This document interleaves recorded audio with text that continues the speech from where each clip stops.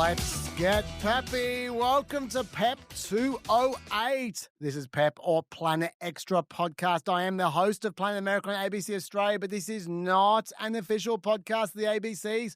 Not yet, at least. But on PEP, we do cover all the stuff that's too nerdy for TV. If you listen, you can find us on YouTube at the PEP with Chaz and Dr. Dave channel. You can also see highlights on the PEP Clips YouTube channel. You also find timestamps and show notes in our blurbs. And if you leave a comment under our current episode video, we are likely to see it. If you want to chat to some fellow peppers, you can join our Discord server. It's on the screen right now or in the blurb of the podcast. You can also tweet us or blue skies at PEPCHASDRDAVE. That's at PepChazDrDave.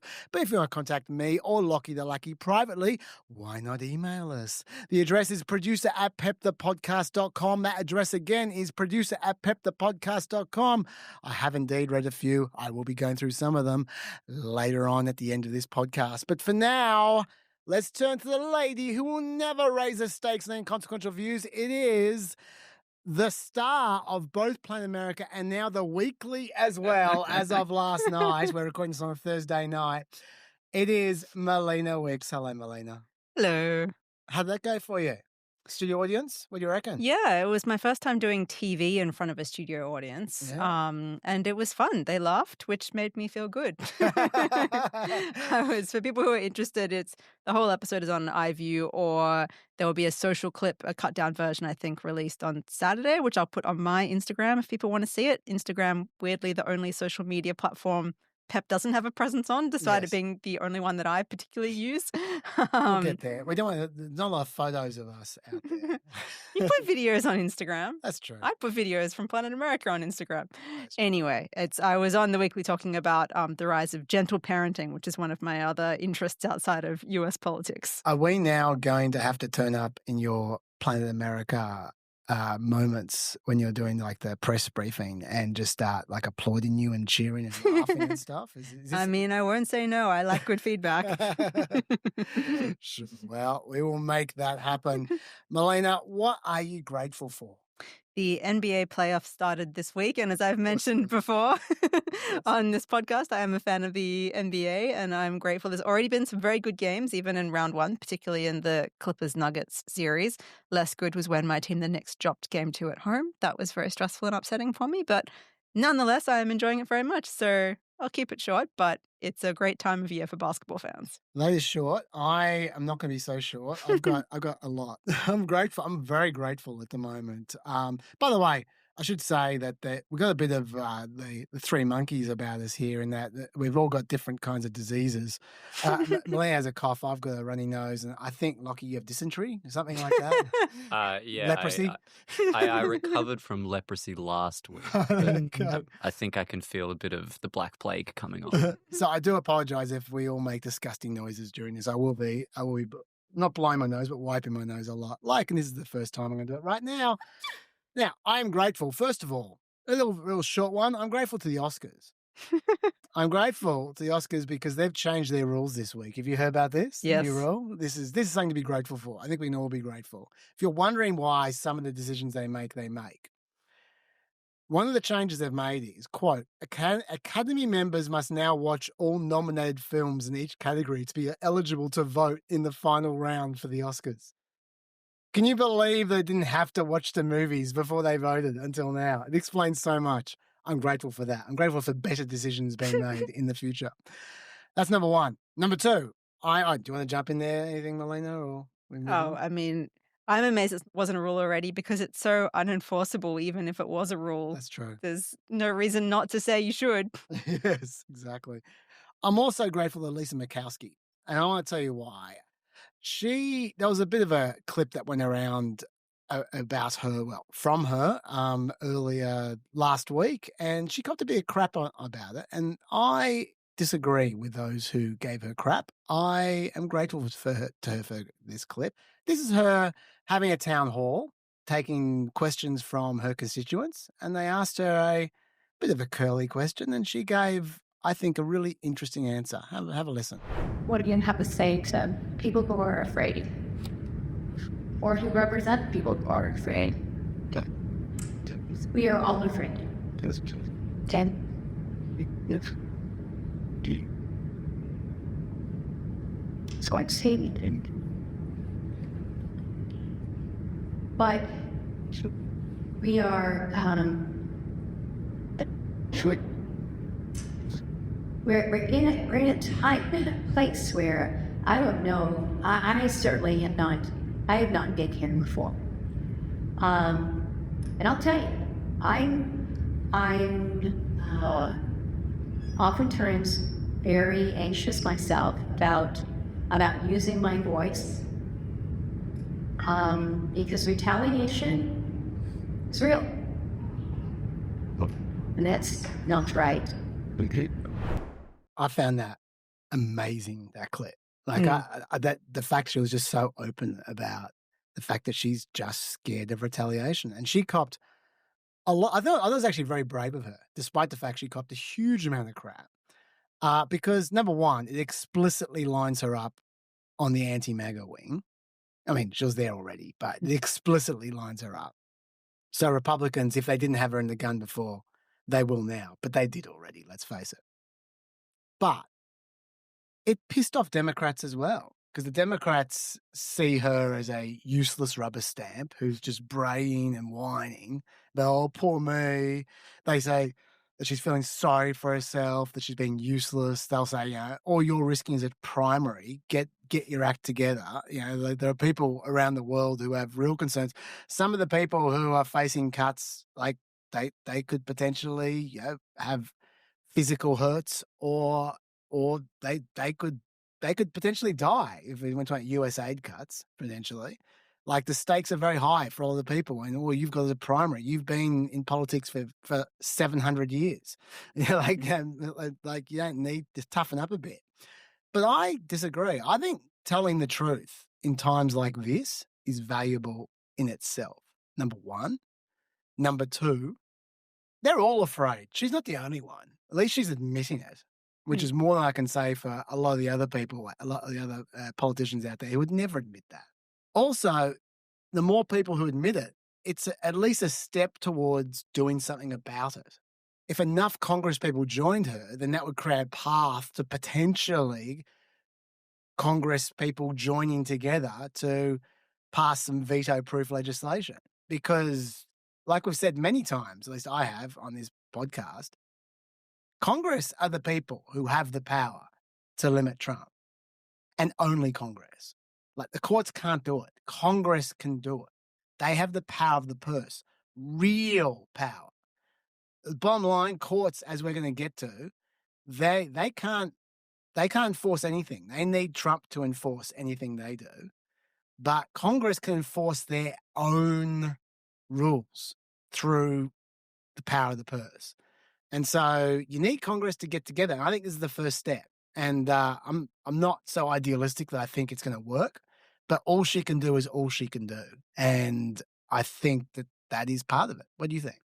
Yeah, I was surprised on the pod last week when you guys were saying that, Republicans in swing states or moderate states like Susan Collins, Lisa Murkowski, didn't face a threat from opposing Trump compared to, say, a Joni Ernst. Because, yes, even though, they can still get primaried because, Republicans have in the past primaried moderate Republicans to their own detriment. So you wouldn't necessarily trust people to respond rationally, even if it's in their best interest to have a moderate Republican in that seat.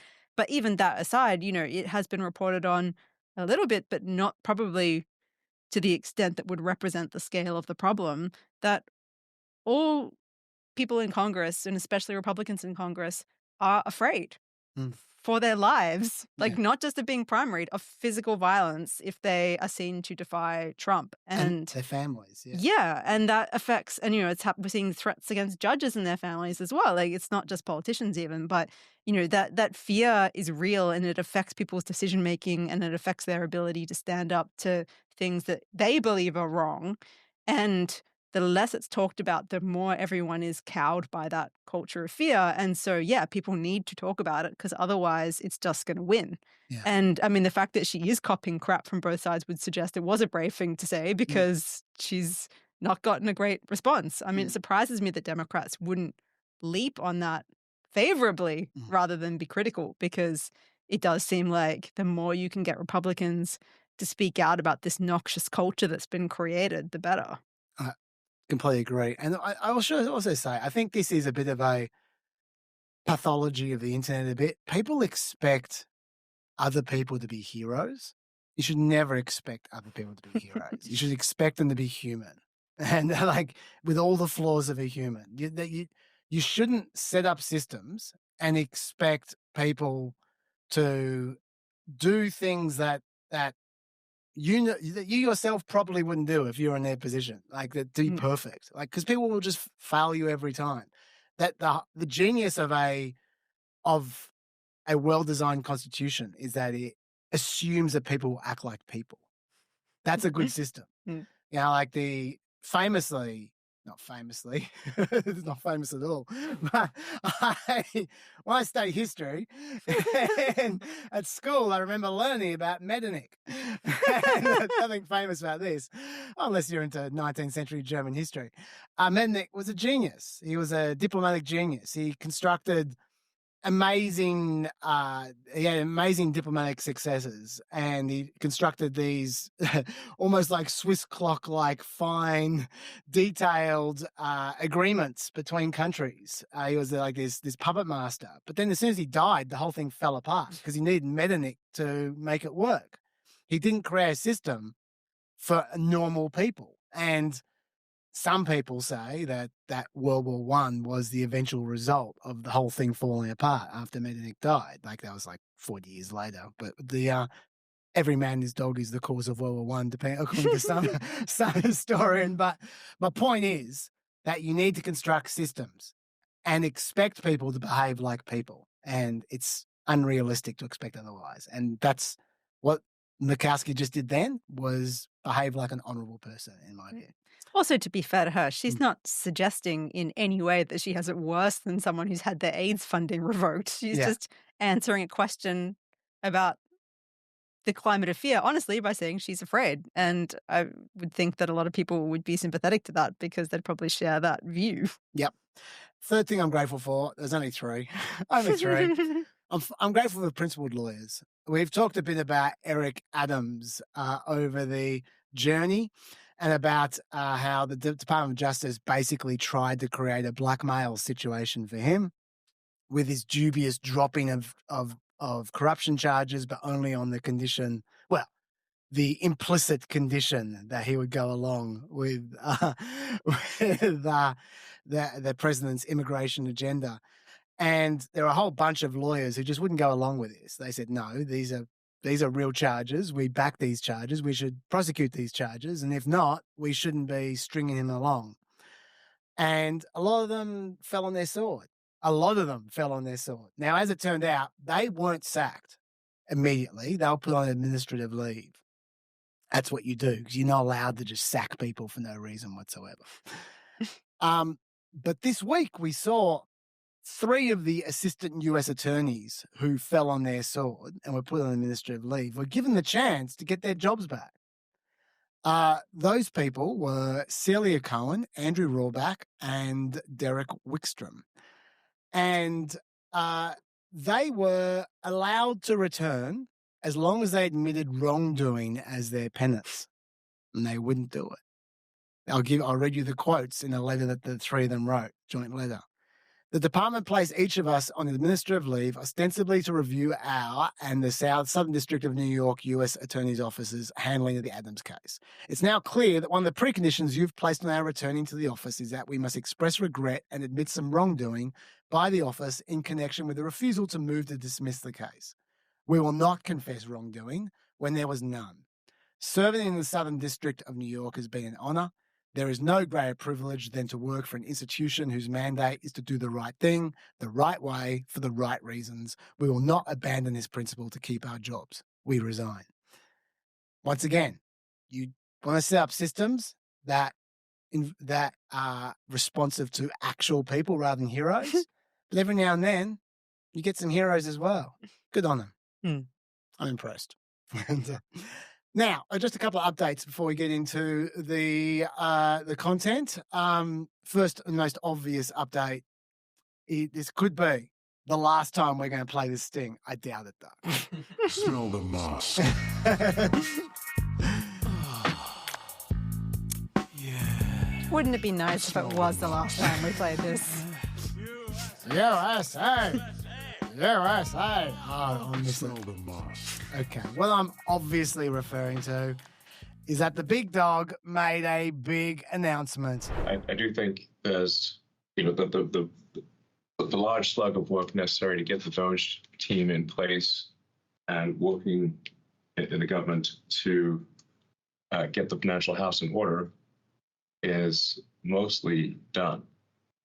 And I think starting probably in next month, May, my time allocation to Doge will drop significantly.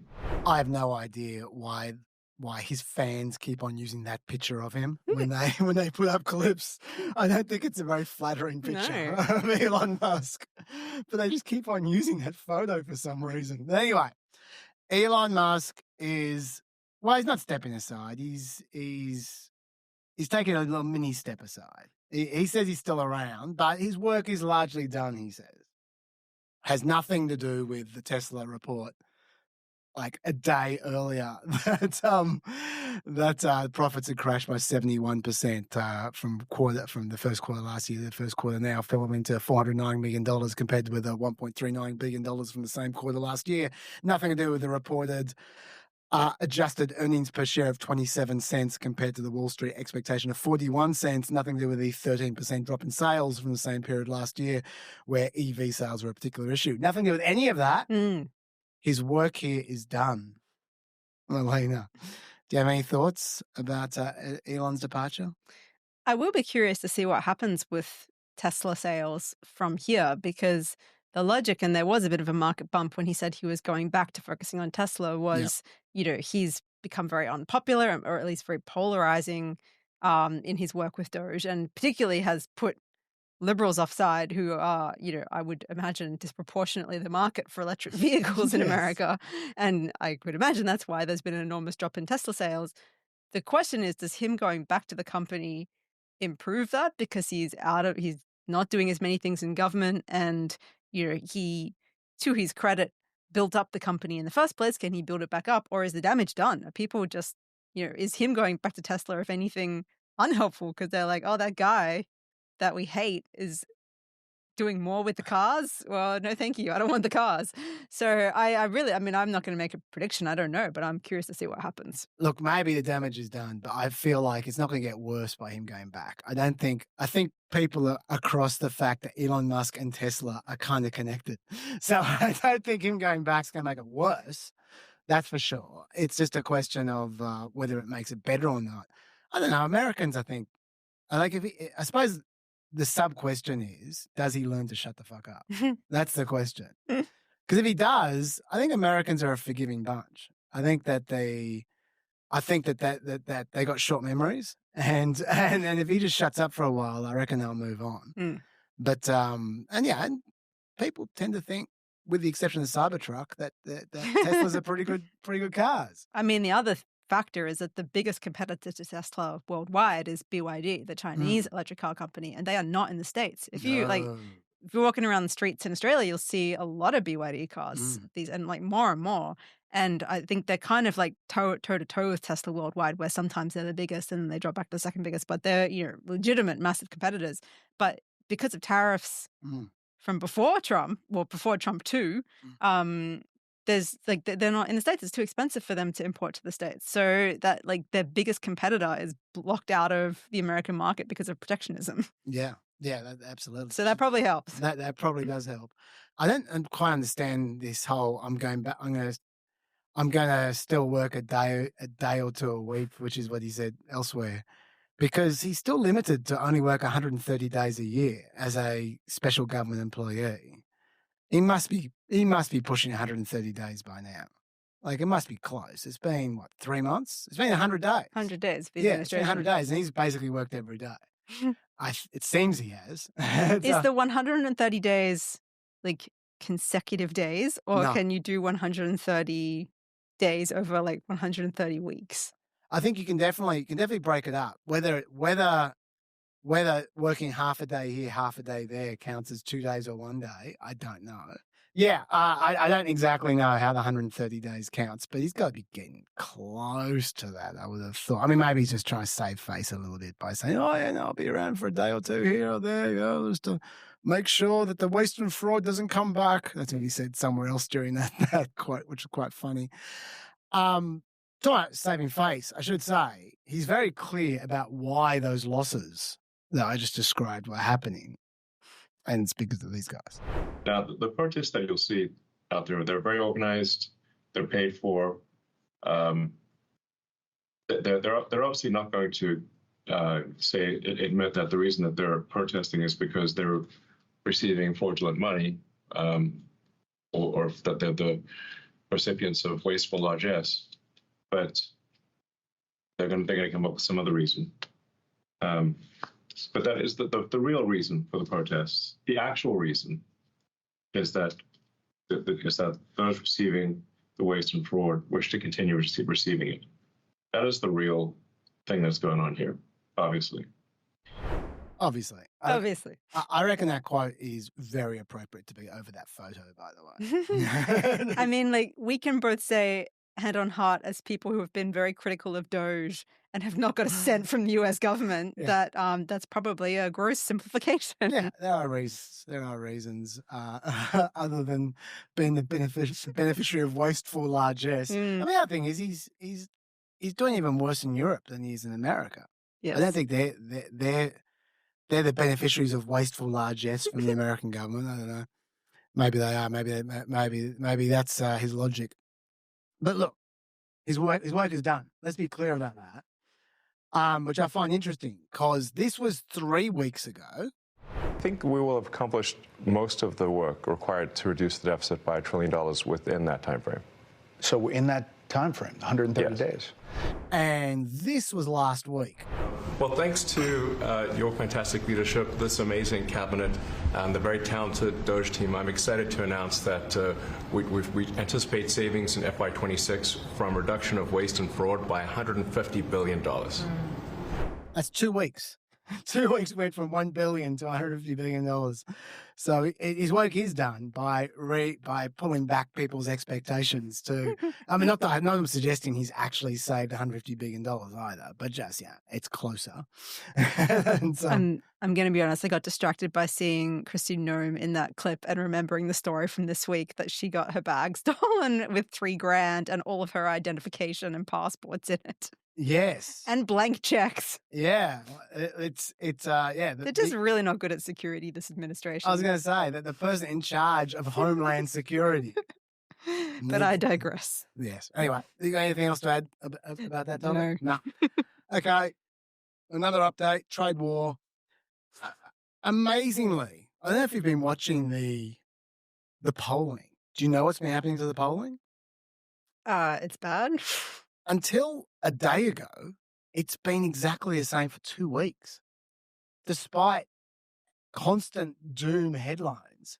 And people go, oh my God, the bomb's falling out, it's going crazy. Basically, since Liberation Day, since April 9, it's been 45 to 50. Oh, Trump's approval rating. Trump's approval rating, Yeah, okay.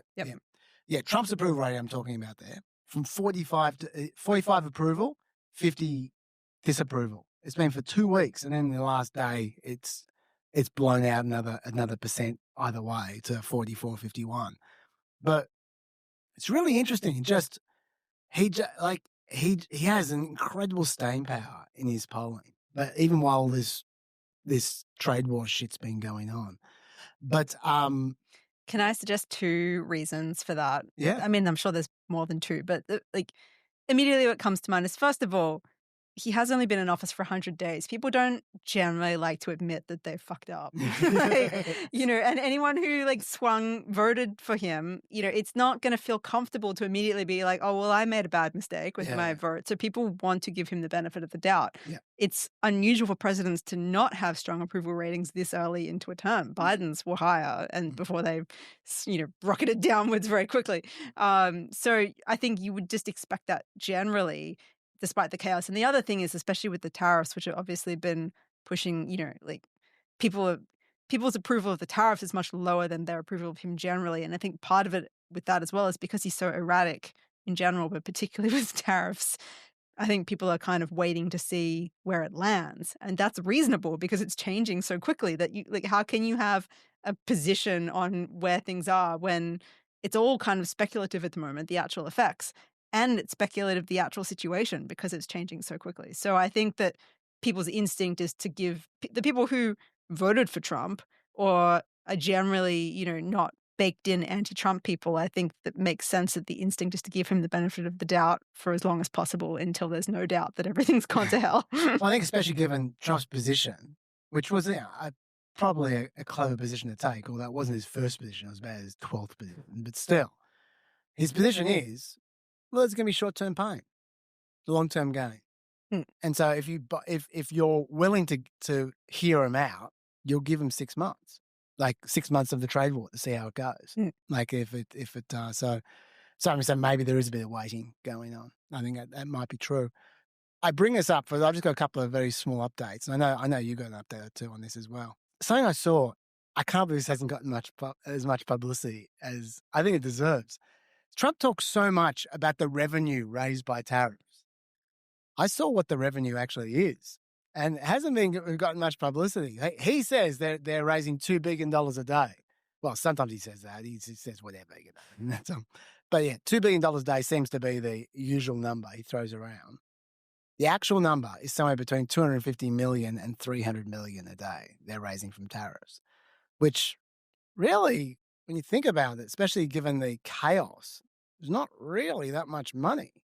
Like, 300 million a day, you're talking 100 billion a year. That's like, when he was talking about tax cuts, like worth $500 billion being subsidized by these tariffs. And that's before we even get into the compensation, which he's going to have to hand out to make up for China's tariffs to farmers, like soy farmers, etc. So that is not much money, but we'll see how that develops. What do you think about the argument that I've seen a number of people make that farmers should be compensated because 80% of them voted for Trump, and Trump could not have been clearer about his tariff policy, and lots of people who didn't vote for Trump are being like, look at the university sector, which we're going to talk about more in a minute, but look at how badly they're copying it, and that was not part of Trump's policy platform before the election. So it's not like anybody voted for that explicitly. And in particular, a lot of, universities do probably lean a bit left. That's probably why Trump hates them. And they definitely didn't vote for it. So, and they're not getting compensated. They're getting punished. So why should farmers get compensation for tariffs? The reason why you offer compensation, if you offer compensation, I'm not weighing in quite yet with an answer. I'm still thinking about it in my head while I'm talking. Sorry to put you on the spot. No, it's good. Is the reason you offer compensation is not because they're great guys, it's because it's in the country's interest. Like, I don't care whether they deserve compensation or not. Yeah, shit happens a lot.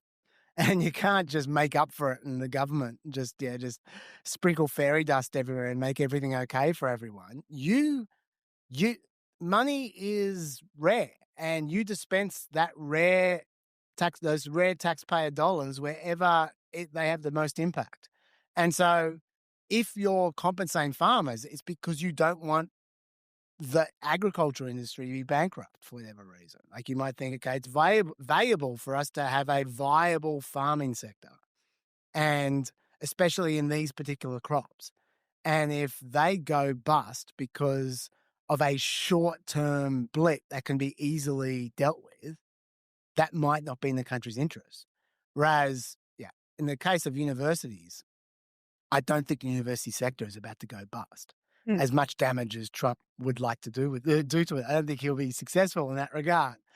And it's a lot cheaper and easier to keep the farmers going than the entire university sector, I would suggest. So to answer your question, do I think they should be compensated?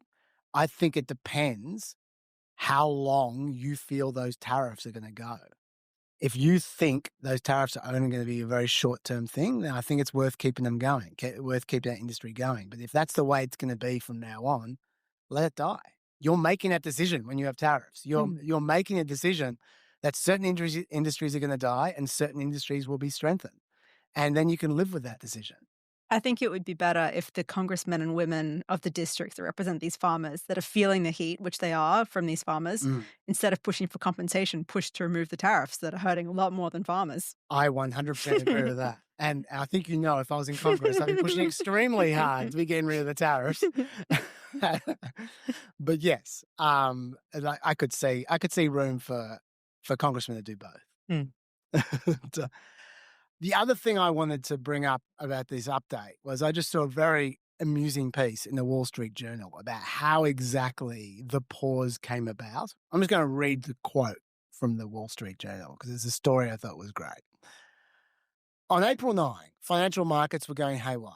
Treasury Secretary Scott Bessent and Commerce Secretary Howard Lutnick wanted President Trump to put a pause on his aggressive global tariff plan. But there was a big obstacle, Peter Navarro, Trump's tariff-loving trade advisor who was constantly hovering around the Oval Office. I love that description, hovering around the Oval Office. Navarro isn't one to back down during policy debates and had stridently urged Trump to keep tariffs in place, even as corporate chieftains and other advisors urged him to relent. And Navarro had been regularly around the Oval Office since Trump's Liberation Day event, obviously on purpose. That's the way this place works. So that morning, when Navarro was scheduled to meet with economic advisor Kevin Hassett in a different part of the White House, Bessent and Lutnick made their move.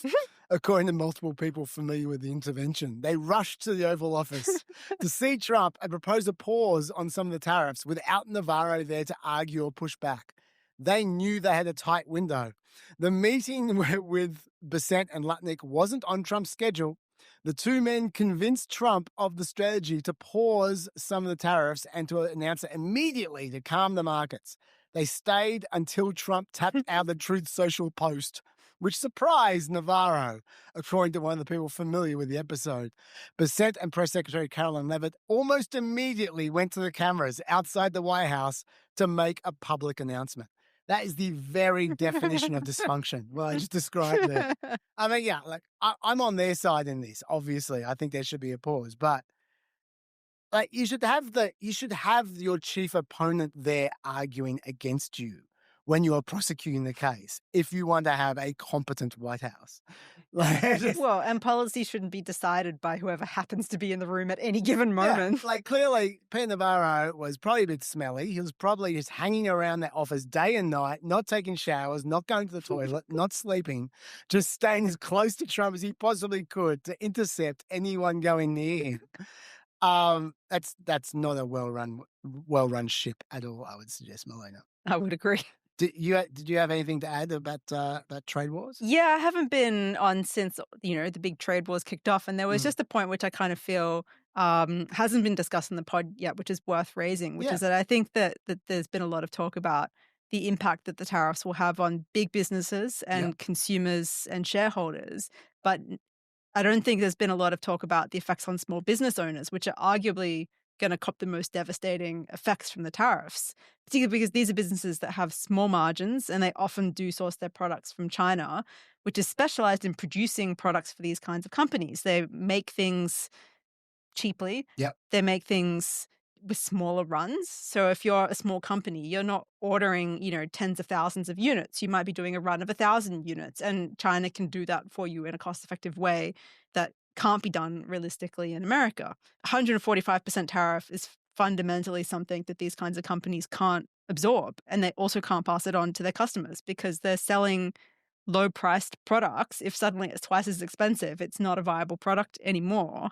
And I mean, you've talked as well in the past about how Trump was then in a position to turn tariffs into a patronage system where he picks winners and losers, but not explicitly about the fact that that means billionaires are the most likely to be spared the worst of the policy, while small businesses will literally go bankrupt. And we see that with tech, the industry that can arguably most afford to absorb the shock of these tariffs, getting exemptions. Yep. Whereas, of course, like random small businesses across the country are not getting these kinds of exemptions. Yeah, they don't have lobbyists. Yeah. Yeah. And they don't have, a lot of these bigger businesses have direct access to the president, which, some random company in the middle of nowhere does not have. And so the result is if these tariffs aren't reduced really soon, a lot of people are going to go out of business.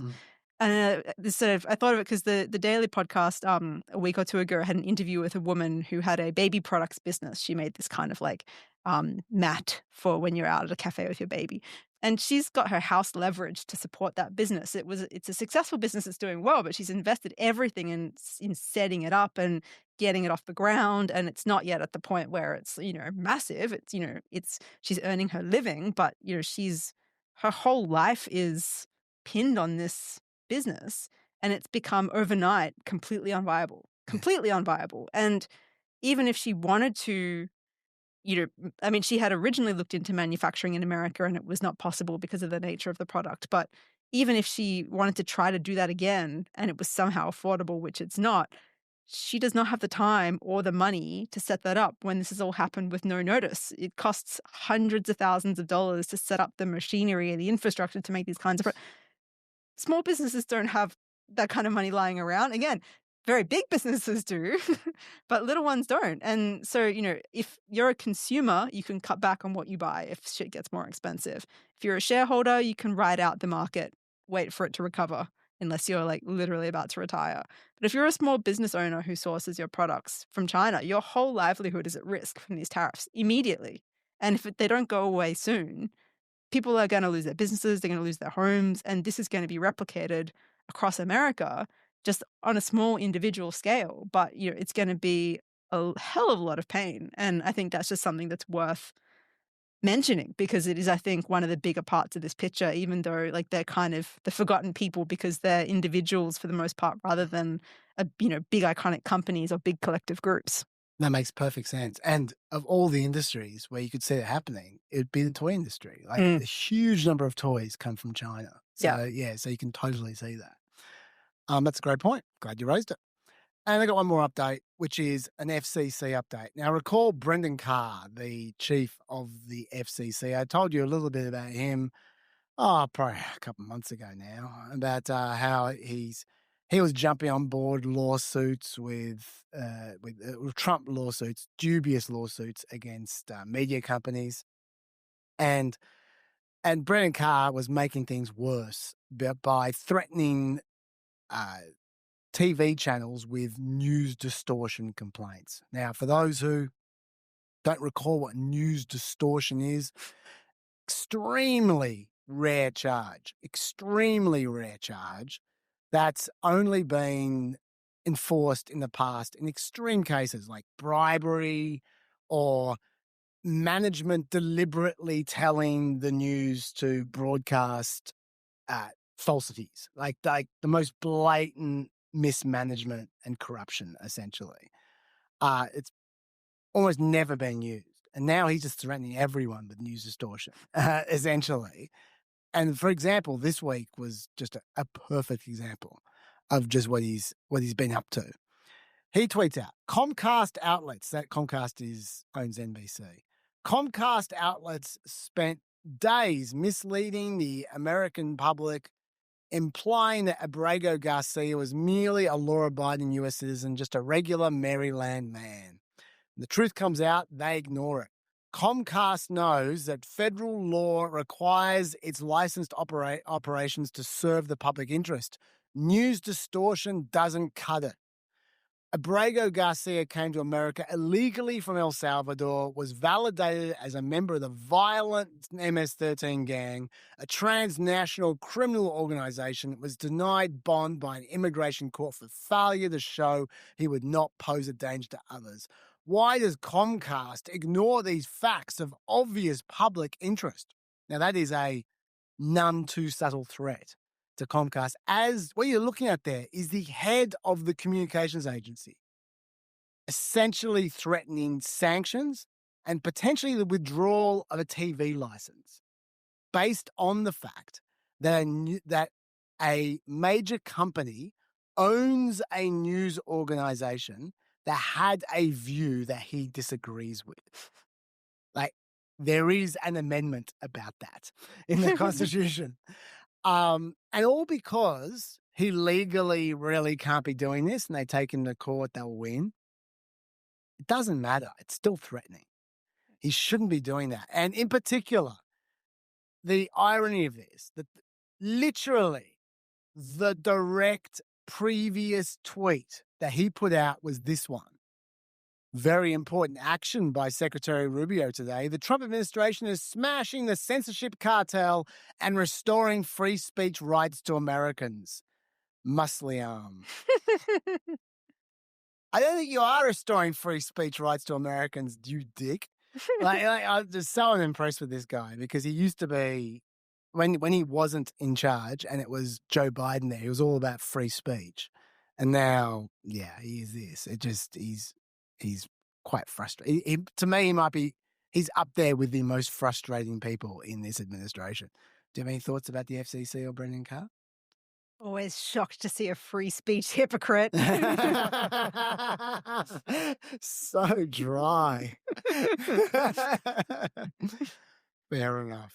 Okay, Melina, let's get into the content. You are staying with Harvard. All right. I believe some of this you covered on Planet America, but I will give the kind of broad overview just for people who haven't watched that. So obviously, Trump has been engaging in disputes with a number of universities. Harvard, like many universities, was engaged with negotiations with the Trump administration about taking action to better combat anti-Semitism, along with other potential demands.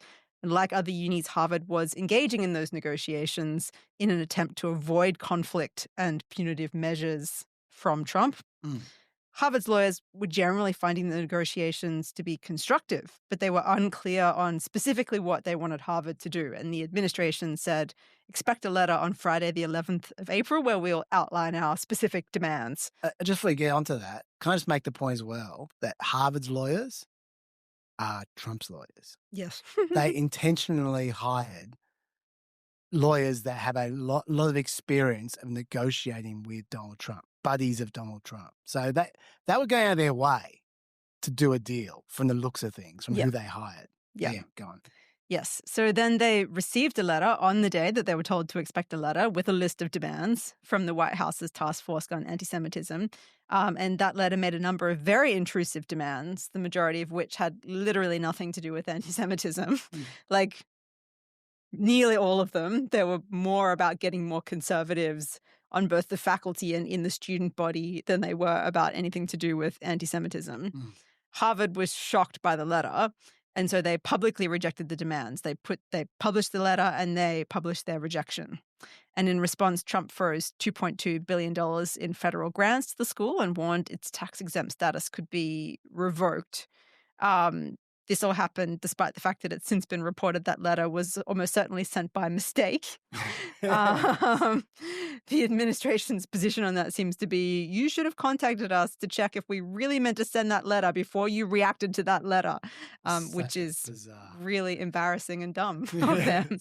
It's worth, on the frozen grant money, it is worth pointing out that this money isn't just money that the government gives to Harvard to just be a university. It's not general funding. It's money that's been specifically allocated as research grants, which are awarded in competitive processes. And so this is not, it's not like just given out of generosity from the government and therefore, you can take it away if we don't like what you're doing. It's specific money for specific things that Harvard has won in a process.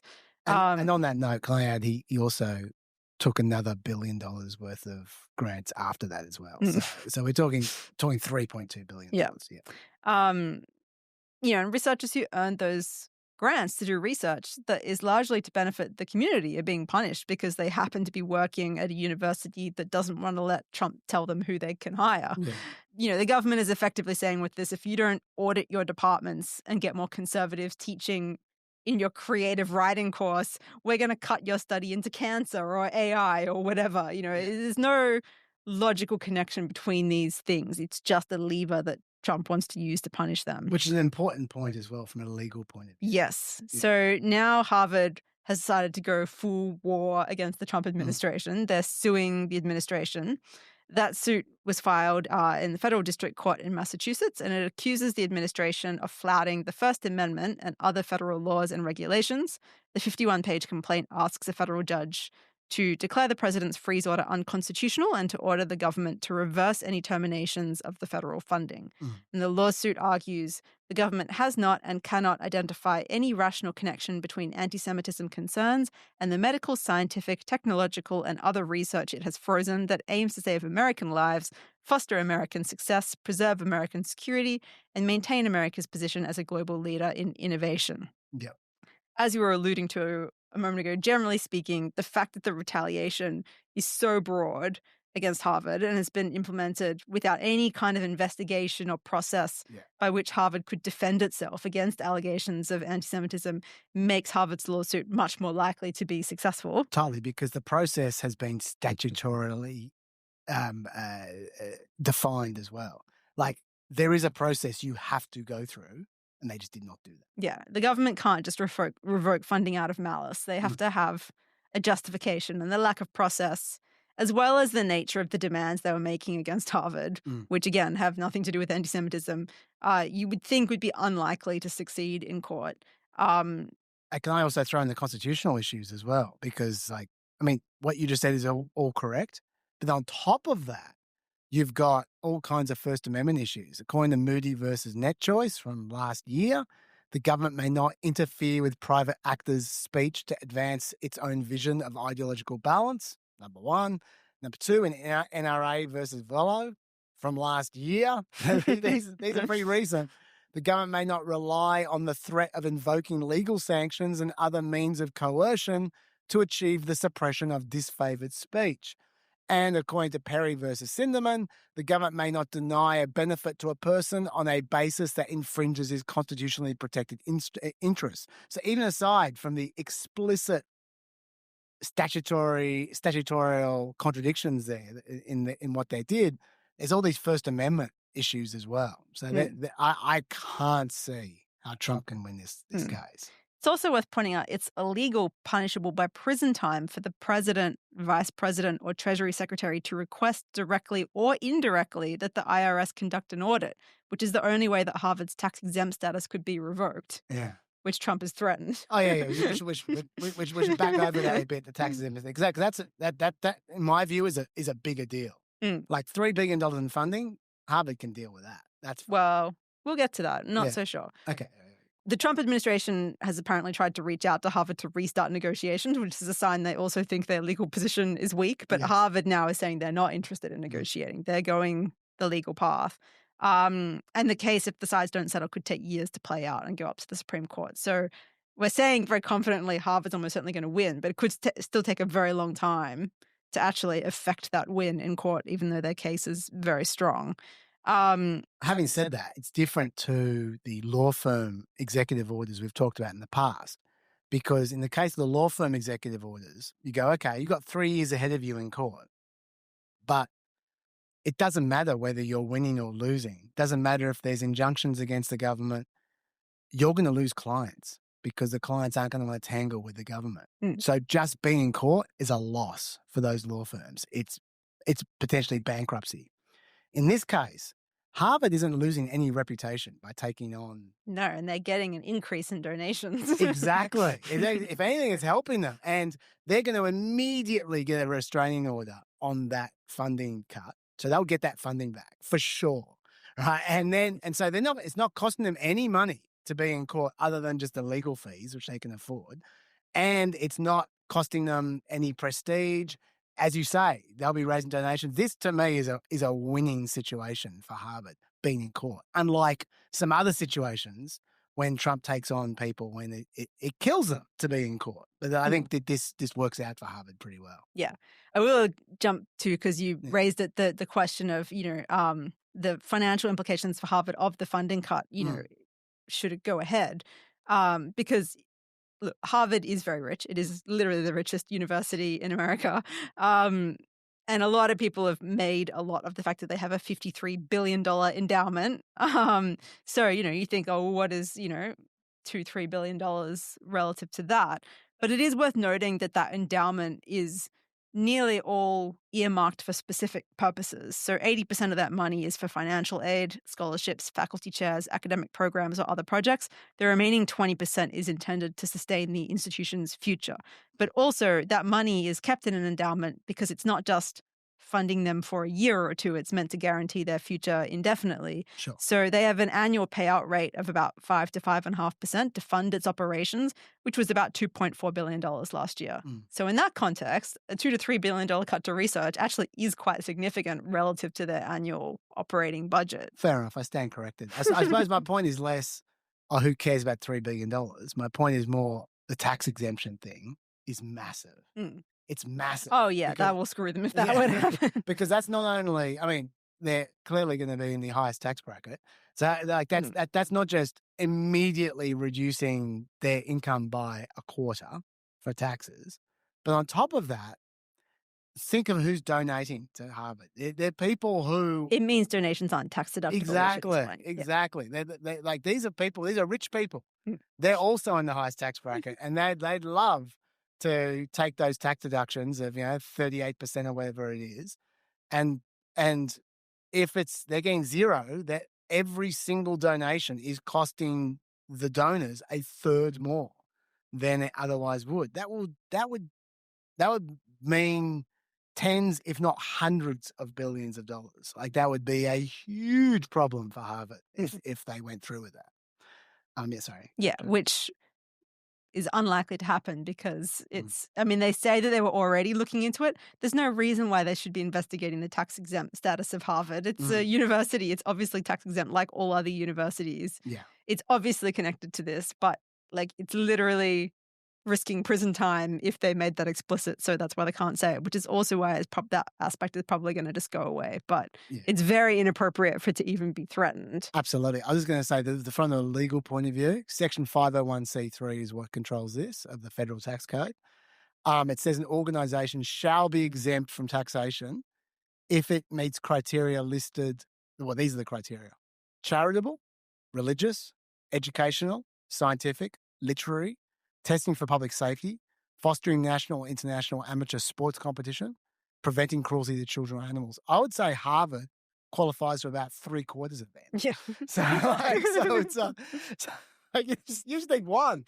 So Harvard clearly is covered by the legislation. Pretty hard to argue it's not an educational institution. Totally. Are you across their legal argument for why the tax exemption might not stand up? Yeah, do you want to talk to that? Yeah, I'll talk to that pretty quickly then. The government is, I did mention this briefly on Play America, but I'll go in more detail. The government's leaning on Bob Jones University versus the United States, 1983. Bob Jones University was a Christian uni which banned interracial dating for a while there for religious reasons. They tangled with the IRS for like a decade over that one. And in 1983, the Supreme Court found 8-1. You qualify for the exemption if you can show that the activity is not contrary to settled public policy. So they said stopping interracial dating is against settled public policy. And so that's how they got rid of their tax exemption. Now, the government, Trump's people are saying, well, anti-Semitism, that's against settled public policy. Number one, good luck showing that, given that Harvard is only too happy to make changes to fight anti-Semitism. In fact, the Harvard president explicitly said, the stuff you guys said about anti-Semitism, we'll go with that. No problems. It's all the other stuff we don't like. Yes. So good luck showing that Harvard's explicitly anti-Semitic. That's the first thing. Second thing, this would be a nightmare for conservatives to enforce if they tried to, because it would take 5 seconds flat for the IRS to also exempt anti-gay churches as soon as the Democrats took over, because that precedent cuts both ways. Secondly, the Supreme Court has moved so far away from that position, that 8-1 position. The one was William Rehnquist, who's like the godfather of the conservative court that's now taken over, essentially. And he argued the agency was, see if this argument seems familiar to you. The reason he was against that ruling at the time, he was dissenting, was because he said the agency was way overreaching without any congressional legislation or intent backing them up, which is basically just the byword of the Supreme Court these days, right? So a ruling like this, if this went to the Supreme Court actually backed Trump up on this, that would just fly in the face of everything they've done for the last decade, basically. And I don't see why they'd want to do that. So I just can't. That's the legal basis. I just think it's just not going to happen. Yeah, I mean, good luck proving Harvard is explicitly anti-Semitic in its, not that it has no anti-Semitic students, but that it's like institutionally anti-Semitic. I mean, the president of Harvard is Jewish, for what it's worth. But I mean, like, it's also been said on the podcast before, but bears repeating, that these efforts obviously have nothing to do with anti-Semitism. Look, there has been anti-Semitism on a lot of college campuses in the past 18 months. And universities, in my view, did not do enough, especially in the early days, to combat that and make it a safe place for Jewish students. So I'm not saying that there were no problems there. I think universities have already tried to get on top of that. Doesn't mean they can't do more. But if Trump cares so deeply about anti-Semitism, why did he have, for example, Tucker Carlson speak at one of his rallies last year after Tucker Carlson credulously platformed a Holocaust denier on his show? Yeah. Why does he have nothing to say about Joe Rogan interviewing the same Holocaust denier, or Theo Von interviewing Candace Owens, who was pushed out of the Daily Wire for being a rabid anti-Semite? I'm not trying to suggest that Trump is guilty for being 2 steps removed from these people. I'm just saying that I'm more than happy to condemn anti-Semitism when I see it on the left. It does exist. I've seen plenty of it since October 7 and before. And it's wrong, and it should be called out. But Trump is only interested very clearly in calling out anti-Semitism when it happens on the left and never on the right. So that's the first sign that he's insincere in these efforts. Second of all, by engaging in broad attacks on universities, Trump is also harming the Jewish students he's purporting to support. And it's not just me saying that. Harvard's chapter of the Hillel Student Organization said, and I'm quoting now, "Shuttering apolitical, life-saving research, targeting the university's tax-exempt status, and threatening all student visas is neither focused nor measured and stands to substantially harm the very Jewish students and scholars it purports to protect." That's from Harvard's Jewish student organization. So I think the message is thanks, but no thanks. That's a good quote. Actually, I tell you what, I'll see your organization, and I'll raise you a JD Vance. To conservatives, this is really not about left versus right. This is about whether we have functional constitutional government in this country. If the IRS can go after you because of what you think or what you believe or what you do, we'd no longer live in a free country. That's what this is all about. And if you think they're not going to eventually use it against your politics, whatever they might be, it's ridiculous. They certainly will. And then I'll add an old Ted Cruz as well while I'm at it. I can also assure you that were this a Republican president, a Republican attorney general, and a Republican IRS that were targeting Democrats, I at least would speak out just as vigorously against it. Because if we are going to respect rule of law, the apparatus of the federal government cannot and should not be used as a partisan tool to bludgeon your enemies. I love how you can hear the guy who recorded this laughing in the background during that clip. There's plenty more where they came from as well. The Conservatives were complaining about IRS weaponization for about 5 years there under Obama. And by the way, those were bullshit charges. But leaving that aside, whether you thought the Obama administration was weaponizing the IRS, and I don't actually think they were, or not, I think it was the right thing to be concerned about potentially weaponized IRS, and now, well, shoes on the other foot. One of my favorite fun facts from the first Trump administration was that after they got very mad at James Comey, they got the IRS to audit him out of revenge, and the IRS found that he actually paid too much in taxes and he got a refund. That's great. That's a great factoid. I've never heard that before. That's excellent. The other thing we should mention as well on this, the other thing that, this is not a legal issue now. This is potentially it's a legal issue because they could be taken to court for this, but there is some talk from Kristi Noem potentially threatening to revoke their student visa certification. She demanded detailed records on Harvard's foreign student visa holders' illegal and violent activities. And she overtly threatened to take their certification away for student exchange, the student exchange visitor program. I should say, strangely, there's a court case right now where the administration is arguing that students losing their position in the student exchange visitor program doesn't impact their student visa. I don't quite understand how that works. I think they're just trying to be convenient for themselves at the moment. But it could stop Harvard receiving, potentially, foreign students in the future. Foreign students are worth 27% of their enrollment. That's a big deal. And a larger proportion of their student revenue. Yeah. So if they can get away with that, I mean, Harvard would sue them for sure if they did that. But if they get away with that, that could possibly be the biggest issue of all, like the biggest punishment of all. I mean, they certainly seem to be trying to take Harvard down, don't they? Yeah.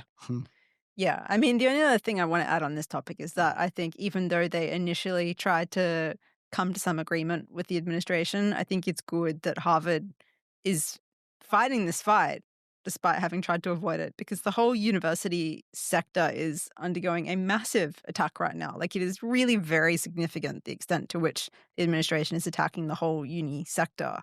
And if the wealthiest American university isn't going to stand up for their own rights, who's going to do it? Like, stand up for any part of the sector? And, I think that now you do start to see the signs of that kind of wall breaking where, Harvard's president signed a letter with more than 100 presidents of colleges and universities opposing the Trump administration's pressure on academic institutions. Like, I think someone needs to go first.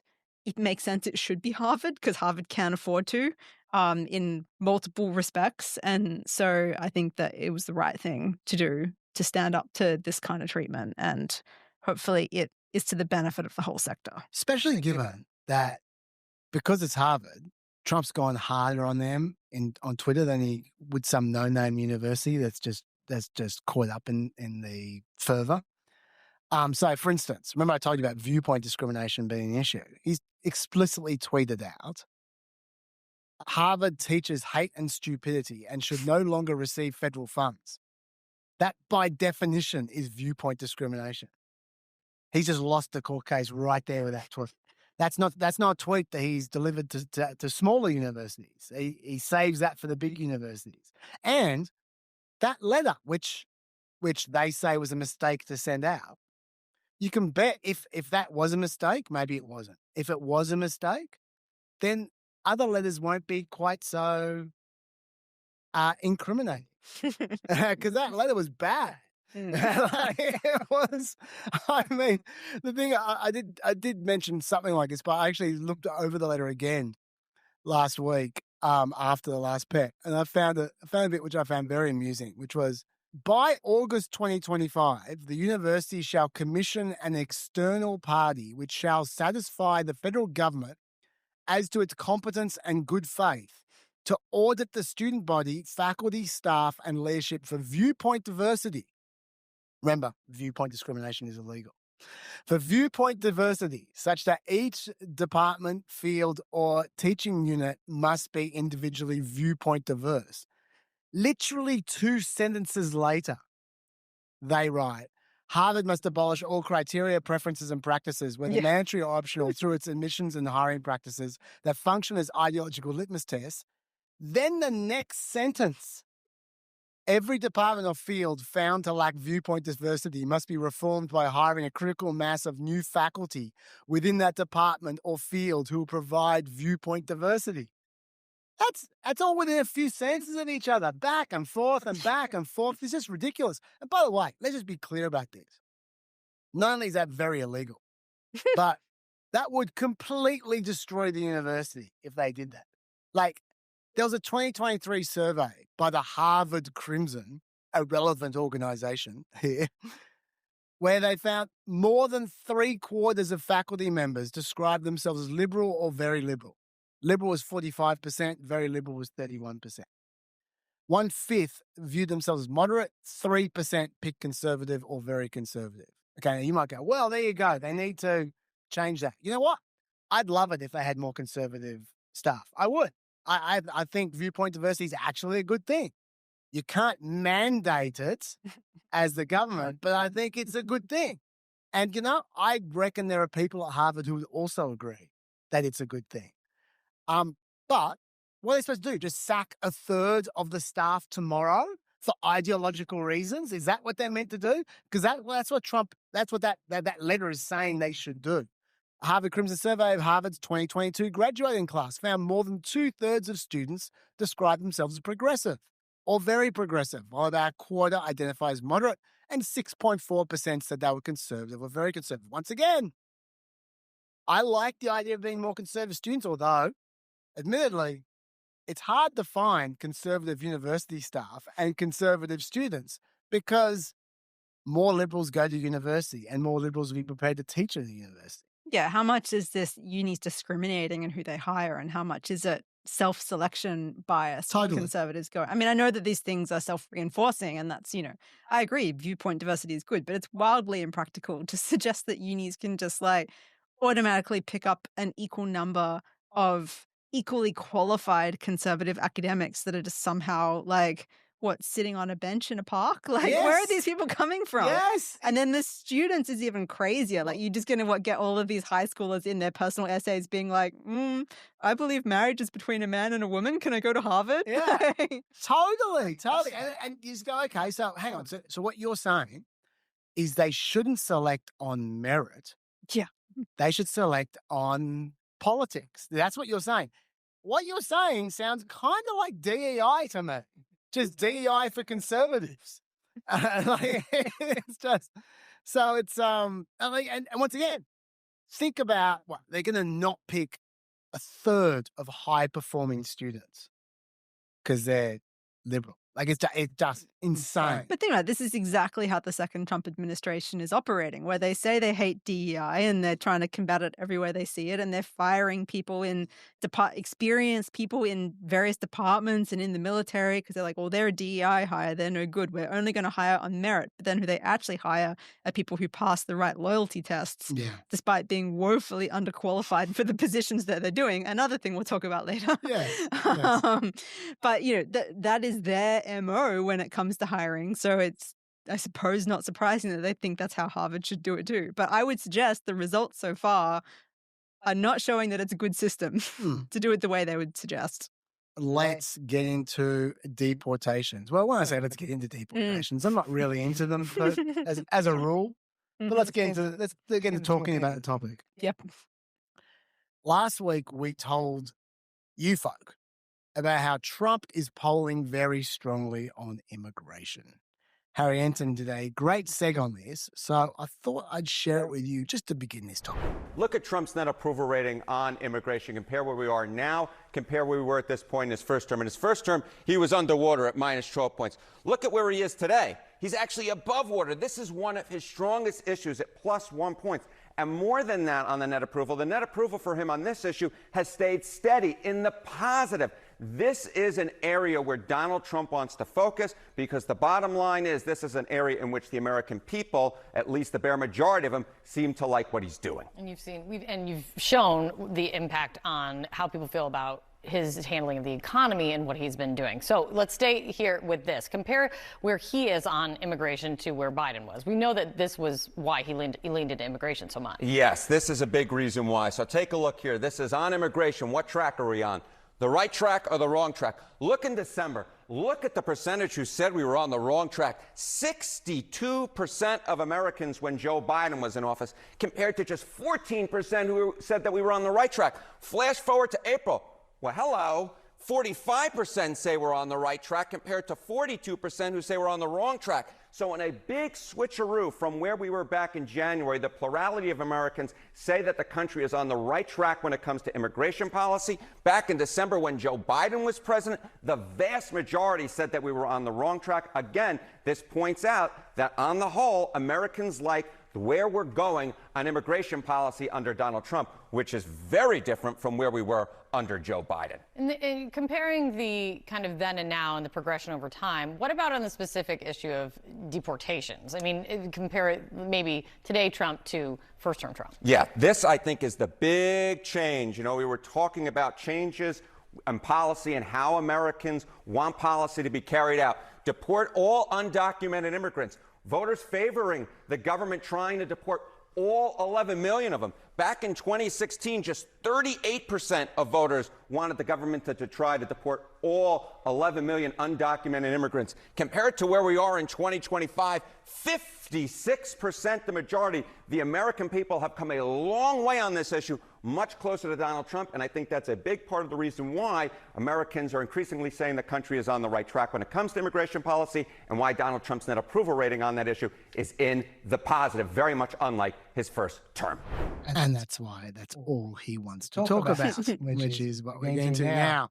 Can I just say another reason why I think it's very different this term compared to his previous term, which is you have to think about where we're coming off. In his first term, he was coming off the Obama administration, which did maintain a high level of deportations and border control.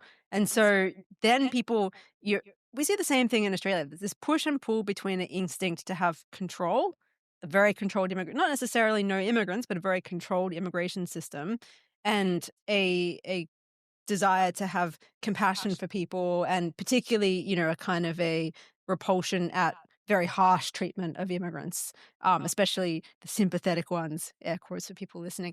And so when you're coming off the back of Obama, where there was this perceived control, it wasn't a big issue, and then suddenly you see perceived cruelty in Trump's policies, it's not surprising it's in the negative. Whereas now, you see people's lack of approval of Biden. People are coming from a perspective of thinking the border was way out of control.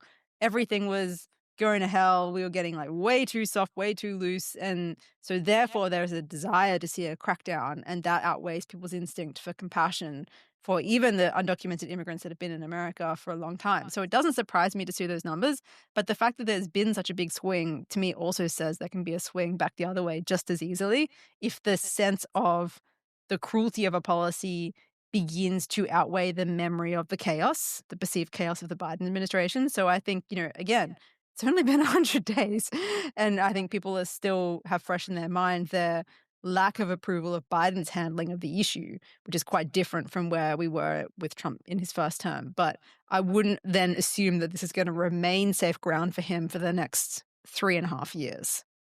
I agree.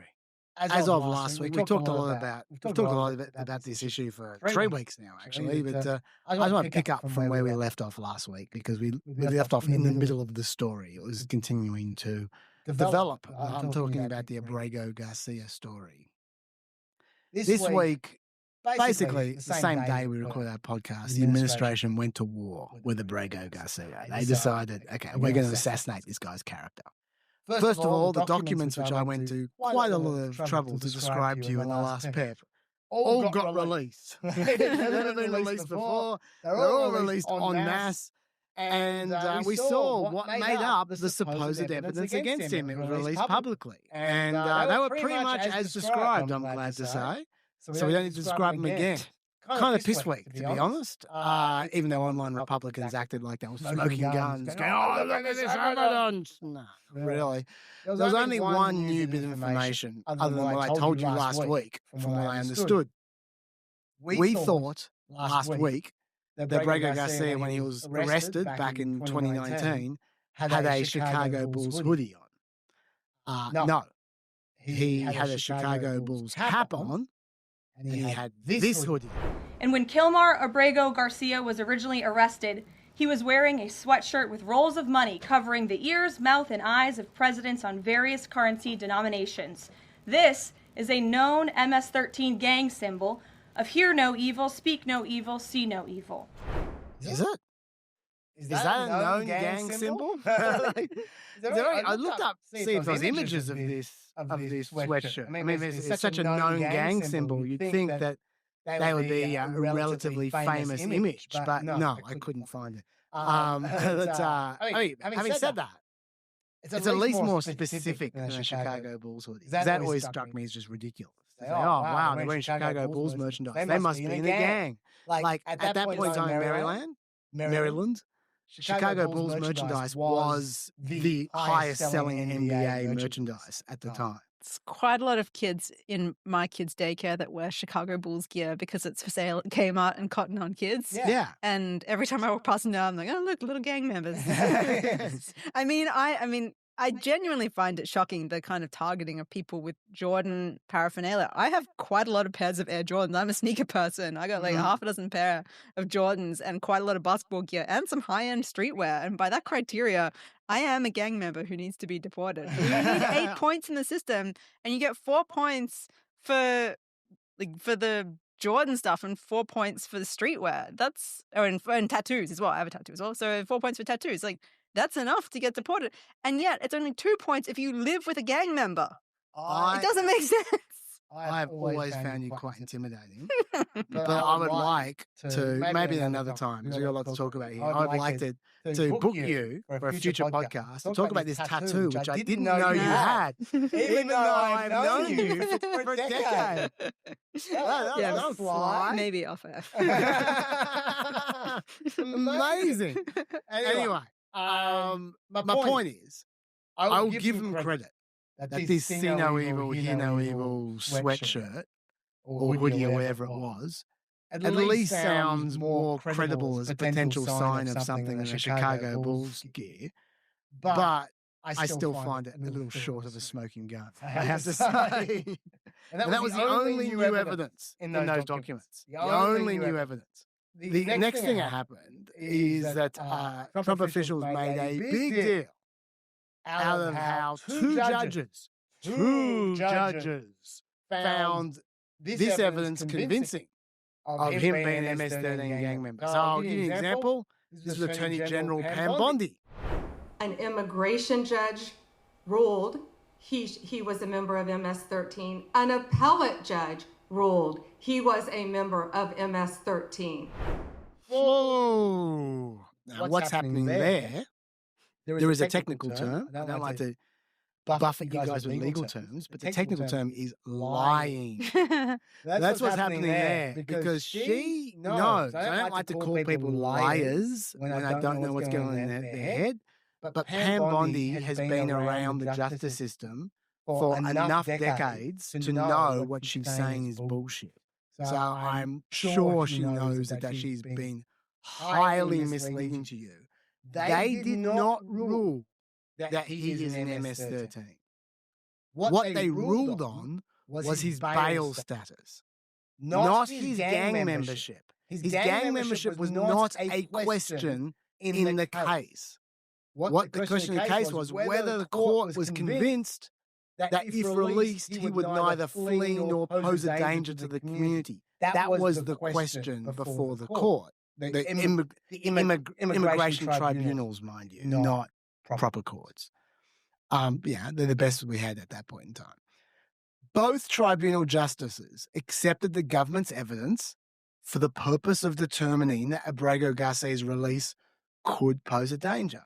They just said, okay, you claim he's a gang member. Fine. For the purposes of this, sounds credible. He may be a danger. Let's not let him go. That's not ruling that he's a member of MS-13, though. They didn't make a finding. They didn't weigh the evidence like that. That's not what they were doing. It wasn't that kind of hearing. This is that kind of hearing, a kind of finding is what happens at a real criminal trial. That's what happens in those kinds of things, not immigration tribunals. In a criminal trial, you have a stringent burden of proof. You have cross-examining of witnesses. You look at evidence in a much more thorough way. This is why criminal trials take much longer than immigration tribunals. And this thing did go to real trials twice. I note that Pam Bondi didn't mention either of them. First of all, Judge Zinnes, and then the appeals court, the Fourth Circuit Appeals Court, I think it was. Both real judges who really examined the MS-13 evidence, and both found it incredibly weak. Judge Thacker on the Fourth Circuit Appeals Court noted, quote, an unsupported and then abandoned assertion that Abrego Garcia was a member of a gang does not tip the scales in favor of removal in violation of the administration's own withholding order. If the government wanted to prove to the district court that Abrego Garcia was a prominent member of MS-13, it has had ample opportunity to do so, but it has not, nor has it even bothered to try. And Judge Zinnes also pointed out that it was strange. If he was such a hardcore gangbanger, Abrego Garcia, or as Bondi put it, he was one of the top MS-13 members who is illegally in our country and a terrorist. If he's that, well, then you'd think they'd have some evidence to present the court of him doing something gangbangerish sometime in the previous 6 years. But they added nothing to the Immigration Tribunal information from 6 years earlier, especially given the Trump administration has been obsessed with MS-13 and had Abrego Garcia in their sights since 2019. You would think, I know they weren't in power for 4 years, but you'd think they'd have something from the last 6 years. Also, you would think in 2019, they would have appealed his withholding order. Also, you would think they wouldn't have released him from jail in 2019. Also, you would think they wouldn't have given him a work visa. What kind of gangbanger do you give work visas to? It's now, most of all, you guys know they clearly didn't have enough evidence because they dumped everything they could find in public to try to prejudice the public instead of taking it to court, like domestic violence allegations, for instance. Now, you can read this complaint if you like. I'm going to put it up for you so you can read it for yourself. To me, it appears to be a legitimate complaint. I've seen worse, but these are real allegations from his wife. She ends with, I'll just read a passage from it. He got angry, started yelling again to the point that he ripped my shorts and shirt off and ran into the bathroom. He grabbed me by my arm. I have the marks on my left arm as well. He then left, came home at 12 p.m., left my car, parked in the neighborhood, and in the morning I asked for the key. He said he wasn't going to give it to me because he has things to do. I ordered an Uber to leave with my kid because I'm scared of him. Minutes later, he calls that our car wasn't there anymore. At this point, I'm afraid to be close to him. I have multiple photos/videos of how violent he can be and all the bruises he has left me. That's what she said back in 2021. Now, she says, things did not escalate and I decided not to follow through with that civil court process. We were able to work through his situation privately as a family, including by going to counselling. Our marriage only grew stronger in the years that followed. No one's perfect. No marriage is perfect. She also implied that she may have been a bit quick on the trigger back in 2021 because she had survived a previous relationship with domestic abuse. She didn't want to have a repeat situation. Do you have any thoughts about that at all? No. No? Okay, fair enough. I'm just putting it out there so people know I'm not brushing over it. There was also a human trafficking allegation made publicly, not to the court. Abrego Garcia was pulled over by Tennessee Highway Patrol for speeding in December 2022. In the vehicle, they found 8 other people. They all said they were going from Texas to Maryland, but they had no luggage. And they all gave Abrego Garcia's address as their home address, all 8 people. The troopers were sus, so they contacted the federal law enforcement officials who they say instructed them to not detain those people. Just take their photos, let them go. And that was it. Maybe that was Biden's administration being slack. We don't know. His wife says Kilmar worked in construction and sometimes transported groups of workers between job sites. So it's entirely plausible he would have been pulled over while driving with others in the vehicle. He was not charged with any crime or cited for any wrongdoing. Do you have any thoughts on that? No, I mean, just broadly, are you about to go into more? No. Yeah, well, I just broadly make the point that obviously the administration is trying to make it a question of, is this guy a great guy or not? And it reminds me a lot of what happens after there's like a cop shoots a black person where people will then be like, oh, but he's not so perfect. Look at these things he's done in his past. And it's like, I'm not going to defend domestic violence and I'm not going to defend some of the things that have been raised in some of those other examples in the past. But that's not really the issue when assessing whether this particular action was justified or not, whether it was justified to kill that person in that moment and whether it's justified to deport this person in this moment. There are lots of criminals in America who have done hideous things who are then subsequently accused of other crimes that still get due process. So, I'm not going to say that, hand on heart, I think this guy is an amazing guy. That's really not the question as to whether the administration is acting within the law. I 100% agree. None of this is relevant. That's why they weren't presented to the court, I imagine. And I beg you, humble viewer, don't fall for propaganda. There is a reason that the government didn't submit that to court. I'd love to know what the reason is. Because look, I hear that story and I go, well, that does sound dodgy. That sounds like human trafficking. It actually does. Why? Like human trafficking, domestic violence, not relevant to whether he's a gangbanger or not. Not relevant at all. Human trafficking, relevant. If he's actually human trafficking, that is a sign he is part of MS-13. So, and it sounds dodgy, but then why didn't they submit it to court? There's a reason. We don't know what it is, but there is a reason. All right, so this is why courts are critical.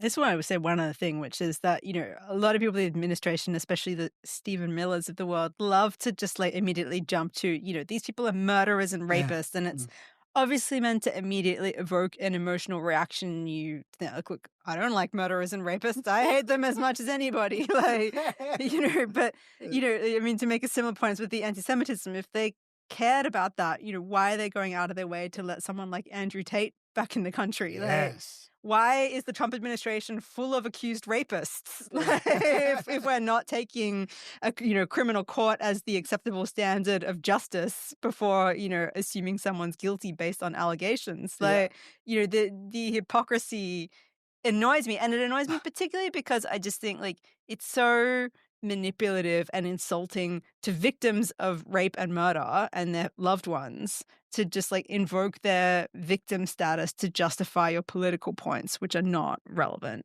I've got to say, before when you were talking about Rogan and stuff, I was thinking, oh yeah, I can see a point. Yeah, I kind of, yeah. But when you're talking about the fact that the administration is filled with accused rapists, you go, whoa. Bullseye. I mean, RFK Jr. was confronted with rape allegations and basically shrugged. He didn't even deny it. Yeah, that's fair. He said he wasn't a choir boy.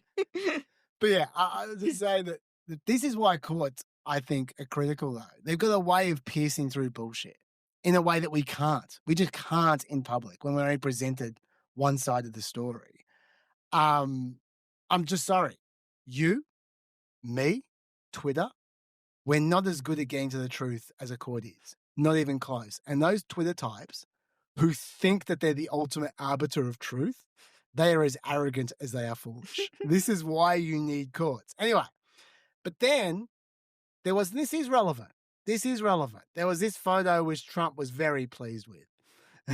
He tweeted out, they said he's not a member of MS-13, even though he's got MS-13 tattooed onto his knuckles, and two highly respected courts found he was a member of MS-13, beat up his wife, etc. You don't need me to tell you what was wrong with that last sentence. But this is weird, because people are acting like this was a dodgy Photoshop job, the MS-13 on the knuckles, when I think pretty clearly that photo is not supposed to mislead people into thinking the letters MS 1 and 3 are actually on his knuckles.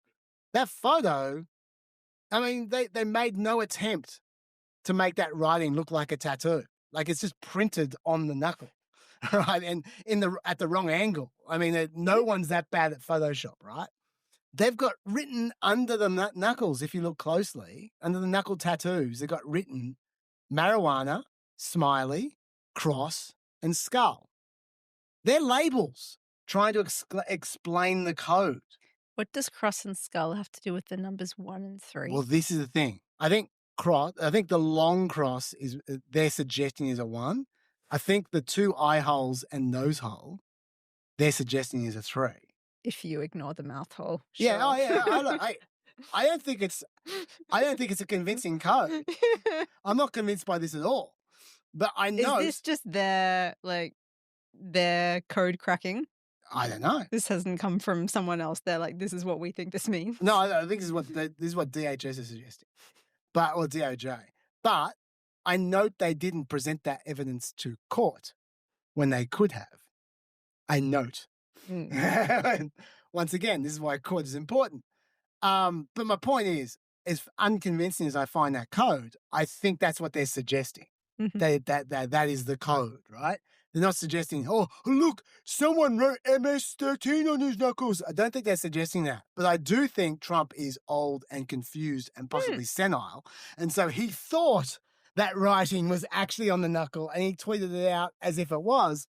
And people are so dumb, they agreed with him. It's very depressing. But anyway, do we agree that code is, that inverted commas code is extremely unconvincing? I mean, if an expert in gangs told me it was a code, then fine. But Trump holding up a picture, no, I'm not convinced. Yeah, look, I mean, I guess it's possible. I still don't really understand. The skull is a 3. I think I'm trying to uncrack it. I think it could actually mean something different. So we've got the marijuana M, and then that the smiley face has its eyes crossed out, so it's dead. It's in the afterlife. So that's D, MD. Or I would go afterlife. Afterlife, MA. And then cross, Christ, God, so G. G, and then that's another skull. So that's afterlife as well. MAGA. It's so obvious. Lucky you need to write that on a picture and tweet it. Thank you. That's great. The weird thing about this, though, and this is where you were going a second ago, is that none of this matters. None of it. Like, I honestly think there's a pretty good chance he is a gang member, to be honest. Even that doesn't matter. That's the thing. Like, I'm not just saying that domestic violence is not relevant to him being MS-13. I'm saying him being a gang member isn't actually necessarily relevant to the legal question right now. The legal question is very simple. Were the administration allowed to send him to El Salvador? The answer is no. They admitted that themselves in court. The Solicitor General, of all people, admitted that in court. That's why we're talking about this guy. Not because he's a saint, not because he's been hugely wronged, it's because the law is so black and white in this case. It's an easy slam dunk. We've been looking at all these hundreds of cases going, oh, that's horrible, but, you know, they might say this, and that's horrible, they might say. Here's one where there's nothing you can say because you yourself said you shouldn't have sent him. So there's no response. Black and white, slam dunk, bring him back, go through the process, send them back again. Because I like to be clear, this is the easiest case in the world. They should win this easily because they don't even need to prove he's an MS-13. He's already being found to be deportable. Already. In 2019, he was ruled by immigration courts to be deportable. He's right to go. Send them off. The only place you can't send him is El Salvador because he has a withholding order. Fine. You can get that removed. How do you get that removed? Remember why the withholding order is there. The court found he had a reasonable grounds to fear persecution. The persecution was from the Barrio gang. The Barrio 18 gang in 2011 when they were terrorizing his mum's pupusa store.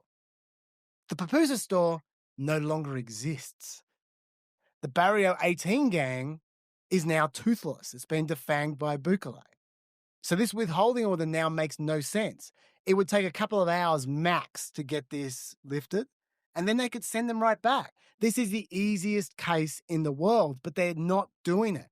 Why aren't they doing it? Trump says, if we don't get these criminals out of our country, we're not going to have a country any longer. We cannot give everyone a trial because to do so would take, without exaggeration, 200 years. Without exaggeration. We would need hundreds of thousands of trials for the hundreds of thousands of illegals we are sending out of the country. Such a thing is not possible to do. What a ridiculous situation we're in. Make America great again. And he also wrote, I'll read you one more tweet and I'll ask you what your thoughts about this are. Your response, Melina. How can Biden let millions of criminals into our country, totally unchecked and unvetted, with no legal authority to do so? Yet I, in order to make up for this assault to our nation, am expected to go through a lengthy legal process separately for each and every criminal alien. As usual, two different standards, only leading to the complete and total destruction of the USA. Make America great again. What are your thoughts? I mean, you can be mad at the law, but it's still the law. Yeah. I mean, it also does make me think of, the discussion about how he wants to send American criminals to El Salvador. And just like, why is that? Because he's been griping a lot lately about how annoying it is to go through due process for these immigration deportations. Why would you want to send an American criminal to a prison in El Salvador? There are lots of jails in America you can put them. Yeah.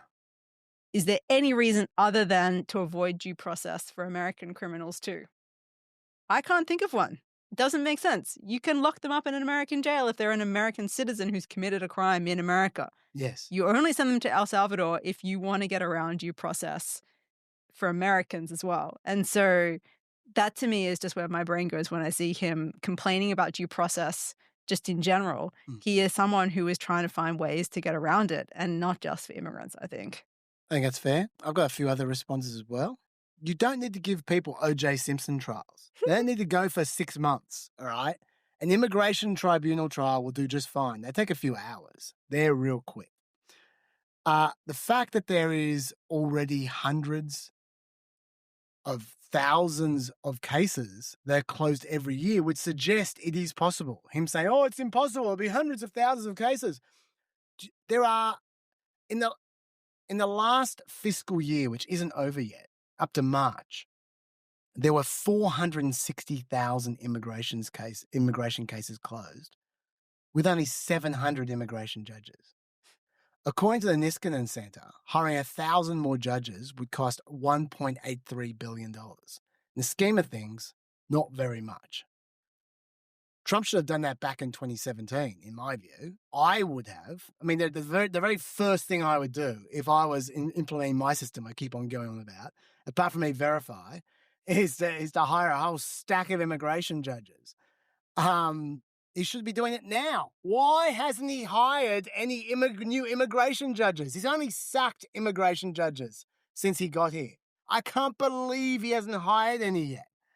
That would get him an extra 1 million cases a year to just hiring 1,000 more judges at $1.83 billion. 1 million cases a year.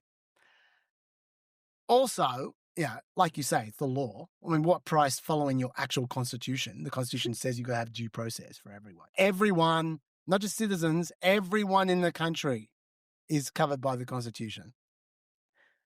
Most importantly, no one's asking him to hold 12 million trials immediately concurrently for all illegal immigrants. So far, people have demanded one trial for Abrego Garcia. One. Is one too many? Why are there no trials? It's one thing to go, oh, we can't fill these trials. Well, why are there none? That's my question. It's not even a trial. It's an immigration court hearing. Why is there not one hearing? Even if they took care of the 250-odd El Salvador prisoners all at once, it would take a few weeks max. What's the rush? Why are they trying to rush everything all the time? I think we know the answer. You've already said it. It's because they're trying to avoid accountability. That's the reason why. They know their cases don't stack up, and so they're trying to rush things through without scrutiny. That's what's going on here. And also, the lack of due process that's going on here leads to far bigger outrages every week than Abrego Garcia. I can't emphasize this enough. Abrego Garcia isn't anywhere near the top of my personal outrage list. The fact is, if he got all the rights that are due to him, he would get an extra day in America, and then he'd be back in El Salvador because that's where he's from. And then Bukele would be jailing him, not because Trump paid Bukele to jail him, but because that's how Bukele rolls. He jails everyone. And this guy's got the stink of a gangbanger about him. And so Bukele won't care about due process. He'll just throw him in jail because that's what he does. That is what would happen if America did exactly what they were meant to do. They'd fly him back. By the end of the day, he'd be flown back to El Salvador legally, and then Bukele can do what he likes with him. That's the actual process. So he's not that much worse off than he would otherwise be, in reality, pragmatically speaking. But there are heaps of people in that prison who are way who are way worse off than they would be if people actually followed the law. Like, for instance, have you heard about the case of EM from this week? EM and his girlfriend fled Venezuela in 2021 to go to Colombia. They'd been targeted by authorities and paramilitary groups in their hometown because they exposed government shortcomings in Venezuela. They wanted to apply for asylum in America. So get this. What do you reckon they did? Take a guess what they did. Did they go through Biden's app? No, they didn't. They stayed in Colombia and they applied at an embassy. They did it exactly like you're meant to do it. Even the Trump people would say this is how you're meant to do it. They stayed in Colombia for 2 years, applying for asylum the old-fashioned way, undergoing criminal checks, conducting interviews, background checks. First, the United Nations High Commissioner for Refugees, then the International Organization for Migration, then the U.S. Citizenship and Immigration Services. They went all through the process.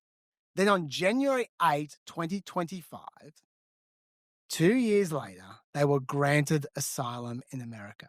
This is the perfect situation as far as what most people say they want goes. People fleeing an evil regime, being genuinely persecuted, a young couple, no criminal record, doing what they need to build a life, going through the process, joining the queue. Exactly the kind of people America wants, doing it exactly the way America says to do it.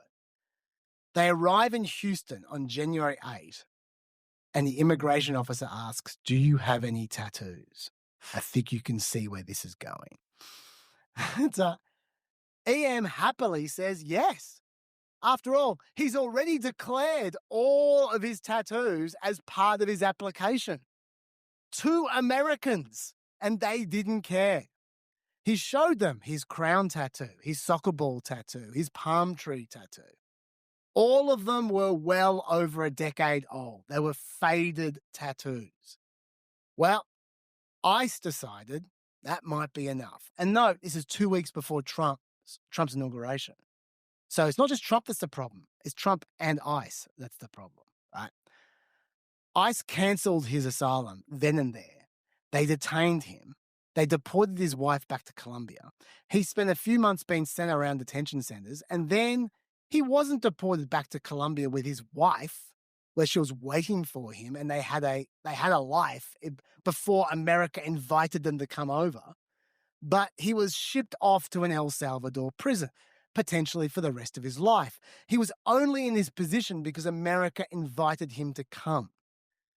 Due process would have been nice for EM. EM's been screwed over an awful lot more than Abrego Garcia has been screwed over. For having tattoos. Yeah, just for having tattoos.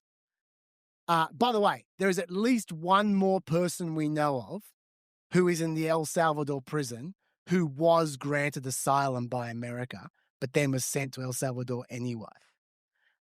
We don't know their details because they're staying anonymous because they're scared they're about to be sent back to Venezuela and they don't want to be tortured because that's where they fled from. And by the way, that's the little punchline. Right now, Bukele is negotiating with Venezuela to trade these prisoners back to Venezuela for something in return. I don't know what it is exactly. But these people that Trump is paying for Bukele to keep in prison, Bukele is about to shift off back to Venezuela, to the place where they fled from. There's a lot of people who are about to be screwed more than Abrego Garcia. He's at least going to stay in El Salvador, which is his country. There's another one. I've got a few here. All these, by the way, from the last 3 days. There's 10 of these every week. There's a lorry driver, Ricardo Prada Vasquez. He's a food delivery driver in Detroit. 32-year-old father of a child in Venezuela who's still in Venezuela, and his wife's still in Venezuela as well. He came in November 2024 through the app that you just described, the CB1 app. Once again, he entered the way the Biden administration allowed him to enter. He didn't sneak in. He came in through the front door. He was in the process of waiting for his asylum application to be considered.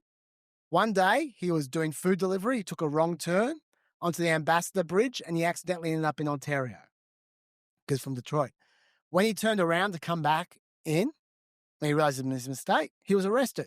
They began the deportation proceedings immediately because he was only allowed to enter America once with the app, and he was trying to enter twice.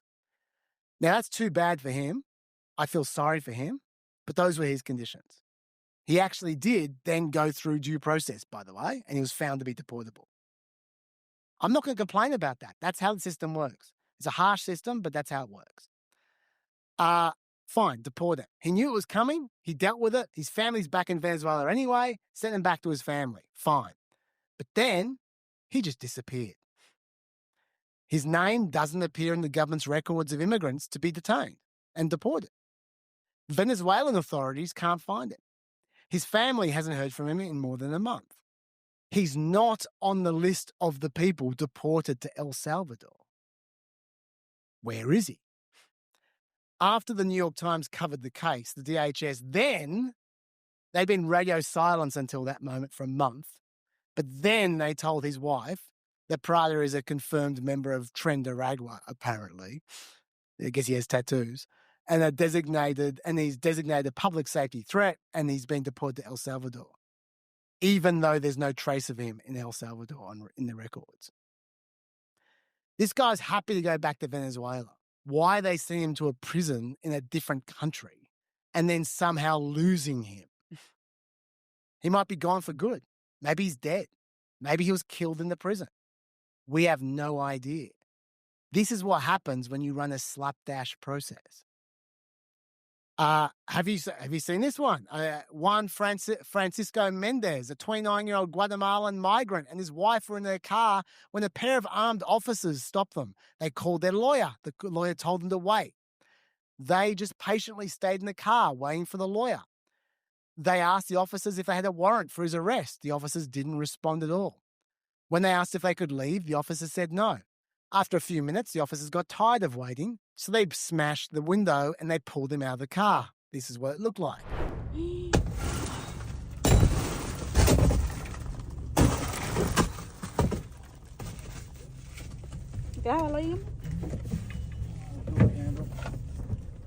Just imagine if you were those people in that situation.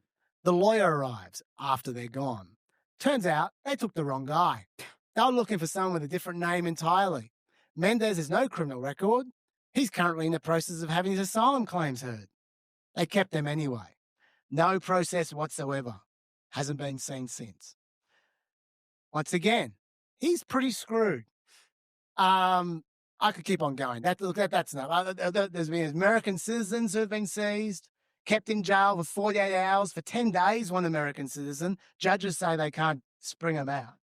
It goes on and on and on. This is why all the attention on Abrego Garcia annoys me a bit, because like these pilgrimages to El Salvador going on, like he's a cheese toastie in the shape of Jesus, like all these politicians just heading to El Salvador. Oh, Abrego Garcia. I don't mind. Sorry, go on. I just would say the particular congressman who traveled there, to be fair, is the representative for Maryland, so from his district. And I've just heard it pointed out that Abrego Garcia's wife is a US citizen and she is his constituent. So it kind of, I think you could argue it's not just grandstanding. Obviously he's bringing media attention and making a political point, but it is also good constituent services for him to do that beyond just kind of opportunistic grandstanding. I'm glad you were fair. I agree. I was just about to defend him. Okay. I think, I don't mind him going. Number one, the point you made is excellent. He is, at the very least, his wife is one of his constituents. Number one. Number two, he found some really good info about Abrego Garcia while he was there. Okay, he wasn't even being held in the bad prison, in the CCOT. I mean, they're all bad prisons, but in CCOT. Also, he was drawing attention to the issue because at that point in time, the issue didn't have as much attention to it. He definitely drew attention to the issue. I got no problems with that. Also, the guy delivered, like, as the face of this push, he delivered some great answers. He was well prepped. Like for instance, this is one great answer, I thought. As you know, the president himself has been attacking you by pointing out some of the aspects of Abrego Garcia's record, including the fact that his wife had an order of protection against him in 2021 and alleged some pretty serious allegations of abuse, and even that he had detained her. Are you concerned about your defense of somebody? Obviously, everybody in this country, even those undocumented immigrants, have rights, but are you concerned about standing so forcefully with somebody that has, at least a questionable record? I am not defending the man. I'm defending the rights of this man to due process. And the Trump administration has admitted in court that he was wrongfully detained and wrongfully deported. My mission and my purpose is to make sure that we uphold the rule of law, because if we take it away from him, we do jeopardize it for everybody else. And I do want to point out, Carl, yes, the Trump administration is trying to change the story. They're trying to detract attention. Here's where they should put their facts. They should put it before the court. They should put up or shut up in court. Because Judge Zinnes, who's the district court judge in this case, said, and I quote, they put no evidence linking Abrego Garcia to MS-13 or to any other terrorist activity, unquote. That's a good answer. And the administration trotted out the mum of a woman who was murdered by an illegal immigrant just to tug those heartstrings a bit, to make it about combating crime rather than about due process. And I thought that was a tough situation for Van Hollen. He dealt with it, not just well, but perfectly. Have a look at this.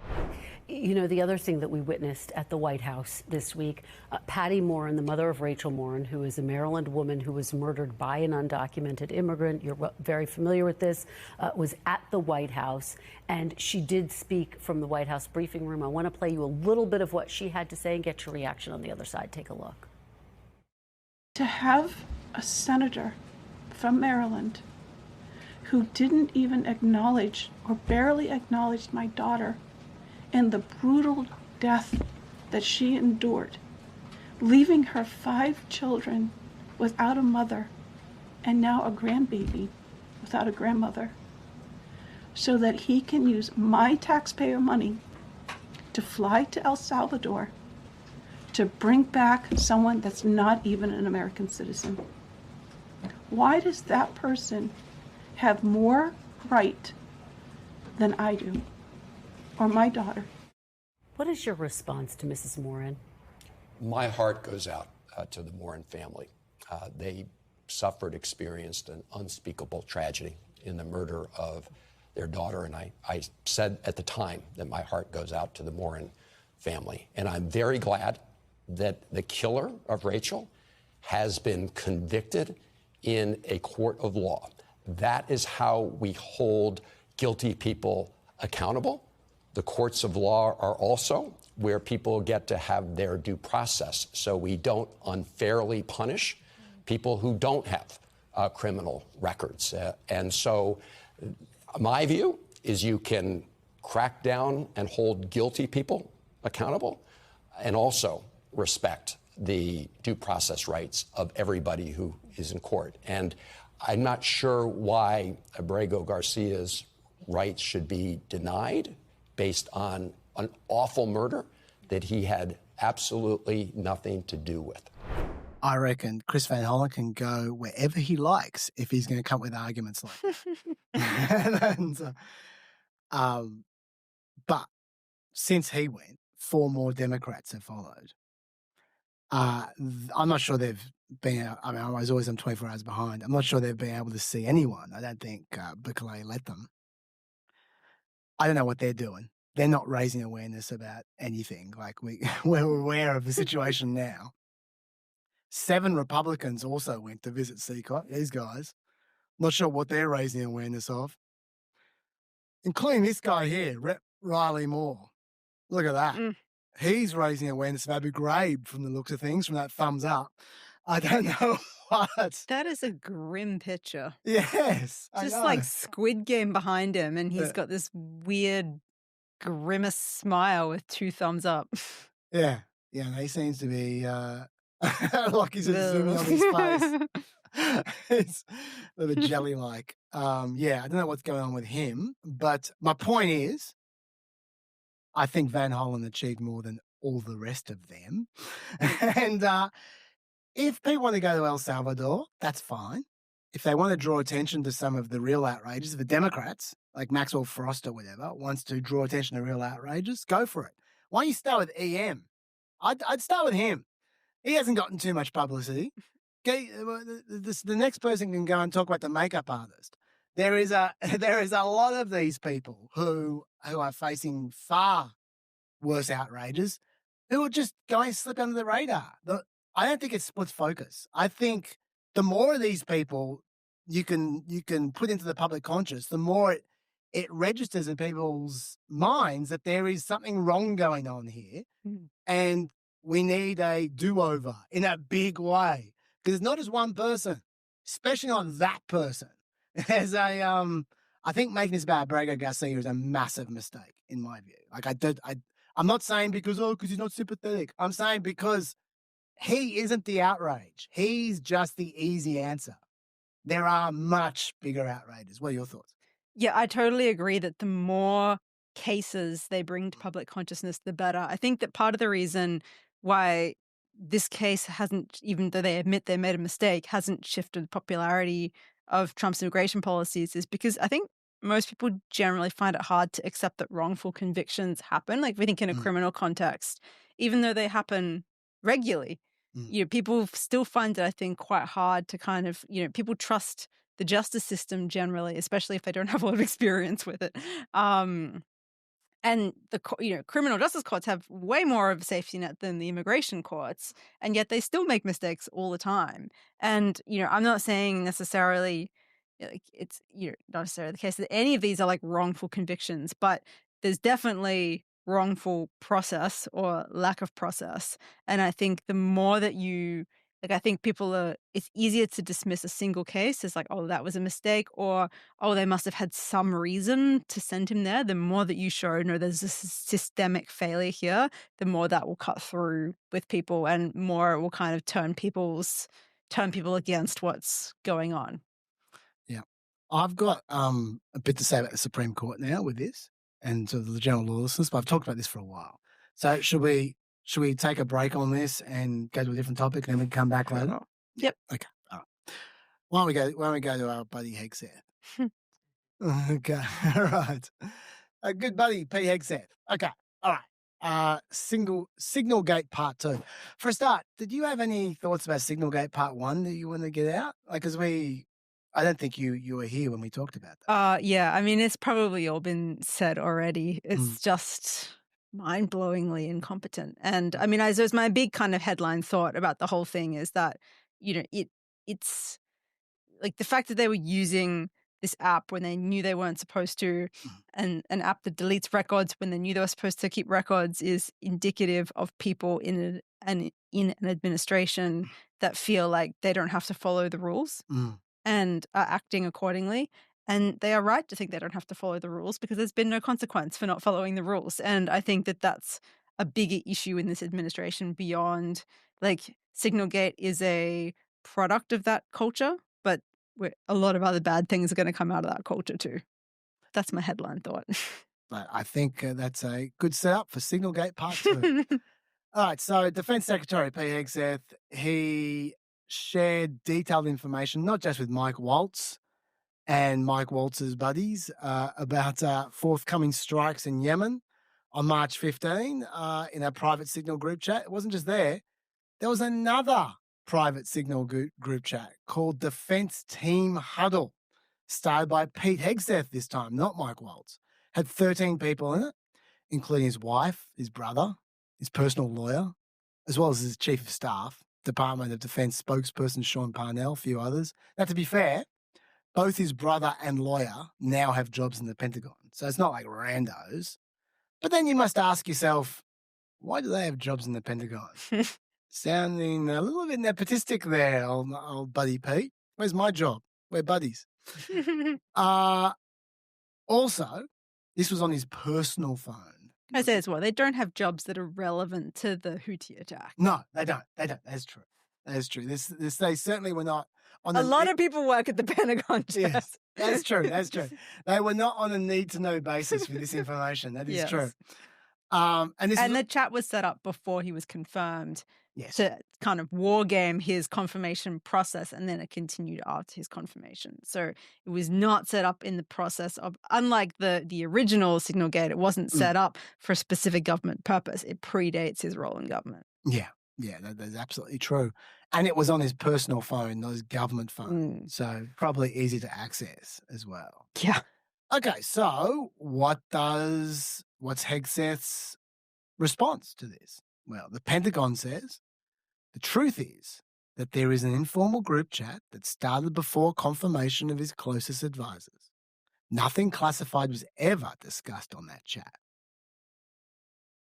I'd be more convinced by that if they hadn't just spent 2 weeks insisting that attack plans against the Houthis were not classified, when they clearly were classified. So I'm not sure they're very trustworthy in their judgment of what is and what isn't classified. Indeed, that's what's been suggested they talked about. Exactly the same thing. Apparently, he went straight from the Mike Waltz chat to this chat and just tweeted the same stuff, or just posted the same stuff. It wasn't relevant really for either chat. I don't know why he's so excited about this info. He wants to share it with everyone. But neither chat needed this info, but he shared it anyway. Importantly for me, and this story was broken by the New York Times, I believe. And in the New York Times, they said, according to 4 people with knowledge of the chat. I found that very interesting.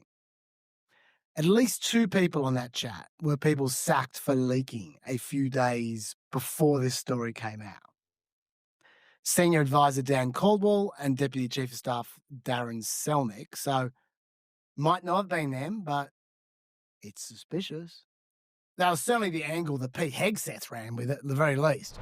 You know, what a big surprise that a few leakers get fired and suddenly a bunch of hit pieces come out from the same media that peddled the Russia hoax. Won't give back their Pulitzers. They got Pulitzers for a bunch of lies. Pulitzers for a bunch of lies.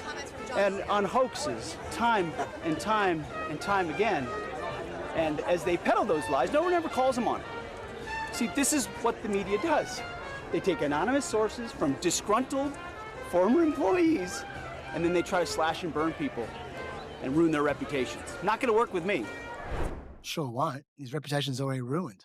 I also feel like, it's very reminiscent of his confirmation where he said anonymous smears over and over again. It's like his equivalent of Homer Simpson's, it's my first day. But it's like at a certain point, like if there are so many anonymous smears about you, at a certain point, I think the problem you have to consider is you, especially because most of the smears against him actually haven't been anonymous. They've been from his former colleagues and in some cases former family members. That is true. I don't want to break this guy down too much, but he kind of overperforms, doesn't he? Like he works so hard on this. Oh, the way he's like talking to camera for like 90% of his response when someone else has asked him a question off camera. Yeah, it's like he's doing gear. It's just, it's not very convincing. Like he comes off as a guy who spent a lot of time rehearsing an answer in the mirror. Let's put. Anyway, but okay, let's say that at least 2 of those people were the people he fired for leaking. We'll come back to them, but let's say that's still at least 2 people. 4 people is a lot of people leaking to the New York Times while a leak investigation is going on in the Defense Department. That's a lot of people leaking at the same time. It's an indication to me and this goes to what you were just saying, of how alienated his staff are. Like, of how much he's pissed off a whole bunch of people, that 4 of them are coming after him at once while a leak investigation is going on. Talk about which, this whole leak investigation, I actually find the leak investigation more interesting in a way than SignalGate Part 2, because SignalGate Part 2 to me is just open and shut. Well, that's dodgy. There's no defense here. But, you know, I mean, nothing's going to, we'll get to whether something's going to happen to him in a second. But let's talk about the leaking investigation for a second. We've heard about how they're running some kind of massive investigation with polygraph tests and everything. They end up sacking Senior Advisor Dan Cole, like I said, Deputy Chief of Staff Darren Selnick, I mentioned him, and also Chief of Staff to the Deputy Secretary, Colin Carroll. These guys, at least the first 2, Dan Caldwell and Darren Selnick, two people he might have just been abusing just then. You know who they are? They're his buddies. They're not defense flacks. They're Hegseth flacks. They've been close advisors and friends of his for a decade. He just trashed them. Yeah. And after he just sacked them. That's his support base he just gave the flick to. And apparently none of them have a polygraph. But it gets better. You'd think, I mean, look, you might actually take a step back and go, well, that's impressive.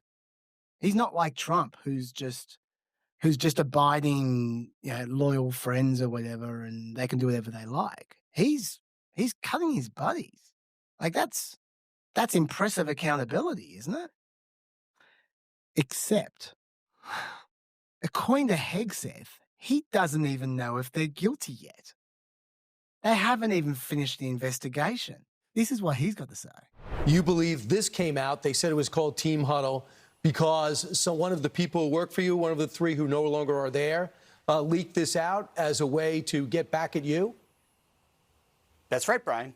When you dismiss people who you believe are leaking classified information, and again, the investigation is ongoing and that will take time, and when the evidence produced, it will go to DOJ, why would it surprise anybody, Brian, if those very same people keep leaking to the very same reporters whatever information they think they can have to try to sabotage the agenda of the president or the secretary? So once a leaker, always a leaker, often a leaker. And so we looked for leakers because we take it very seriously. And we will do the investigation. Right. And if those people are exonerated, fantastic.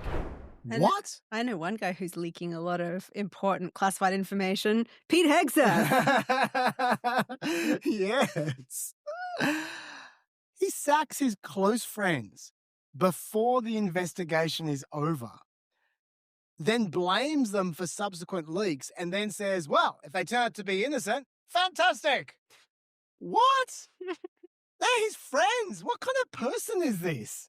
And even if he's right that the people that he's brought in, his closest advisors, turned out to be disloyal leakers, it still reflects badly on him. Yeah. For trusting the wrong people or alienating his closest people so significantly that they've all turned on him en masse. Like, there's no version of this in which he looks like he's doing well. That is absolutely right. But my point is, we're nowhere near that. So his underlings, his current underlings are going, this guy just throws you under the bus without any evidence at all. Like, just based on a suspicion. And by the way, once again, trying so hard during that clip. God. He's so overperformative. But anyway. Chaz, in your 400 daily readings, have you read this Onion article? Unpopular Pete Hegseth forced to drink lunch alone. Unable to fit in with top military brass, intoxicated secretary sits by himself. That's quite funny Photoshop too. I have not read that before. Well, that's him soon after he sacked all his friends, that's for sure. But I mean, that does to the fact that he's running the line, and Carolyn Levitt has put this out there as well, that the entire Pentagon is against him and out to get him. Yeah, and it's like, deep state. Okay, even if that were true, like, what are you going to do about that? That's a problem. Like, it's not acceptable to have a defense secretary and the entire department at war against each other. Like, that's untenable. So what's the plan? Like, probably just sack everyone, I guess. Sack the whole Pentagon. I mean, the leaks are still going. There was a New York Times article this week that was full of internal deliberations. There's still more leaks happening. At the same time, and this gets even weirder, the person who called the investigation, the leaking investigation, his chief of staff, Joe Casper, has also left. He wasn't sacked, he left. So is there anyone in the building who's actually running this place? It's very strange. Meanwhile, the three men who he sacked last week, Caldwell, Selnick, and Carroll, they're also going to be interviewed by the Inspector General investigation into SignalGate 1. And which is interesting because according to the New York Times, this was obviously from a leak as well, Mr. Hegseth's aides advised him not to discuss operational details on that chat. Something tells me that might be those three who passed that one on to the New York Times. So if they're leaking that stuff to the New York Times, they could be about to cause trouble for Hegseth with the Inspector General as well. Maybe not a smart idea to sack them while the Inspector General investigation was happening. But anyway, this seems quite chaotic to me, Melina. That's my biggest takeaway. I'm not sure the Defense Department is in safe hands right now. What do you reckon? No. Well, I mean, there are also reports that, I mean, the paranoia is crazy because, like, in terms, like, in addition to saying the whole Pentagon's out to get him, there's reports that they're going through the old social media posts of Pentagon officials looking for signs of disloyalty. Like, is this a priority of the Department of Defense? And, like, maybe being good at your job might help inspire loyalty among your staffers rather than, like, giving everyone the third degree. Like, there was another thing from the Times saying 3 civilian Pentagon officials said that their bosses had asked them to provide copies of their resumes so they could prove their patriotism to Mr. Hegseth's office. In all 3 cases, the employees had served in combat. 2 of them had been wounded in Afghanistan. Oh, that's lucky for them. It's not a great way to inspire loyalty and you know, a harmonious working environment. How patriotic is your resume? I wouldn't even know how to answer that. My resume it's probably not very. My resume is actually printed on an Australian flag. I didn't use paper. I used an Australian flag. So it's very patriotic. I think Hegseth would like that. Okay, so there's now rumors going around that Trump's trying to find a replacement. Those rumors were only from NPR, nowhere else. So I don't know. You can decide what you think on that. What do you reckon? Do you think he's in danger?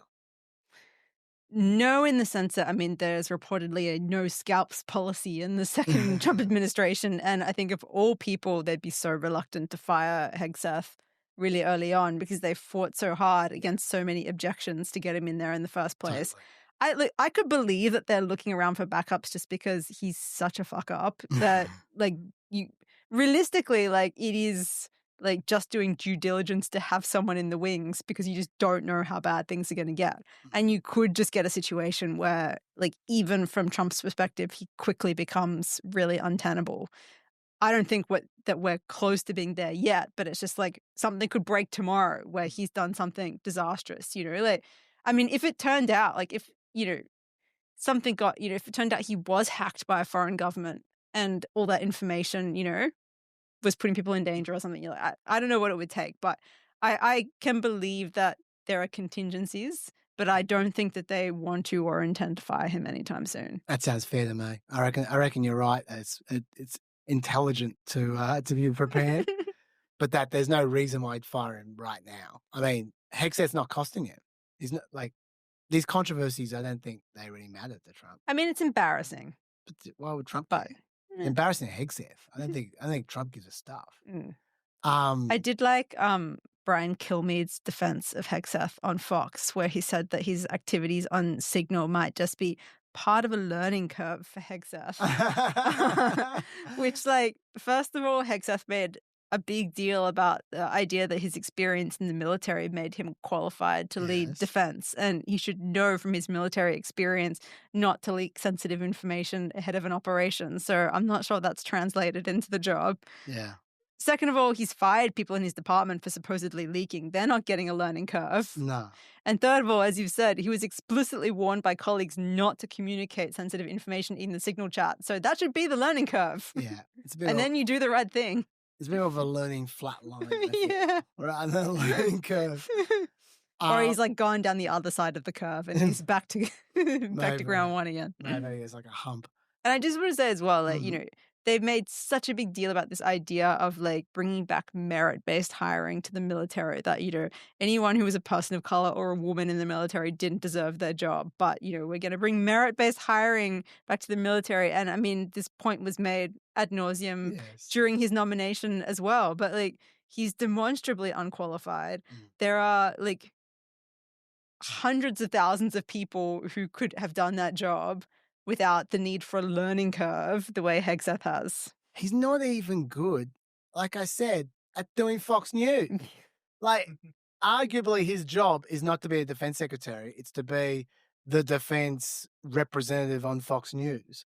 And that's what Trump wants. That's what Trump cares about. He cares about people defending Trump on TV, just like Trump would like. And he tries very hard, but I don't think he's very convincing. I just don't think he's very good at it. But yeah, I guess he's good looking. He's got media friends. He has in the past month posted 16 videos and still photos of himself on X working out with combat troops around the world. So maybe Trump really likes his workout pictures. Was it 16, did you say? 16 times. In the last month? In the last month. That's one every 2 days.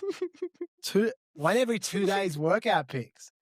I know Instagram That's what he means about that. Bringing back the warrior ethos to the Department of Defense. That's incredible. That is amazing. Yeah, there's one. There you go. Look at him. Yeah, how about that? Yeah, I was going to say also, Trump owns the guy. Like, not only did he get him through that tough confirmation, but, I mean, how many times would he have been sacked by someone else? Like, Trump completely owns him. So, that's handy for Trump. He must be an incredible yes man, like Hegseth. Like Trump's defense of Hegseth was ask the Houthis how he's doing. Yeah. And then there was near simultaneously reports that the US has dropped $200 million worth of munitions on the Houthis. And in closed briefings, Pentagon officials acknowledged there has been only limited success in destroying the Houthis' vast, largely underground arsenal of missiles, drones, and launchers. So if you ask them how he's doing, not that good. Oh, I think he's bombed them enough. They're probably hard to find to ask at the very least. That's the important bit. You can't prove them wrong. Yeah, no, I think you're right. Like, Trump will want to give the media the win, but he might have to, depending on what happens. Hegseth's level of incompetence was completely foreseeable when he was put in the role in the first place. So it would be weird to suddenly have a big problem with it now. That is true. You got any other thoughts on Hegseth? No. I'm gonna leave the last word for Tammy Duckworth, because I thought this was quite fun. Every day he stays in the job is another day our troops' lives are endangered by his singular stupidity. All right, well, why don't we move on to, we're running hot with the cabinet. Why don't we just move a few cabinet officials over to RFK? You had a bit to say about him? Yeah, okay. A couple of things on RFK this week. The first is RFK and his new autism study. So he's declared that he wants to discover a cause and a cure for autism. I mean, that'd be good. We got an announcement. And within 3 weeks, and probably we're hoping in 2 weeks, we're going to announce a series of new studies to identify precisely what the environmental toxins are that are causing it. This has not been done before. And we're going to do it in a thorough and comprehensive way, and we're going to get back to with an answer to the American people very, very quickly. Okay, so Melina, what's wrong with a thorough investigation? Comprehensive, that sounds good.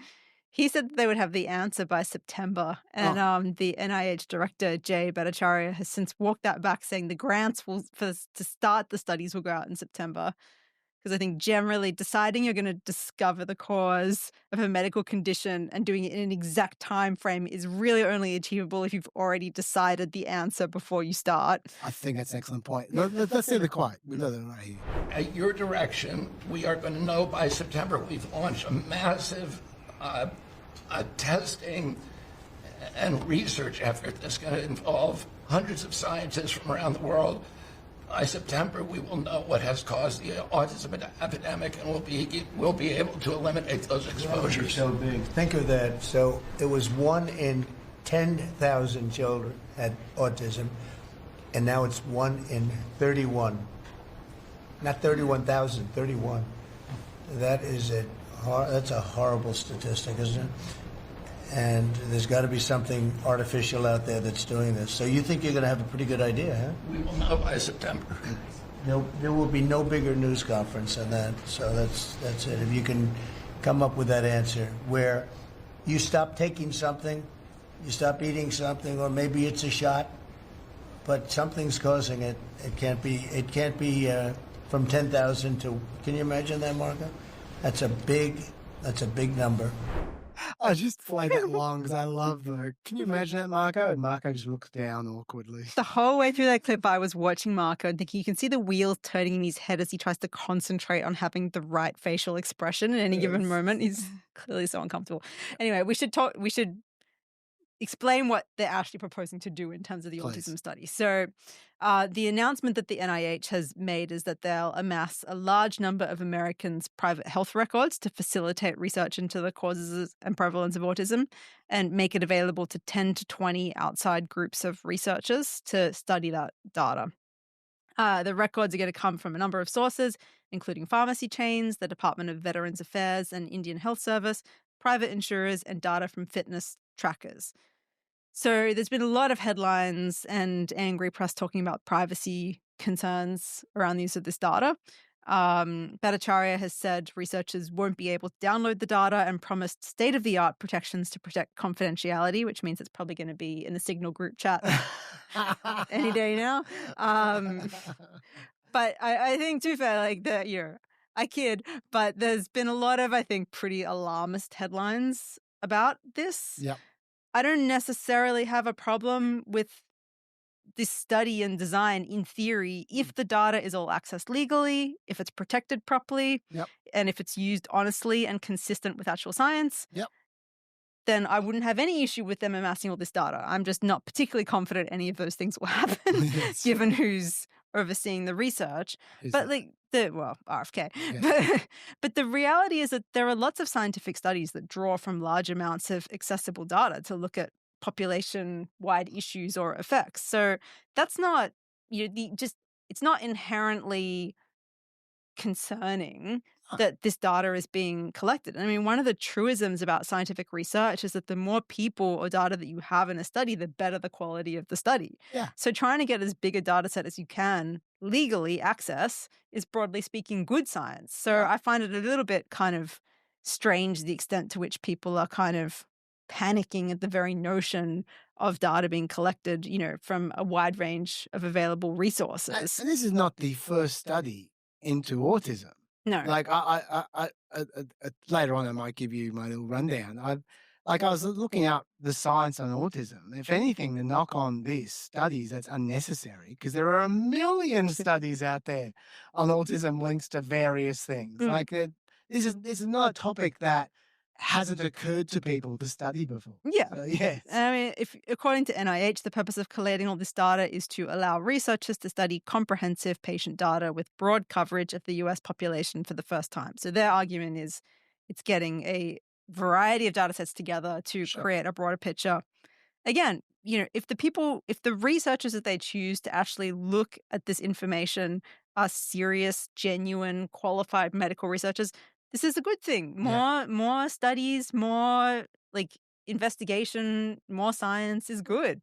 I mean, given that we know RFK has already set up his vaccine study to be conducted by a guy with a long history of tying vaccines to autism, I think people are right to be cynical about whether this research will be conducted in good faith. You're afraid to have a guy out there. Yeah, but I just think that the people are attacking the very exercise of gathering the data as if that's the problem. And to me, I'm like, that's the wrong problem. That's not the problem. The problem is who is going to be conducting this research, and is the deck going to be stacked to get a preconceived outcome that RFK wants?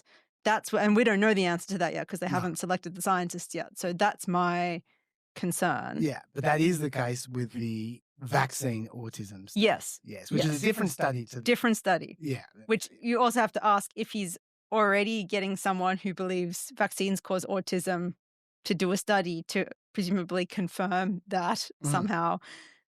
Why do you also need a study generally into the causes of autism if you've already decided? But whatever. I mean, as Lockie and I were chatting before, that does feel like government waste to be doubling up, but whatever. Sure. The other thing that's been kind of announced but with no details is their plans to create a new registry to track Americans with autism. And you are definitely seeing some alarmist reactions to that concept. Yes. I saw a Vanity Fair headline this morning in subheading that said, with NIH plans for an autism registry, RFK Jr.'s public health takeover grows more alarming. The National Institutes of Health is looking to create a registry of autistic people, which, yes, has horrifying historical parallels. And if that's not explicit enough, Jackie Singh, who is a controversial commenter on Twitter, called it a precursor to genocide, which is a lot. I'm not sure there's any suggestion that he wants to kill them on the registries. Well, I would suggest the more relevant historical parallel than the Holocaust is that there are current national registries of many diseases in the US. Yes. This is not an unusual thing to do. They're used by researchers to track disease prevalence in the community for other for various kinds of cancers and things like this. For non-genocidal reasons. Yes. So again, in a vacuum, there's nothing inherently wrong or nefarious about an autism registry. They're not going to use it to put people in concentration camps because they have autism. It's a good thing to keep track of autism in the community to help qualified researchers understand it better. And the fact that there is confusion about whether the rates are increasing, as we heard Trump say and RFK say, or if it's just better diagnosis, and also an expanding of the definition of autism, because Asperger's used to be treated as a separate condition. Now it's treated as a spectrum of the same condition. That obviously also increases the numbers. These things are not, these things are kind of contested. So tracking it better so that we have better information on that is, in my mind, not a bad thing. Again, if it's conducted the right way, there's nothing inherently wrong with that as a concept. Yep.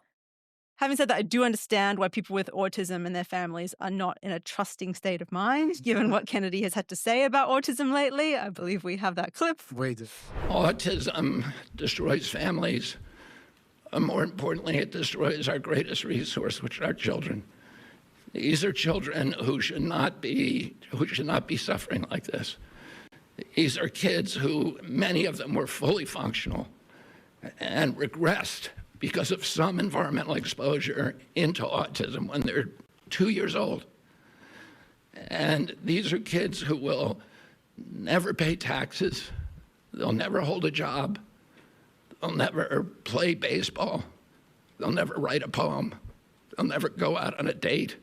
Many of them will never use a toilet unassisted. And we have to recognize we are doing this to our children. And we need to put an end to it. As a person who identifies as being on the spectrum, do you have any feelings about that? I don't believe you play baseball for what it's worth. That is true. That is true. It's not because of my spectrumness. I don't. I mean, look, I'm kind of in two minds. Like, obviously, most people on the spectrum are not like what he just described. All right, that's just I mean, Elon Musk identifies as being on the spectrum. Yeah, totally. But I mean, this might surprise you, but I mean, there are people who are like that. Yeah, it's not like they don't exist. Yeah. Like I've got some in my family, like I don't think when he's saying that he is talking about me. I think he's talking about the people I'm thinking about in my family. And I could see an argument where the parents of those kinds of kids would be going, you know what? I'm glad someone's recognizing this. It's not all beautiful. It's not all a superpower. It's like sometimes it's really bad. And and I would love it if we could fix my children. Like we could because they have something wrong with them. Like they are not enjoying life. They are often confused, and they are often and they have emotional swings, and I could see someone whose kids are very heavily on the spectrum being glad that someone is trying to address those issues. Yeah. I mean, to critique RFK, I would say, first of all, the figures he used for the percentage of people who are severely affected are contested. And also, I don't think he's really, based on his, preconceived assumptions about the causes of autism, I don't think he's really proposing to help anybody who's currently suffering from that level. It's more prevention. Having said that, if you obviously could prevent it, you would, and that would be good. But yes, like autism can be severe, very severe, very disabling for a lot of the people it affects, for sure. And autism diagnoses have increased a lot in the past 20 years. This is also true. Researchers attribute a lot of that to more awareness among parents and doctors, but legitimate researchers are also studying other potential causes. For example, there's been increased evidence of that parental age can increase the chances of kids having autism. And that would kind of make sense. There's more people having kids later in life. That kind of, correlates. These are real medical studies that have found that there is a strong correlation there. There's also legitimate research into potential environmental factors like prenatal exposure to pesticides or air pollution. So like many things with RFK, he's not pulling 100% of it out of his ass. He takes something that's partly true and then he spins it into bullshit from there. But, there are legitimate avenues of research that are already being conducted into all of these things, and more research, given the rates are increasing for whatever reason, is a good thing, again, if it's done properly. Having said that, there will be less of that research now because the EPA is canceling tens of millions of dollars in grants to scientists studying environmental hazards faced by children in rural America. Not to mention the HHS just sacked 20,000 people. Yeah, we're going to touch on that a little bit later too. Sorry, but yes. but this is, again, the thing where like so often the rhetoric doesn't match the reality in terms of what's practically happening in these departments in the administration. But just before you go on, like you mentioned a couple there, should I just take a second just to, like I said, I did a quick sweep on research into ASD. You mentioned a couple of them already. You mentioned the prenatal exposure to high levels of air pollutants such as smog that's been associated with a modest increase in autism risk, about 20% more in one study. Different studies have different results. Industrial chemicals you mentioned as well. Heavy metals, pesticides have been correlated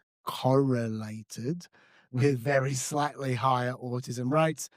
The correlations I just described are peer-reviewed findings. They do not prove autism is directly preventable. By eliminating those exposures, they could reflect confounding factors. But maternal infections during pregnancy are associated with a modest increase in autism risk. Maternal health conditions like obesity and diabetes in pregnancy have consistently been linked with higher autism risk in children, the order of about 50% more. Also things that have increased a lot in the past 20 years. Yep. You mentioned in age. America. You mentioned age. There's a meta-analysis found every 10-year increase in maternal age is associated with about 18% higher risk of having a child with ASD. Every 10-year increase in paternal age with about 21% higher risk. Once again, while those maternal factors can influence risk, we lack evidence that addressing any single factor can reliably prevent autism. There's strong evidence that suggests adequate folate in early pregnancy reduces the risk of autism by about 40%. There's evidence that choline supplementation during pregnancy could help reduce the risk of autism. Early behavioural intervention in babies as young as 9 to 12 months can reduce the likelihood of an autism diagnosis. Doesn't mean they're on the ASD, but they might not be diagnosed by quite a bit actually. Nothing I just said would necessarily prevent or cure autism in any individual child, but that's the research as it exists. Give me all your funding. Just done the work for you, RFK. Anyway. Yeah, but as that demonstrates that there is uncertainty about, there's not one obvious cause that we can point to. Yeah. And so, more research, if done properly, good thing. I don't think that RFK is compiling a list of people with autism so he can exterminate them, as some headlines might suggest. Yeah. So you can probably relax on that a little bit. Yeah. But I do think people are entitled to be offended by RFK's attitude to people with autism. I do think that even if he's accurately describing some people, this is where he tends to speak this way in these broad, really kind of black and white ways that, just kind of like broadly dismiss big groups of people. He's over-diagnosing as well. Yeah, yeah. And, I think the people who were upset by that, fair enough, I get it. And I think people are particularly right to be worried and not trust that this research will be done in good faith and lead to good public health outcomes because of the way that he's already put his thumb on the scale in other studies. And I can also say, just on the personal side of this, that I do think while I was trying to express some sympathy for people who are heavily on the spectrum, that I think most people are not who are on the spectrum, and I think that the way I see it, it's almost like a different kind of set of behaviors. Like, you're good at some things and not so good at other things. And it's about self-knowledge as much as anything. If you know what you're good at, you don't need a label. If you know what you're good at and what you're not good at, and you maximize your strengths and minimize your weaknesses, that's got nothing to do with autism. That's just to do with life. Like if you're a nerd, you're not going to try and become a footballer. Yeah? You know what I mean? Yeah, yeah. Like if you're into data processing, hypothetically speaking, you might end up having a career where you spend your life reading lots of blogs and then process them for people. Like when you're a kid, that might make you weird, but but you know how to. If you know how to maximize your strengths, then that's good. Yeah. And you stay away from your weaknesses, which might be, say, financial processing, for instance, hypothetically speaking. But yeah. So it just felt like I think for many, if not most, I don't want to fall into the RFK trap of having a number here. But for those people, who don't have a severe disability, then it's just like everyone else. It's just like a different set of traits. That's all. Yeah. I do agree with you that you should probably acknowledge both. So, do you have anything else to say about RFK and autism before I move on to my other RFK gripe of the week? Nah, I think we've said enough. Let's go on. Okay, let's talk about another thing that RFK is screwing up that I don't think has been touched on the pod yet, which is food safety. Please. Topic area close to my heart. Obviously, budget and staff cuts are affecting all parts of the government. Yeah. No one's been spared. But there's been an accumulation of stories lately about the effects the cuts are having on food safety specifically, which I think is now at the threshold that it's interesting and worth talking about.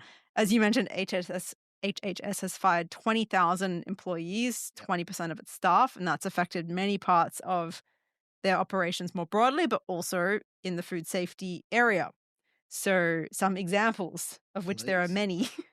First from Reuters, the FDA is suspending a quality control program for testing milk and other dairy products due to reduced capacity in its food safety and nutrition division. They also suspended existing and developing programs that ensured accurate testing for bird flu in milk and cheese, which seems important when there's an active outbreak. They're also suspending a quality control program for its food testing laboratories as a result of staff cuts. That program was to ensure consistency and accuracy across the agency's network of 170 labs that test food for pathogens and contaminants to prevent foodborne illnesses. So that was a quality control thing of the quality control. That's gone too. That program will be suspended at least through till September 30 and means the agency will be unable to do planned quality control work around lab testing for the parasite Cyclospora in spinach or the pesticide glyphosate in barley, among other tests. Yeah. And from the New York Times, the agency eliminated scientists at several product safety labs, including a lab near San Francisco that did routine checks for deadly bacteria on food and had expertise in detecting heavy metals and toxic elements. It also analyzed food colorings and additives, a stated priority of the new administration. They also got rid of nearly all the staff in the Office of Policy and International Engagement. That office shared data with other nations to head off outbreaks of foodborne illnesses that were detected overseas before the products could reach the US. Sounds like a good program? Not anymore. The Agriculture Department has also disbanded a committee studying deadly bacteria, even though it was developing advice on how to better target pathogens that can shut down the kidneys. The Trump administration email to the committee members said further work on your report and recommendations would be prohibited. Sorry, kidneys. Things have gotten so bad at the FDA that freezes on government credit card spending have meant staff members can't buy food to perform routine tests. And that's slowed or stopped some testing of grocery items for hazardous bacteria and monitoring of shellfish and food packaging for PFAS, chemicals linked to cancer and reproductive harm. It's really hard to test for food safety when you're not allowed to buy food. Yeah, I would agree. It's also worth mentioning the person put in charge of food safety at FDA is Don Jr.'s hunting buddy, who's a 37-year-old attorney with no government experience. Okay, cool. Why is this important? You might be wondering. People like to say people will die when they're overreacting to government moves that they don't like. But people do literally die from food poisoning. So it is serious. Last year, nearly 500 people were hospitalized and 19 died from foodborne illnesses with a known cause, which was double the year before, but that would be an undercount because most food poisoning cases don't get traced back to a specific food or cause. Yeah. That generally only happens when there's a mass outbreak from a particular food source. Sure. In the last few years, bacteria in infant formula has sickened babies. Deli meat ridden with listeria killed 10 people and led to 60 hospitalizations in 19 states. Lead-laden applesauce pouches poisoned young children. These are very serious things. When these bad outbreaks happen, they are serious business. And in each outbreak, state and federal officials connected the dots from each sick person to a tainted product to ensure that that product was recalled and pulled off the shelves as quickly as possible. The longer tainted food stays on a shelf when an outbreak happens, obviously, the more people who will be sickened and killed. So it's really important to have these systems to ideally prevent outbreaks, but if not, deal with them very quickly when they occur. It seems consistent with Maha as well, doesn't it? You would think so. Yes. Well, except that he doesn't like regulation when it comes to things like raw milk. So there's, I suppose, like a different kind of consistency there when it comes to getting food regulators off people's backs. Okay. The experts in the field are concerned that the number of outbreaks could very well now grow and evade detection for longer. And if the budget cuts weren't bad enough, Trump has also postponed a deadline for a bipartisan law from 2011 that would require companies and individuals to maintain better records to identify where food is grown, packed, and processed or manufactured. So that rule would enable food companies to track food better in the event of contamination and a recall. It was due to take effect next year, bipartisan law. Passed in 2011, so companies have had 15 years to get their act together and implement these processes, but lobbyists have convinced the administration to delay the implementation for another 30 months. Corporate capture. I thought RFK was supposed to be against that, but apparently not. For me, like, the worst part of this, the one thing that Trump and I are truly kindred spirits on is that we're both germaphobes. Yeah. He should care about this. I feel so betrayed that he's letting this happen. It honestly makes me not want to travel to the States more than any other bad thing that's happening there right now. I'm like, if this stuff takes hold and food is just like more dangerous there, I'm like, I don't know. And like, there was an E. coli outbreak in McDonald's onions late last year. So this does affect Trump as much as he might like to think it does. To me, it is, and I mean this, it's going to sound like a joke, but I mean this sincerely. To me, this is the clearest sign that he has no idea what's going on with all these cuts across all the different departments. Because I have to believe that of all people, he wouldn't want food safety compromised. Like, he is a legit germaphobe. Yeah. Long-standing, well-publicized. Like, I think if you went to Trump and said, Mr. Trump, hey, sir, how do you feel about us cutting funding to food safety and the people who ensure safety in the food supply to save however much money it is? I can't imagine it's that much in the scheme of government. Yes or no? I don't think that he's greenlighting that, but it's happening, and it's happening not just in one part of the system, but a lot of different parts of the system, and it's already a complicated system. So it's like Jenga, you start pulling blocks out and you could get some really serious outbreaks. So that's something that a story that's just, I think, been picking up a bit of steam lately that upsets me personally as a germaphobe. maybe if you approach Trump with tears in your eyes. Sir, think of the McDonald's. That is, I must say that I slept on that one. I didn't know about that. That's It's getting pretty bad. Yeah. Oh, how about that? Well, let me throw. I feel very stupid bringing this up now. I knew you were talking about RFK, and I prepared one thing that he has done. I thought, oh yeah, it's pretty good. But in the context of what you just said, it's not going to sound real good. But anyway, this week, the FDA announced it will move to rid the food supply of 8 synthetic food dyes. Yellow 5, yellow 6, red 40, blue 1, blue 2, green 3, orange B. By the end of 2026. Now, normally it takes years to ban that kind of thing. It took 3 years to ban red 3, for instance, because even though there were these studies showing decades ago that it caused cancer in rats, the process is very onerous. It's not easy to ban things in America, which is why this shit is everywhere. So in this case, they haven't banned the food dyes. They've reached an agreement with the food companies to phase the dyes out voluntarily by the end of next year. FDA Commissioner Marty Makary said, "I believe in love." He's about to burst into song. "And let's start in a friendly way and see if we can do this without any statutory or regulatory changes." Now, this actually works out for the food companies because some states were banning them one by one already anyway. So this removes a path, like a bit of a patchwork of regulations, and it makes their operations generally more efficient. These are completely unnecessary additives. Europe doesn't have them. Canada doesn't have them. Do you know if Australia has them? Because I saw that about Europe and Canada, and I wanted to know if we have them. I don't know. Yeah, I couldn't find that out. If there's any doubt about their safety at all... Peppers, if you know, tell us. Oh, please do.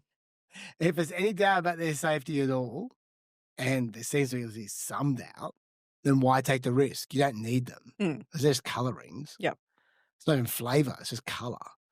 So it seems like win-win-win to me from RFK. So I wanted to give him credit for that. But this seems to be a very minor positive compared to what you just said.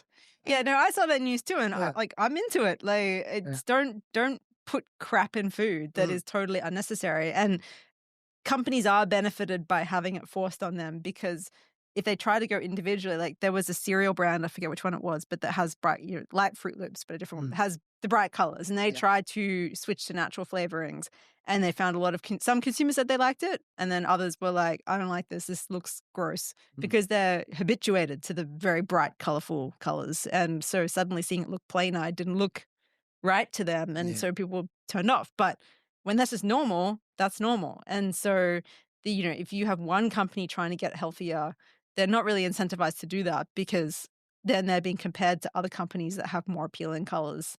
Whereas if everyone has a level playing field, as they do in Canada, Europe, maybe Australia, let's hope, then, you're not really missing anything. You're just used to what you're used to when it comes to the colors of foods. And there's no actual benefit from a taste perspective. And even if there's a potential risk, I just think why take the risk? Like, people do not have the time in their lives to look at a box and look at every single additive that could be in it. But I've started doing it more since RFK came on the scene, and like looking at the stuff in food and being like, oh my God, there's so many things in here that are like color, number, whatever, or, emulsifier 547. I'm just like, I don't know what that is. Like, is that good or bad? I don't know. So yeah, I'm in favor of less crap in foods, but I still think I'm balanced. And like, I've spoken about RFK before, and I have pointed out things of his that I agree with or I think are good. But so far, on balance, he's doing a lot more of the bad things than the good things, in my opinion. Fair enough. Are we finished with RFK? Yes. Okay.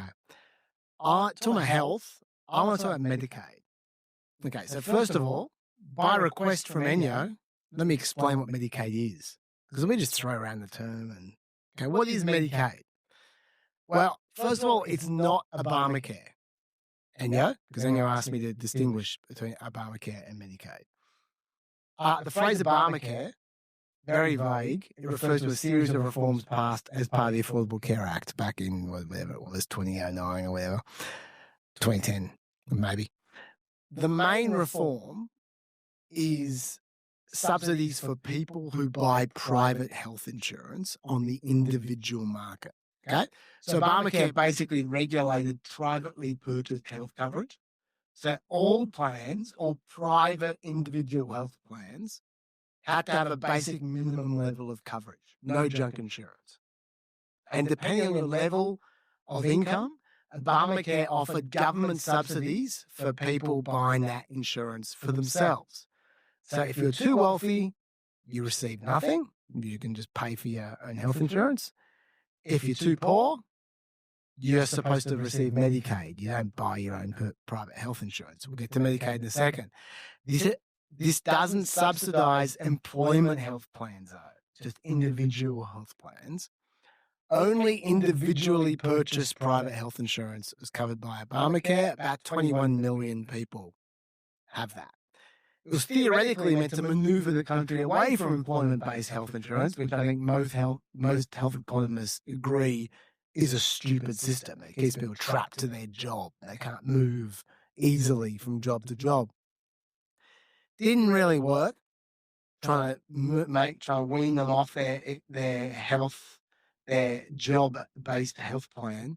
About 160 million people still have health insurance through their job today. There's only 21 million on the individual market.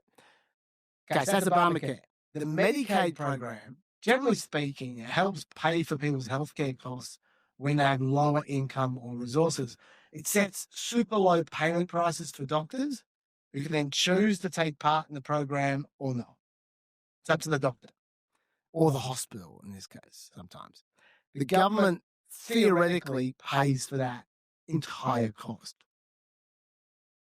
Although in reality, Medicaid does sometimes have premiums and copays as well, just like other health insurance, but just much lower premiums and copays than normal health insurance would. It's meant to be paid for by the state government rather than the federal government. Over time, the federal government has been taking a bigger and bigger slice of the payments. The reason for this is because number one, some red states are notoriously stingy, and they offer very low coverage for the poor. And secondly, the federal government has a lot more leeway. They've got more money, and they've got the ability to run deficits. Most states aren't allowed constitutionally to run a deficit. So they've got to balance their budgets either every year or every second or third year. They can't afford to spend too much money on healthcare. So over time, the federal government has been taking more of that load.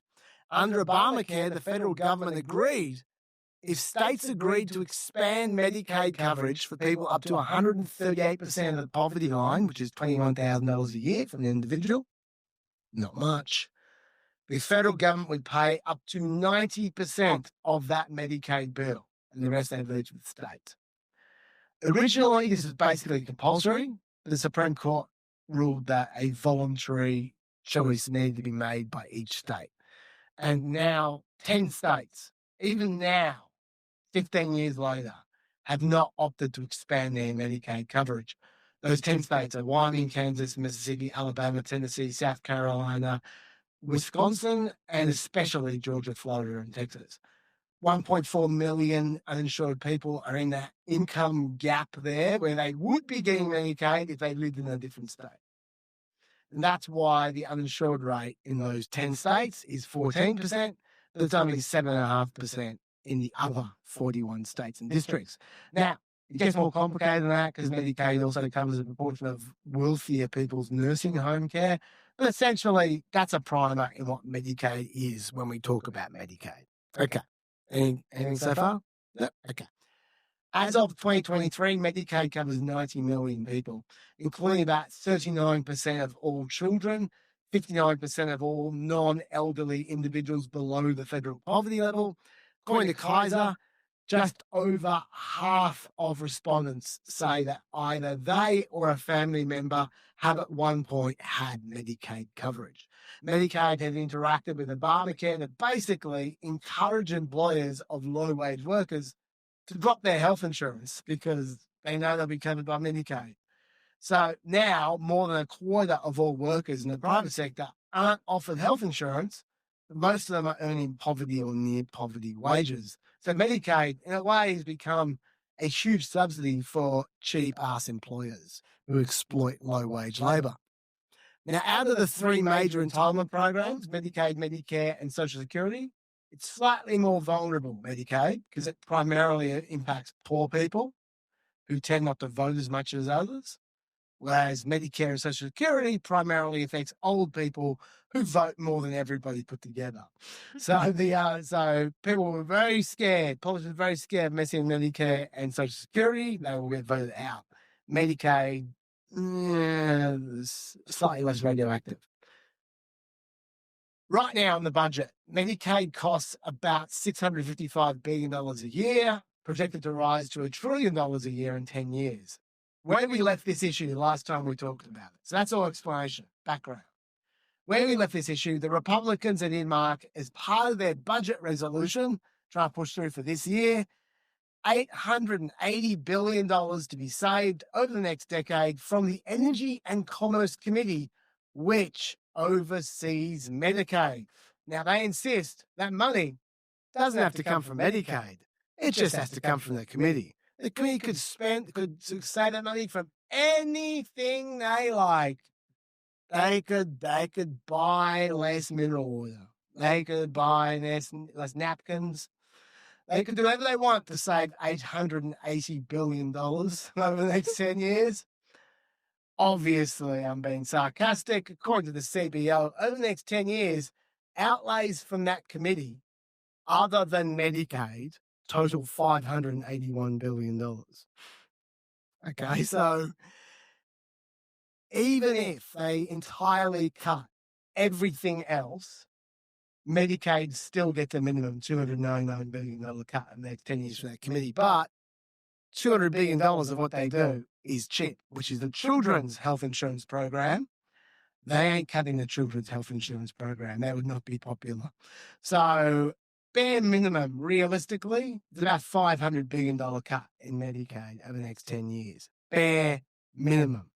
Possibly up to $880 billion. Possibly more. They can cut more. That's the minimum they're cutting for that committee. All right. Yet they do persist in the fiction they may not cut Medicaid, maybe. All right. The reason for that is because Medicaid cuts are, while less radioactive than Medicare or Social Security cuts, are still radioactive. According to Kaiser, again, I'm sorry, Kaiser, they're the best healthcare polling firm. 17% of respondents said they support cuts to Medicaid. 17%. 40% said they wanted spending unchanged. 42% said they wanted increased. So try and make $880 billion cuts from that. So they play pretend. After a few weeks, though, the mask began to slip. They started talking about improper payments. Can you say unequivocally that further down the line there won't be any cuts to Medicaid programs? Yeah, so look, let me clarify what we're talking about with Medicaid. Medicaid is hugely problematic because it has a lot of fraud, waste, and abuse. Everybody knows that. We all know it intuitively. No one in here would disagree. We had a hearing in budget just last week, or week before last, and they asked the experts, and the estimate is, I think it's $50 billion a year in fraud alone in Medicaid. Those are precious taxpayer dollars. Everybody is committed to preserving Medicare benefits for those who desperately need it and deserve it and qualify for it. What we're talking about is rooting out the fraud, waste, and abuse. Every taxpayer, it doesn't matter what party you're in, you should be for that because it saves your money and it preserves the programs so that it is available for the people who desperately need it. $50 billion a year is a bit over the top, to be honest. But, for being honest, there is probably $20 to $30 billion a year in fraud, waste, and abuse. It probably is. It's just not easy to find, though, and you might need to create a massive bureaucracy to find it. Certainly not easy budget savings, but it exists. Let's say you can find it. It's also significantly less than the amount that they say they need to cut. Oh, yes, it is. It is. But, I'm just saying. To start. I'm just saying to start. Exactly. I got some correspondence, by the way, on improper payments, amazingly, from Tracy. She's got doubts about all this fraud talk. She says, the highest dollar improper payment is fee-for-service, and that's mostly Medicare. I've worked in hospital revenue cycle for 30 plus years, presumably in America, And I can tell you the government get their dollars back for errors if they pay it at all. Firstly, they don't pay you for services you get an error on, either for medical necessity or for eligibility, billing, coding error. You get a request to correct or submit additional documentation. After that, there is a robust post-payment audit program called RAC, where they comb through records for which the organisation is above the norm in any specific service or just random. And if they determine you billed incorrectly or up-coded services, they will immediately retract the funds and extrapolate for the last 3 years and recover more funds. Finally, every CFO signs a quarterly certification that holds them accountable for ensuring no overpayment exists. And if they are still researching an account for potential overpayment, it better be on that report. Healthcare billing is way more complicated than it needs to be. One way to save money is a single pay system, but let's not try something that's proven successful in every other country. Anyway, sounds like a voice of experience there, so I thought I'd share that. Some conservative think tanks like Paragon Health Institute have gone the other way. They suggest there have been $1.1 trillion in improper payments over the past decade. 1.1 trillion. Even given the huge COVID spike in fraud, that seems ridiculous. They projected that figure from the last 2 years of the Trump administration out, which included the huge COVID spike. So that's probably one of the reasons why, and also because they're looking for fraud. But for whatever reason, there's usually not a lot of pushback on these kinds of claims. Maybe it's because the figures are so rubbery. Either way, you're not, as you said, saving $880 billion realistically from fraud. So then the rhetoric changed a little more. The theory of work requirements came in, and that is that able-bodied men should be forced to work in order to receive Medicaid benefits. The logic is, if you're in a low-paying job, then fair enough, you get your health insurance paid for you. But if you're going to bludge, not even get a job, and you can, there's nothing wrong with you, you're just choosing not to get a job when you easily can, well, you're on your own, aren't you? This is how Mike Johnson put it. No one has talked about cutting one benefit in Medicaid to anyone who's duly owed. What we've talked about is returning work requirements. So, for example, you don't have able-bodied young men on a program that's designed for single mothers and the elderly and disabled. They're draining resources from people who are actually do that. So if you clean that up and shore it up, you save a lot of money and you return the dignity of work to young men who need to be out working instead of playing video games all day. To be fair to Mike Johnson and the Republicans, their work demands aren't terribly onerous. Like, if you're healthy and you don't have to care for a child or an elderly dependent, you only need to be employed for 80 hours a month, that's 20 hours a week, or attend school, or a training program, or a drug recovery program to be eligible for work requirements. That's all you need. The Committee for a Responsible Federal Budget estimates that the work requirements would save $140 billion over the next decade to Medicaid. Republicans are proposing another $100 billion in savings by allowing states to check eligibility for Medicaid more than once a year, which is what they currently do. That was a restriction placed by Biden, I think designed to let people who shouldn't be getting Medicaid fall through the cracks. I think they should definitely get rid of that. I think there's no doubt. You should check a lot. Add those two cuts to a bit of waste, fraud, and abuse savings, you're looking at maybe $350 billion saved, realistically. Still not enough. That's over a decade. Still not enough, but it's getting closer. What do you think of work requirements, Melina? Any thoughts? To be honest, I don't know enough about the profile of people on Medicaid to have a strong opinion. I would want to know more about, because the people who are not working, are they on unemployment or not? Because I don't think that healthcare alone is enough of a reason to not work if you can work, especially if you're not getting any other kind of benefits. Like, you still need money to live, not just to not die. So, you know, if there are people who like can work, I would imagine they should work for a number of reasons beyond getting access to Medicaid. I just don't have enough information to know whether there's like legitimately a lot of people who are, you know, exploiting the system in that way, or whether if you actually drilled down to like how many of these people are there and why aren't they working, whether you would actually find people who fit the profile that Mike Johnson's trying to paint. As a very intelligent response, yeah, because I've got a bit of information for you. And so, Kaiser, by the way, have measured all of this stuff, and work requirements are really popular. More than 60% of voters, including 47% of Democrats, support a work requirement. Part of the reason for that is because 62% of voters think that most Medicaid enrollees are unemployed, when that is not the case at all. As you say, you need to know what the makeup is. 64% of Medicaid adults younger than 65 work either full-time or part-time. And then 28% more are not working because of caregiving responsibilities, illness, disability, or school attendance, all things that Republicans say are qualifying exemptions. There only is 8% who are excluded by work requirements. So then you go, okay, if that's the case, how do they save so much money? Here's the problem. It's because the forms that people fill out are complicated. The people involved, sometimes they don't speak English. Often they don't speak English.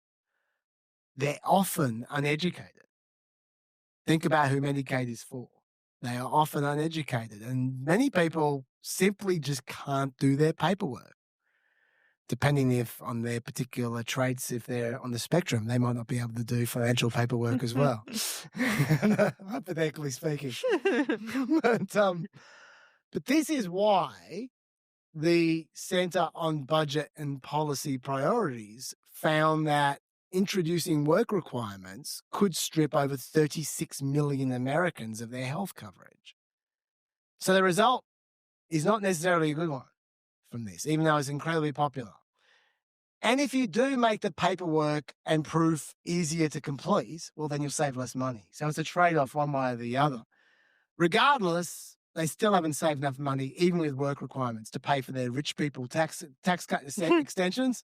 So whether you have a compassionate paperwork system or not, they need more savings. And that takes us to their latest change in rhetoric.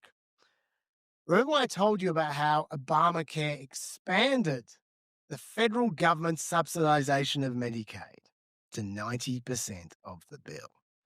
Republicans have been wanting to get rid of that since day one. Originally, Mike Johnson swore that cut was off the table. I mean, a few months back when the rhetoric was only about waste, fraud, and abuse. But that's evolved a little since then. Let's see how he's talking now. The president has made absolutely clear many times, as we have as well, that we're going to protect Medicare, Social Security, Medicaid for people who are legally beneficiaries of those programs. There are a lot of Americans who rely upon those programs, and we've got to ensure that they're safeguarded. That's a big priority of the White House and the Republicans in Congress. At the same time, we have to root out fraud, waste, and abuse. We have to eliminate people on, for example, on Medicaid who are not actually eligible to be there. Able-bodied workers, for example, young men who should never be on the program at all. When you have people on the program that are draining the resources, it takes it away from the people that are actually needing it the most and are intended to receive it. You're talking about young single mothers, down on their fortunes at a moment. The people with real disabilities, the elderly, and we've got to protect and preserve that program. So we're going to preserve the integrity of it. Now, I'd love to know how many people spotted that, because that sounded almost identical to the grabs we were playing before, didn't it? There was a difference, though. There's a very subtle difference. You need to be trained in understanding Johnson. He's speaking in code. Instead of saying, able-bodied men who could be working who don't qualify.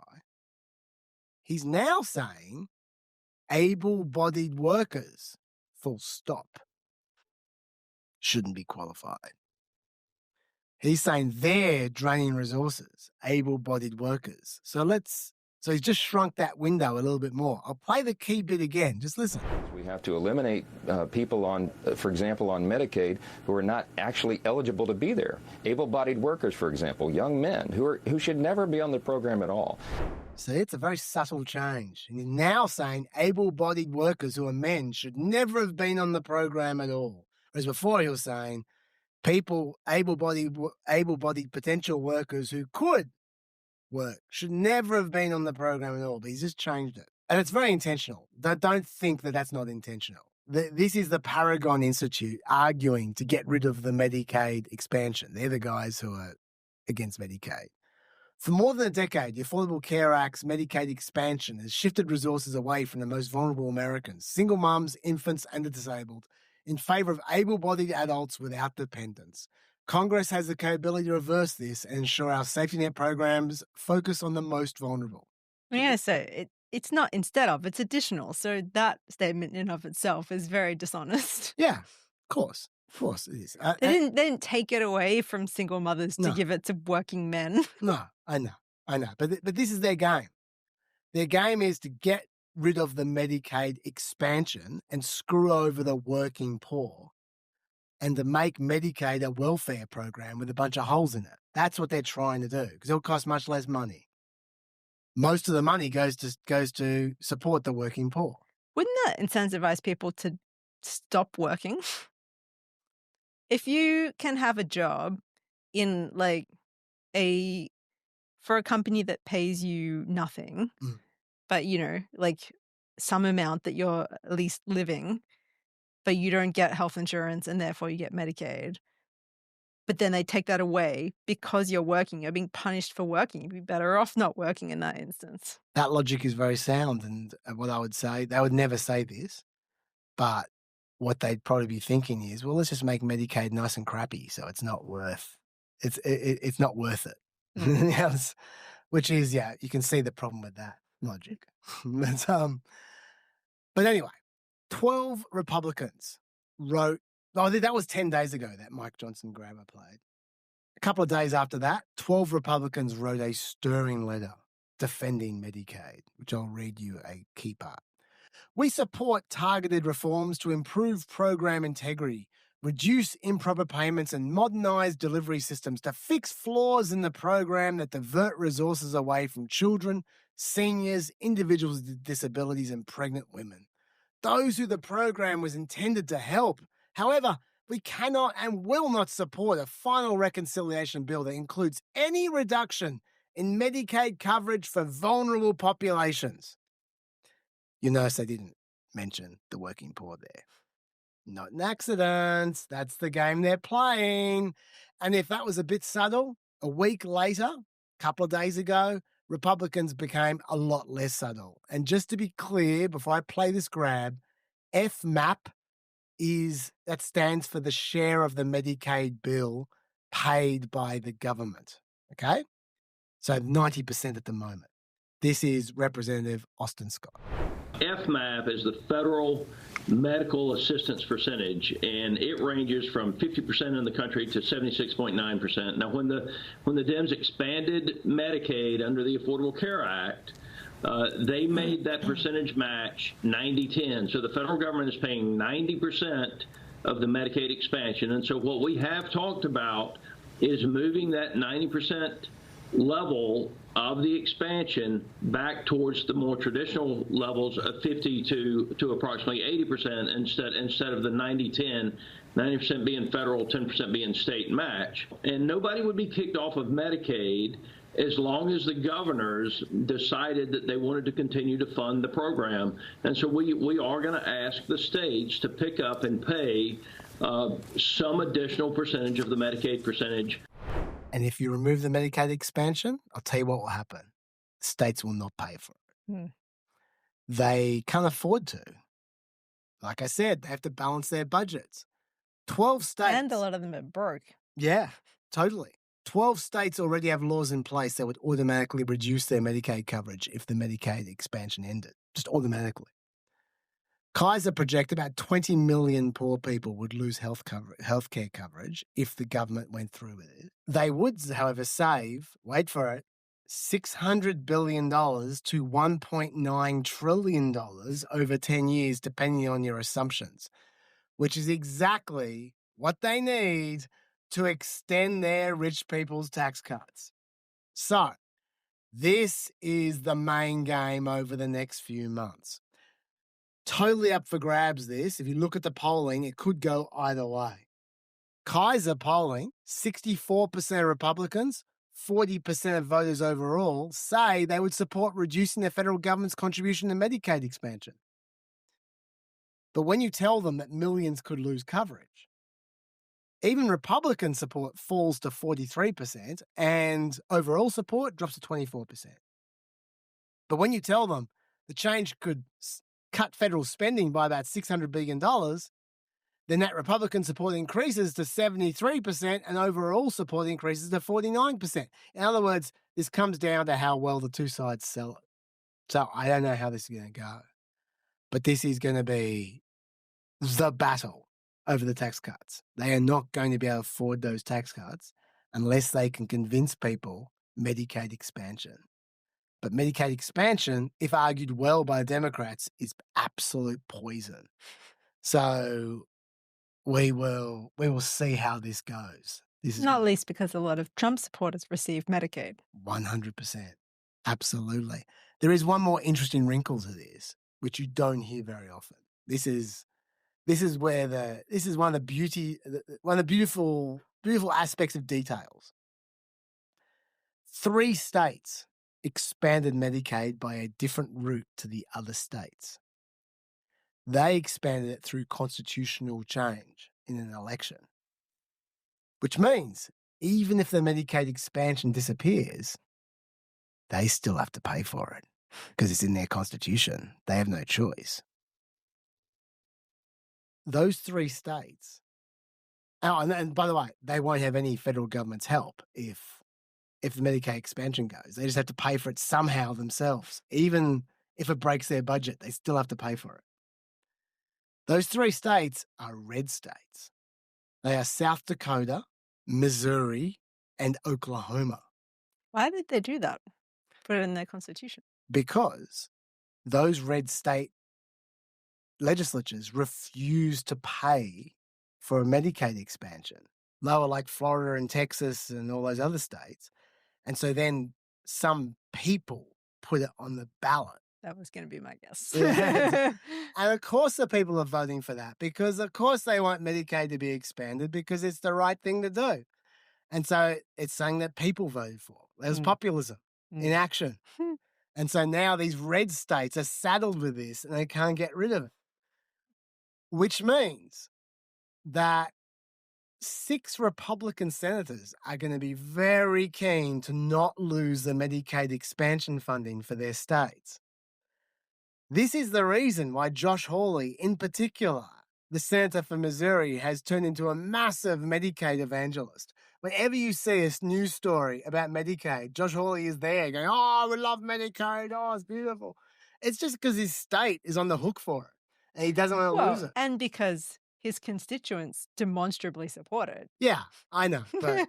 But I know they don't always care about that. I get it. Everyone's constituents demonstrably support Medicaid. Normally, the red state senators will ignore that. In Josh Hawley's case, he can't afford to ignore it because he knows their whole budget relies on it.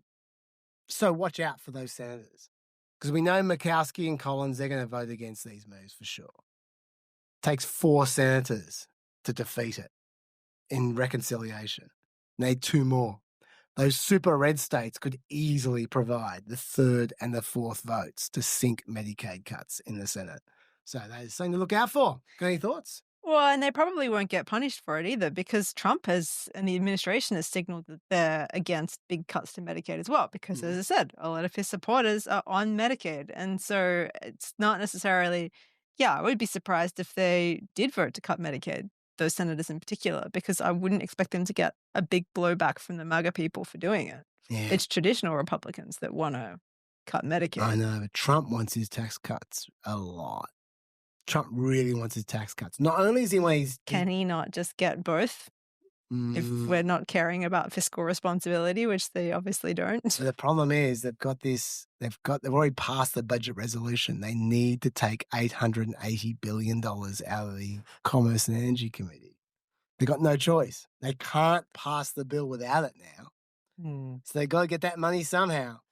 And Trump really wants those tax cuts because, number one, he just likes tax cuts. But number two, he's thinking to himself, the economy's not great.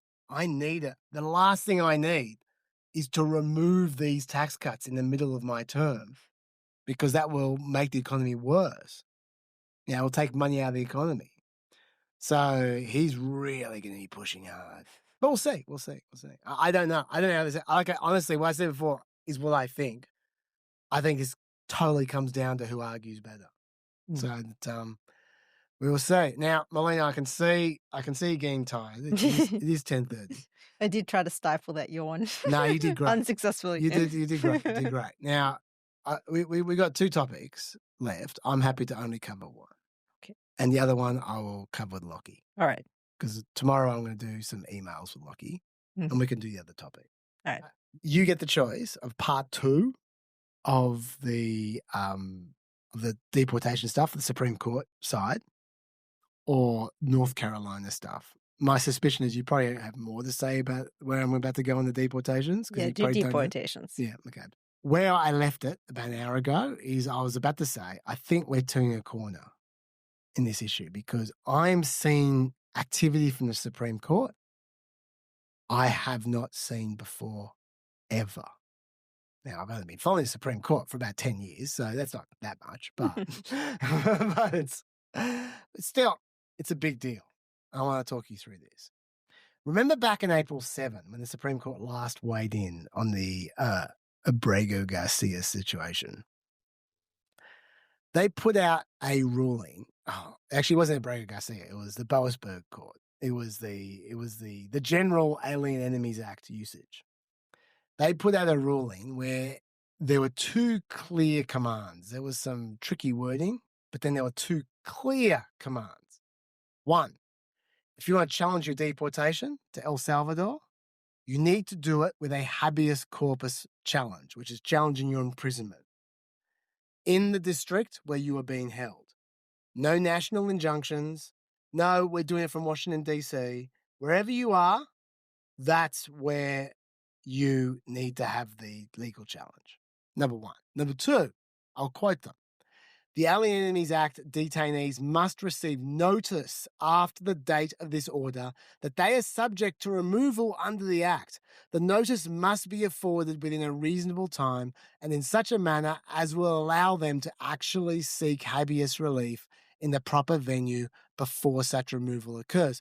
People need notice and enough notice, real notice, that they can challenge it in court before you can deport them under the Alien Enemies Act, right? Okay. To El Salvador, that is. The administration immediately set about trying to manipulate that ruling in bad faith, of course. They tried to move everyone to the Southern District of Texas because they figured that they weren't going to lose a court case there and those guys would rubber stamp the deportations, no problem. But then, amazingly, a Trump judge, of all people, Judge Fernando Rodriguez Jr., issued a restraining order that was almost identical to the one that Boasberg had just issued in Washington, except for it was in the Southern District of Texas, and it was good for the whole Southern District of Texas, where all the detainees now were. They didn't like that, so then they moved everyone they wanted to deport to a facility in the Northern District of Texas. The facility is called Blue Bonnet. Now, you might think that would be enough. They've got protection now from the courts are going to look after them. But that's not enough.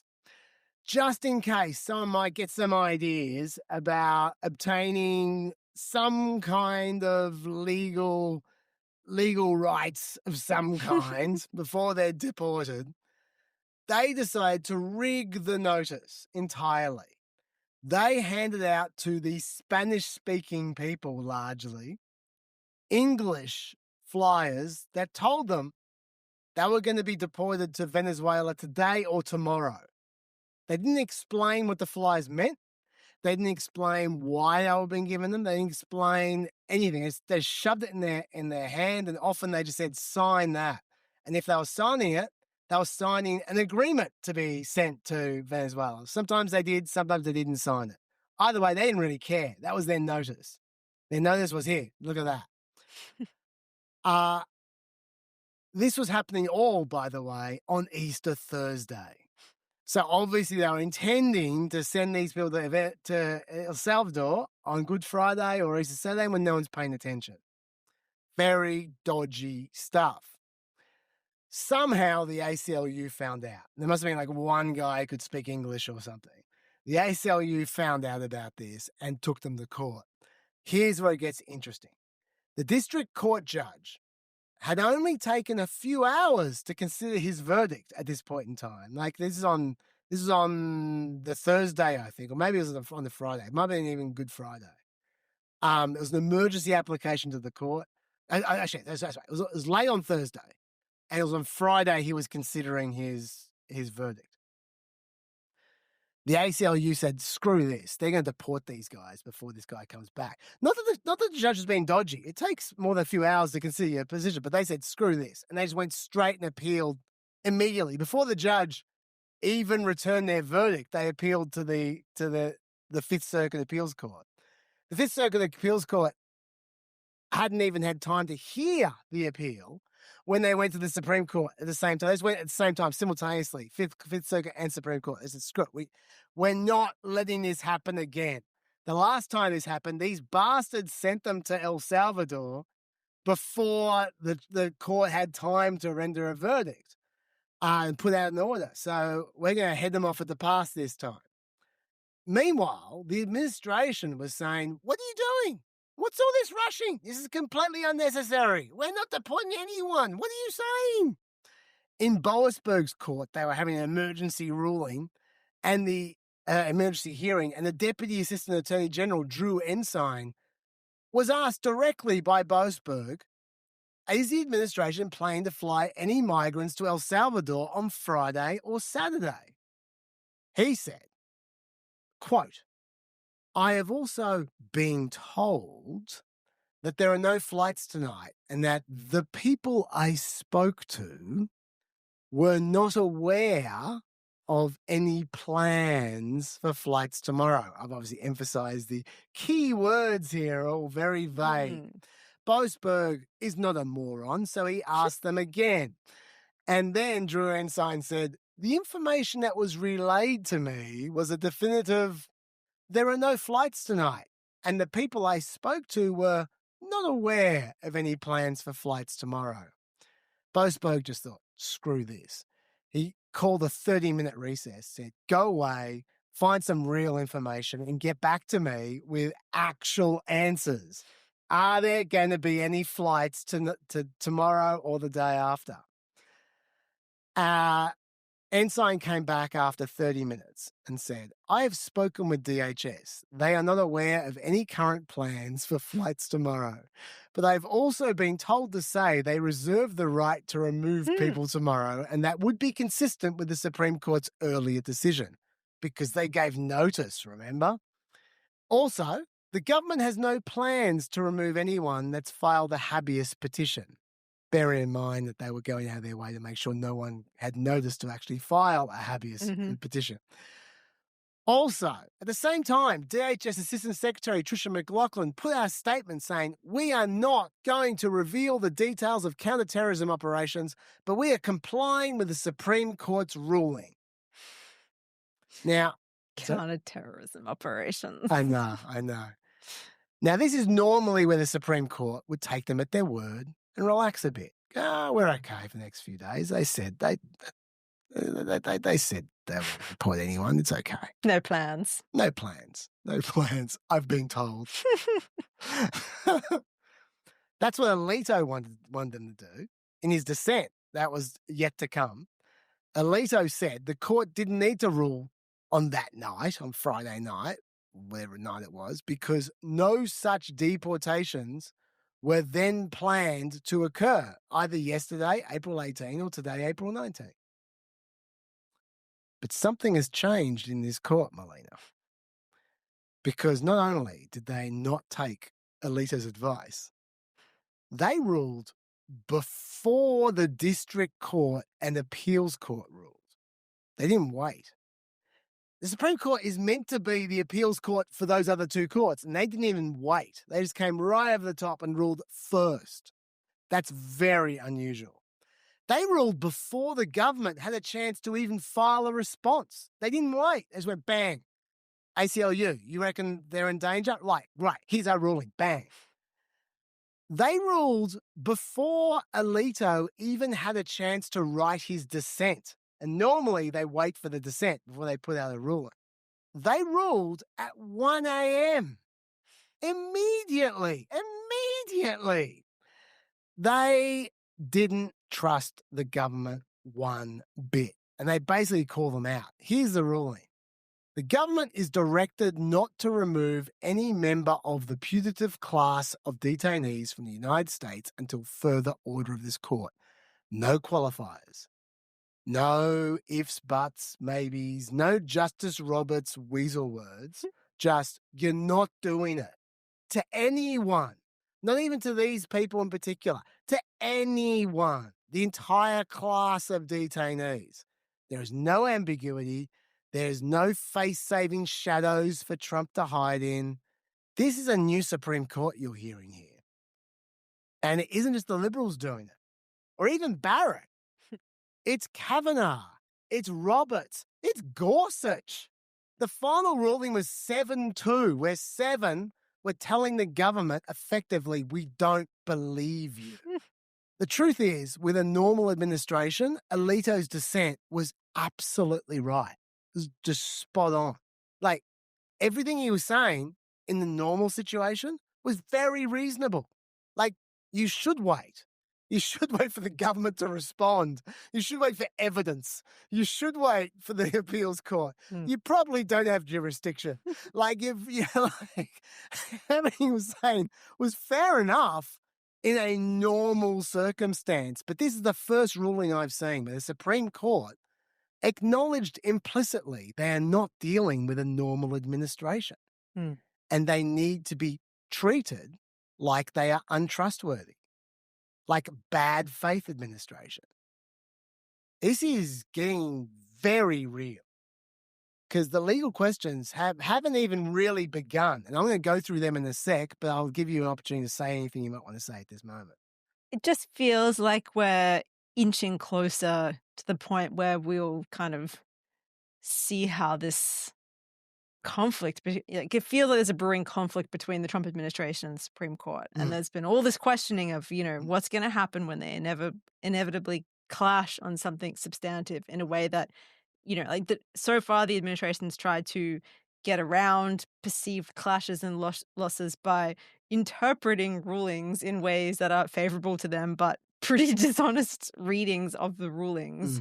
And so there's obviously, a desire to avoid a direct confrontation, and same on the court side. John Roberts, obviously, with his statements and with his mealy-mouthed rulings, is trying to avoid a conflict. And that, I think it's pretty obvious that that's not sustainable over the next 3.5 years. It is going to come to a head at some point. So I don't think we're there yet, but, it feels like it's getting closer to that point where it's at some point they're going to have to issue a ruling that Trump just does not want to follow. Yeah. And can't pretend he's following when he's not following. And what happens then? What does that look like?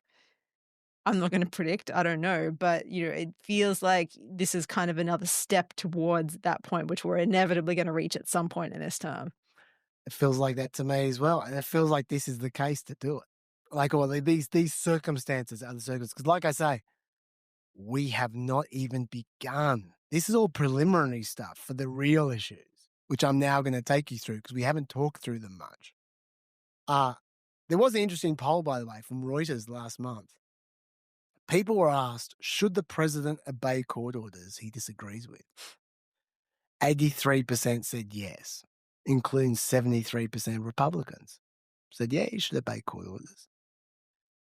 Then they're asked whether Trump should keep deporting people despite court orders telling him to stop. 40% said he should keep deporting people despite court orders to stop. So, something like 60% saying, no, you stop. 76% of Republicans said he should keep deporting people despite court orders to stop. So, even though they say you should follow court orders, they see deporting as an exception to that. That doesn't surprise me because you see that on the flip side as well, when in the last term you had the court, giving a number of rulings that were very upsetting to Democrats with, Roe v. Wade and the immunity ruling. And, there are plenty of people in those instances who thought, Democrats shouldn't follow that, or the court's illegitimate. It's an illegitimate ruling and all these kinds of things. So it doesn't really surprise me that a lot of people's positions on that is malleable depending on the policy in question. I think that's true. And I think also we've lost track of just how much lawlessness there is going on in this situation. So I think we've been focusing on Abrego Garcia. We've been focusing on individual cases. We've been focusing on nuances like, did they get a trial? Did this happen? Did that happen? We're focusing on the details and not taking a step back and just realizing, hang on, there is lawlessness within lawlessness within lawlessness. And the Supreme Court hasn't had a chance to weigh in on any of this because they've just been dealing with the preliminaries of the details. Their explicit intention is to evade the law. Yes. They even say it. They're not pretending otherwise. That's not me, editorializing. No. They say due process is boring and annoying. I'm paraphrasing Too now. many trials. Too many trials. It's too much. So let's just not. Yeah. Let's go through some of these lawless questions I'm talking about. Number one, why haven't we seen the agreement that everyone is being deported under? You might think, well, isn't that a secret or whatever? No. It's effectively a treaty that they're operating under. They're public. There's nothing secret about this agreement. Congress in December 2022 passed a transparency statute for international agreements. Under those rules, the executive branch has duty for both binding and non-binding agreements. Binding agreements have to be disclosed to the Congress on a monthly basis. So Congress should have already seen this if this is binding, and they're acting like it's binding. And they need to publish it publicly to everyone within 120 days after entering into the agreement. Even non-binding agreements have to be disclosed and published if they could reasonably be expected to have a significant impact on the foreign policy of the United States, which is yes, it could.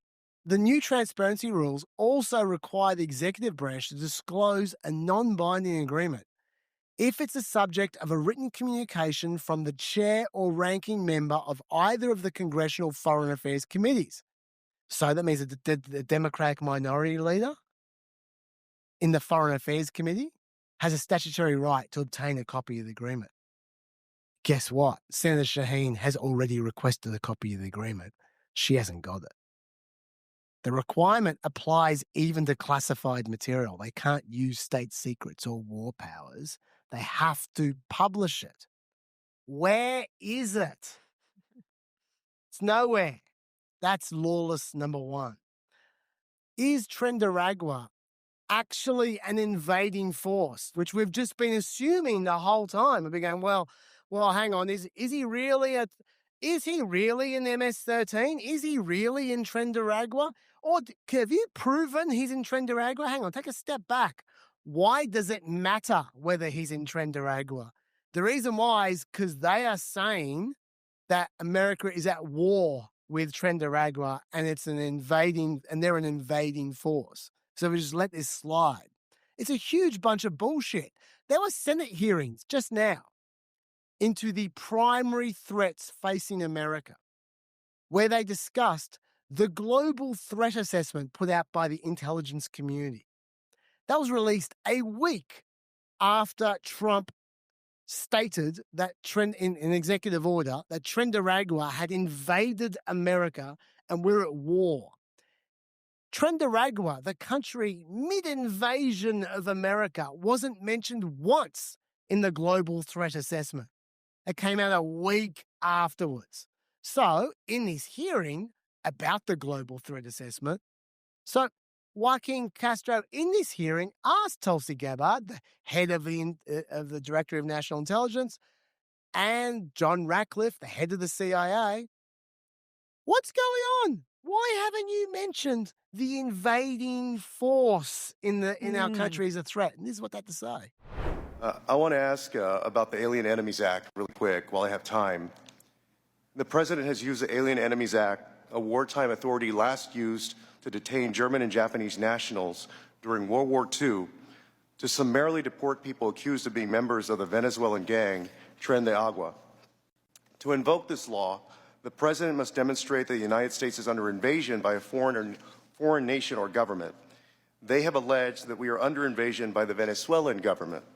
The idea that we are at war with Venezuela would come as a surprise to most Americans. The unclassified version of the annual threat assessment the intelligence community just released makes no mention of any invasion or war that we are fighting with the nation of Venezuela. You would think our nation being at war would merit at least a small reference in this threat assessment. And Director Ratcliffe, does the intelligence community assess that we are currently at war or being invaded by the nation of Venezuela? We have no assessment that says that. Thank you. In invoking the law, the president alleged that Tren de Agua is, quote, undertaking hostile actions against the U.S. at the direction, clandestine or otherwise, of the Maduro regime in Venezuela. Director Gabbard, does the intelligence community assess that the Venezuelan government is directing Tren de Agua's hostile actions against the United States? There are varied assessments that came from different intelligence community elements. I'll defer to Director Patel to speak specifically to the FBI assessment. But let me ask you, so you're saying there are conflicting assessments that have come from the IC? That's correct. Okay, thank you. That was very generous from Joaquin Castro at the end there, because you may or may not know this. There were 18 different intelligence agencies who weighed in on the National Intelligence Estimate, which came out a little bit after this. One of them, only one, suggested that Tren de Agua and had anything to do with the Venezuelan government. I'll read you what the Washington Post had to say. National Intelligence Estimate said, although there are some low-level contacts between the Maduro government and Tren de Agua, the gang does not operate at the direction of Venezuela's leader. The finding was nearly unanimous amongst the U.S. intelligence agencies, with the exception of the FBI. That's why Gabbard wanted to pass him off to Kash Patel, the head of the FBI, which assessed a moderate level of cooperation between the gang and the Venezuelan government. Two people familiar with the matter said. So, okay, so 17 out of 18 agencies said this is bullshit. The only one that didn't say it is the FBI, run by Kash Patel, a massive loyalist. When that came out, Gabbard tweeted, the Office of the Director of National Intelligence fully supports the assessment that the foreign terrorist organization Tren de Agua is acting with the support of the Maduro regime and thus subject to arrest, detention, and removal as alien enemies of the United States. When asked about the findings, the Office of the Director of National Intelligence dismissed that as the work of deep state actors working in conjunction with the media.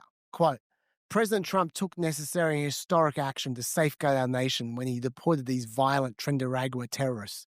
Now that America is safer without these terrorists in our cities, deep state actors have resorted to using their propaganda arm to attack the president's successful policies. That's what Gabbard said about something that 17 out of 18 intelligence agencies disagreed with her about. So she's obviously trying to politicize intelligence to help Trump out, which is excellent because that's her whole job is to not do that. But my point is, that's a question for the court. Is Tren de Agua actually invading America or not? Supreme Court is going to decide on that. I'll tell you what they're going to find. They're not.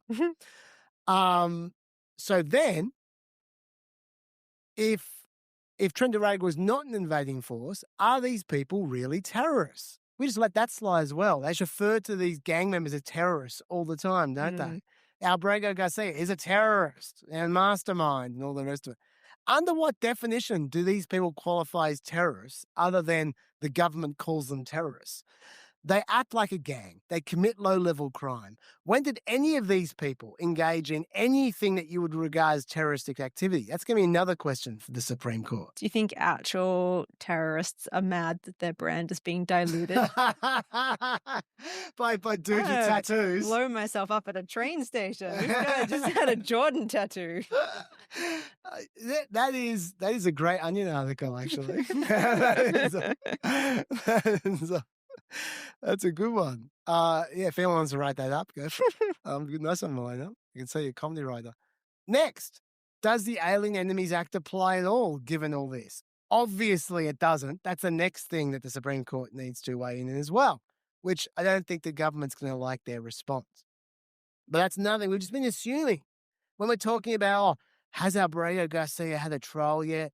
Is he actually MS-13? Is Trent Abrego actually, like, all those times we're assuming the Alien Enemies Act applies. If it doesn't, none of that is relevant. So that's the next question the Supreme Court needs to do. But most importantly, the hourglass. The hourglass over. Well, I'm actually up to the last thing, so that works out well. So I'm not going to turn the hourglass. We've hit the hourglass on the dot. We did take a few little breaks. We did. Yeah. So, most importantly, under what grounds is it legal to deport people who haven't committed any crime to a prison? That's the part which keeps getting me. It's like, it's one thing to deport illegal immigrants or undocumented immigrants to the countries they come from. Yeah. Obviously, like, there are gut-wrenching human stories involved Yes. often, so I'm not kind of getting into the morality or, whatever. But, like, it's one thing to do that, but to send them to this extreme prison and to have all these administration officials say they should be locked up there for the rest of their life, and they're people who have literally not had a trial, like, that is crazy. Like, it's full on. Like, we shouldn't let slip how extreme that is. No, we shouldn't. And like I said, we're losing sight of this. Like, by the way, Kristi Noem also said they should be locked up for the rest of their life. A lot of them are saying that. Yeah. It's Yeah. based on nothing. No, totally. I mean, deporting people, sure, deport them back to their country. Deporting them to a third country, like extraditing them essentially. Look, if they're wanted by that country, sure, you can extradite them. If they're not, you might get away with it. Maybe. I can see grounds where you can maybe get away with it. But to one of the world's worst prisons, someone who's done nothing, that's illegal. That's just illegal. And by the way, remember, anyone who's in America is covered by the Constitution. Like, if this administration is going, oh, yeah, well, we sent people off for rendition during the war on terror. Well, the war on terror was, first of all, congressionally mandated, unlike this travesty. Right? Number one. Number two, America, I mean, this is not their finest moment, but America did kidnap these people or capture them on the battlefield and then send them directly to these rendering countries. Like, they would capture them in Afghanistan and then send them to Egypt. They never came to America. These people were picked up in America when they're covered by the Constitution. The Constitution, which says you have a right to a fair trial under the Sixth Amendment. The Constitution that says you can't have cruel and unusual punishment under the Eighth Amendment is such an obvious breach of their constitutional rights, which they have even as illegal immigrants if they're in the country. So you don't have the right to just punish people without a trial. This is clearly punishment. Yeah, they're in jail. Clearly. And they're talking about it like it's punishment. Like, it's not just that they're actually in jail. You might have gone, oh, well, they're just in detention. It's just like detention. Like, they're in detention in America and we just put them in detention. No. Kristi Noem is standing up in front of them with blow-dried hair saying, if you mess with us, you're going to end up here. She's threatening a punishment. It's a punishment. Yes. So there's no doubt about this. That is illegal and unconstitutional. No matter what happens, it's illegal and unconstitutional. And the Supreme Court is going to find that somewhere. There's so many different aspects of this case we've just forgotten. And they're going to have to deal with every single one of them. It's going to take months, and every one of them is going to end up with, eventually, the kind of ruling we just saw, and then we're going to find out about this confrontation, I think. So we are now into the new phase where we finally remember just how much of a travesty this entire situation is, which we just completely lost track of while we're worrying about whether Abrego Garcia drunk out of his martini or not. That is not relevant. We're about to get to super relevant. Oh, yeah, by the way, one more thing. Even if all of that was legitimate, all of that and none of it is legitimate. Even if all of it was legitimate, you still need to give people notice. The rule of law is meant to be forward-looking. Let me read you, this is just about my out. Some great tweets here from Stephanie Slade. I love this. Stripped of all technicalities, Hayek wrote, this means that government in all its actions is bound by rules fixed and announced beforehand. Rules which make it possible to foresee with fair certainty how the authority will use its coercive powers in given circumstances, and to plan one's individual affairs on the basis of this knowledge. In other words, the key thing about rule of law is that we all know ahead of time what is legal and what is not, so that we can act accordingly. Obviously, it would be unjust to punish people for doing things that you never told them were forbidden. Thus, laws need to be published. They need to be internally consistent. They need to be forward-looking only. You can't retroactively declare something a crime and then go after people for things they already did, which is all they are doing now. It's all retroactive. All this Alien Enemies Act bullshit is retroactive. All the stuff with the schools, with the unis, the revoking student visas, which I'm going to talk about with Lockie, because there's a bit more on that. That's all retroactive. It's all Marco Rubio making his decision, going, what you did back then, which you thought, writing an op-ed you thought was fine, actually is illegal. We're getting rid of you. That's all bullshit. Right? That's a key part of the rule of law. Anyway, I've rabbited on enough. Do you have anything else to say about this? No, I just share your feelings. Thank you very much. Okay.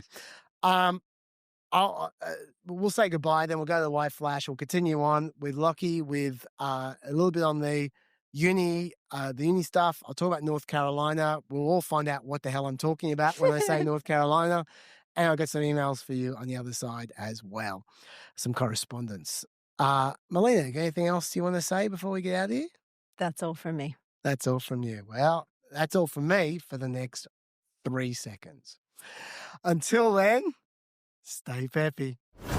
We're back on Friday. Lockie has replaced me somehow. Oh, and yeah. I replaced Melina. You're sitting in a different chair. Everything has changed. There's too much change. It makes me uncomfortable. But what I do know is that it's a new day and a new hourglass, Lockie. Whoa.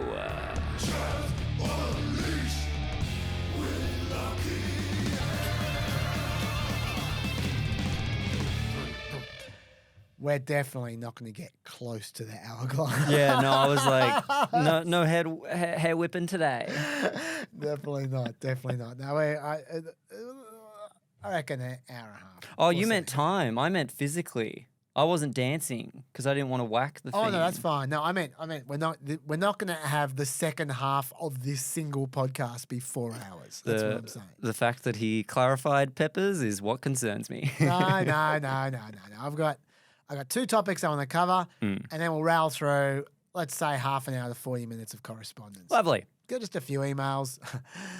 There's been a lot. But we'll just cover enough for about an hour and a half. So we end up about 5 hours, I guess. Beautiful. How long was the first part? 3:51. There you go. Yeah, we end up about 5 hours. That's nothing these days. Okay. Now, we were talking about deportations before, and I threatened to talk a little bit about the student visa revocations, a bit of an update. Just a little update. And so, first of all, these, you might be surprised to hear, are not popular. why I say surprised, just because Americans at the moment seem to be really into deportations. But the student visa revocations, in particular for speech reasons, like Americans aren't really feeling this. This is a FIRE survey. And the reason I put it like that is that FIRE is a civil liberties group, for those who don't know. Right. So maybe slightly biased, but it's a real survey from a real survey group, but FIRE sponsored it. So you just need to bear that in mind. That's all. Okay. And what did they give it? This is what they had to say.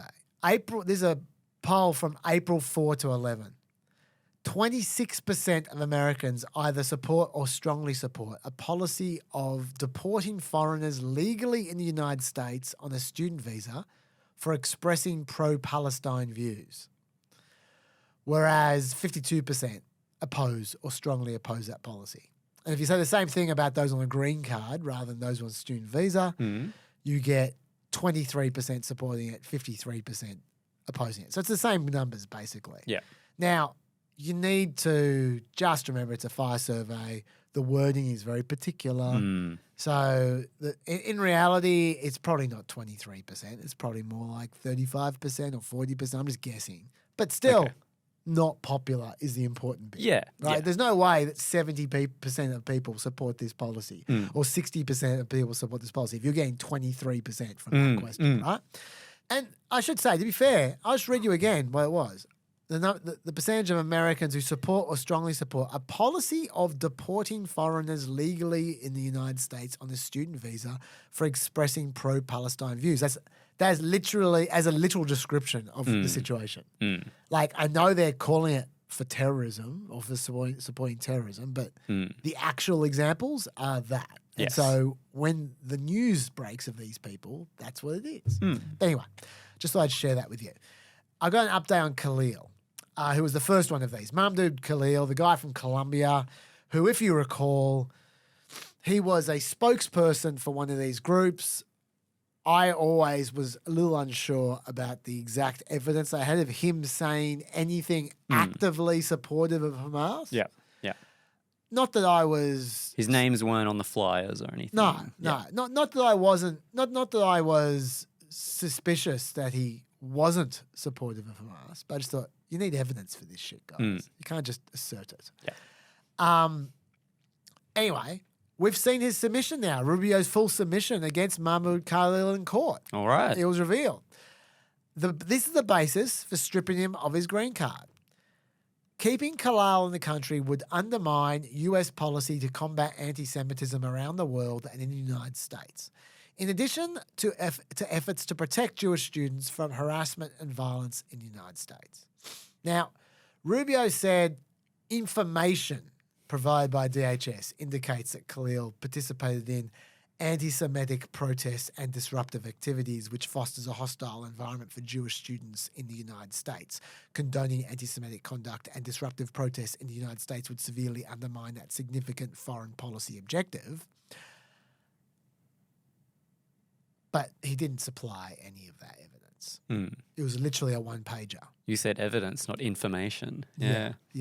Well, he didn't even supply the information. No info. He just said that information exists. But he didn't say what it was. He didn't show it in court. Well, it exists after he says it. Certainly if you're being skeptical. Certainly not in his... That's right. Certainly not in his submission to court, at the very least. It might have been separately submitted to court, but not by Rubio. And let's just recall the law they're referring to here. The 1952 Immigration and Naturalization Act gave the US Secretary of State authorization to deport anyone whose continued presence in the country, quote, would have serious adverse foreign policy consequences, which is why Rubio was quoting that exact phrase, because he was citing the law. He openly acknowledges in his submission that Khalil did not commit a crime. Interesting. At least he has no evidence of Khalil committing a crime. He Which was very is the open worst about evidence. that. Yes. And he had information. No, he just said, no crime. And he also admitted that the case against Khalil is based on, this is a quote from his submission, past, current, or expected beliefs, statements, or associations that are otherwise lawful. He put that in the submission. Interesting. There was no more evidence at all of Khalil's wrongdoing, just assertions. Now, according to Khalil's lawyers, they didn't submit any other information beyond that memo as evidence in the case. They said, we're in court. There was literally no other evidence submitted. That's what they said. And you might recall I said I was always worried the indictment seemed to be about what the group had done, not him. Yes. When asked if the government had any additional evidence against Khalil in particular, instead of the group, Tricia McLaughlin, everyone's favourite spokesperson from DHS, said that, quote, DHS did file evidence, but immigration court dockets are not available to the public. So she's calling Khalil's lawyers liars because they said nothing else was filed. You decide for yourself who you believe, either Khalil's lawyers or Tricia McLaughlin. I've made very clear with my intonation when I say Tricia McLaughlin. I believe that's called leading. who I trust less out of those two groups. Look but at anyway. you. You're rehearsing for being on the ABC already.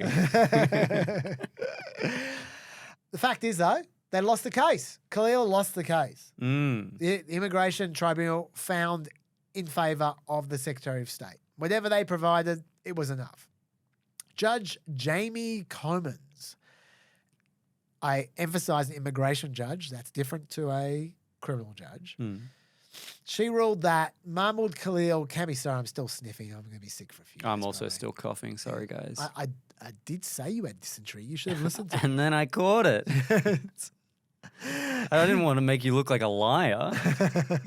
It's not that. It's just that I crapped in your mug. Anyway, Judge Jamie Comins, she ruled that Mahmoud Khalil can be deported, and she gave him until April 23 to appeal the decision, which is passed. I should have checked whether he appealed the decision. I'm sure he appealed the decision. Now, some people have criticised the judge because she's an immigration judge, like I emphasised before. They say it's not really a judge. You know what? I don't care. That is how the law works in America. That's how the immigration system works. You don't go before Judge Judy, you go before an immigration judge. All I want is proper process to be followed. That's all I keep on asking for. Just follow the bloody law. In this case, they've followed the law. They've followed it. Mahmoud Khalil is in the process of getting due process. He is then going to appeal for sure. You don't even need to look it up. Lockie's been looking it up just for me. I tried. Yeah, you don't need to. He's going to appeal. And that's part of the process as well. Good. I got no dramas. If he loses, I got no dramas. If he loses because an immigration judge has ruled against him, I got no dramas. That's how it works. He's going to appeal in the immigration court system for a start. There is an appeals court in the immigration court system. He could apply for asylum in the immigration court system. I don't remember where he's from. He's from Syria, I think. I'm not sure he can get away with asylum from Syria. Maybe. I mean, it's not great there at the moment. So he might apply for asylum. If he does, he'll chew up a little bit of time there. But then there's another avenue of appeals as well. The immigration court judge made clear that she cannot weigh in on issues that have to do with the First Amendment or the Constitution. You might go, huh? I did. She's not a real judge. Yeah. She's there to hear the facts about immigration cases and just to make rulings on immigration status, right? That's all she's there for. So that way it's a lot quicker. It's just one hearing. This is just one hearing. She made a decision, bang. Like, it's just a few hours. Like I said before when I was talking about... They can do hundreds of thousands of these. Yeah, exactly. I can do a few hours. That's the whole point, right? That's fine. But a real judge does hear constitutional issues like First Amendment claims. And Khalil's team is going to use this admission from the immigration judge that she didn't consider the First Amendment and she didn't consider the Constitution to then argue that he should be able to challenge this decision on free speech grounds in the federal court. That's what he's going to argue, and I think they're going to have to let him do it. If they do let him do it and they let him do it where he wants to do it, he will file his claim for sure in the Fourth Circuit in New Jersey and New York. to make that legal change. Number one, because it's better for him. Yeah. Like in terms of court selection. But more importantly, it means he can then apply for asylum in New York. Yeah. If he applies for asylum in New York, which is where he lives, there's a backlog of 100,000 claims. And he'll be in America forever. Genius. Or at least for 2 years or 3 years. Right? So I do think he's got a legitimate challenge in court. This is not a pretext. This is not a fig leaf. I've always thought his challenge is based on free speech grounds. He's been thrown out of the country because of his free speech. There's no doubt about that. Yeah. Rubio admits it's not because he's broken any laws. All it's lawful. It's Yeah. just because of his views and his beliefs. Mm. So that's free speech. It's got free speech written all over it. So it's a legitimate challenge. But while he's doing that, he can leverage it to hang around for 2 or 3 years. So I think that's what's going to happen. I don't think it's going to end anytime soon. So that's your update on Khalil. Ozturk update. Remember Ozturk? She was the one, for those who, I noticed not many people took the Ozturk challenge. Or at least if they did, they didn't survive to write about it in the comments. That's a pretty dry op-ed. Ozturk was the one who wrote classic student union op-ed. Or one of the 4 people who wrote it. Yes, that's right. And there was no terrorism there. There was no Hamas there. It was just a pro-Palestinian, anti-Israeli, or not even anti-Israeli, anti-Zionist op-ed. Yeah. And in fact, it wasn't even about Israel per se. It was about the university and their response to protests against Israel. Israeli actions. It could have been about anything. I didn't read it. Yeah, that's fair enough. I got through a few paragraphs.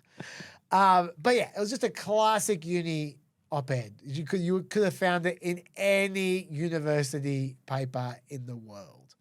And she got they tried to deport her for it. Nothing else. She didn't even attend the protest. She did nothing else except for just a PhD student, just a nerd. She should have been on PEP. So she had nothing but write an op-ed, and they tried to deport her for it. What's the update? This is what Tufts University said about her to the State Department. This is the university. The university can confirm that Miss Ozturk is a 5th-year doctoral student in good academic and administrative standing. Her research focuses on how young adults can use social media in positive, pro-social ways, and she's described by her faculty as a hard-working student dedicated to her studies and the Tufts community. The university has no information to support the allegations that she was engaged in activities at Tufts that warrant her arrest and detention. The university has seen an outpouring of support for Ms. Ozturk over the last week from Tufts students, faculty and staff. These individuals have described Ms. Ozturk as a valued member of the community dedicated to her academic pursuits and committed to her colleagues. They then turn to the op-ed, the university, and they say, the university declares that this opinion piece was not in violation of any Tufts policies. Further, no complaints were filed with the university or to our knowledge outside of the university about this op-ed. And it turns out they're not the only ones who thought this was bullshit. The State Department thought it was bullshit as well. Oh. That's interesting. That's bigger, yeah. They said in a memo to Rubio that the Trump administration had not produced any evidence showing that Ozturk engaged in anti-Semitic activities or made public statements supporting a terrorist organization, as alleged. In their memo, they said while Ozturk had protested Tufts' relationship with Israel, neither DHS nor ICE nor Homeland Security investigations produced any evidence showing that Ozturk has engaged in anti-Semitic activity or made public statements indicating support for a terrorist organization. That was the memo that Rubio received directly before he made the call to arrest and deport her. Whoa. That was his source of information. Like Hey man, don't do this. Yeah. And then he did it. Whoa. It's not really clear what was going on here. I don't know what Rubio's motivation was. I don't know why he ignored his own advisors. It just seems very dubious.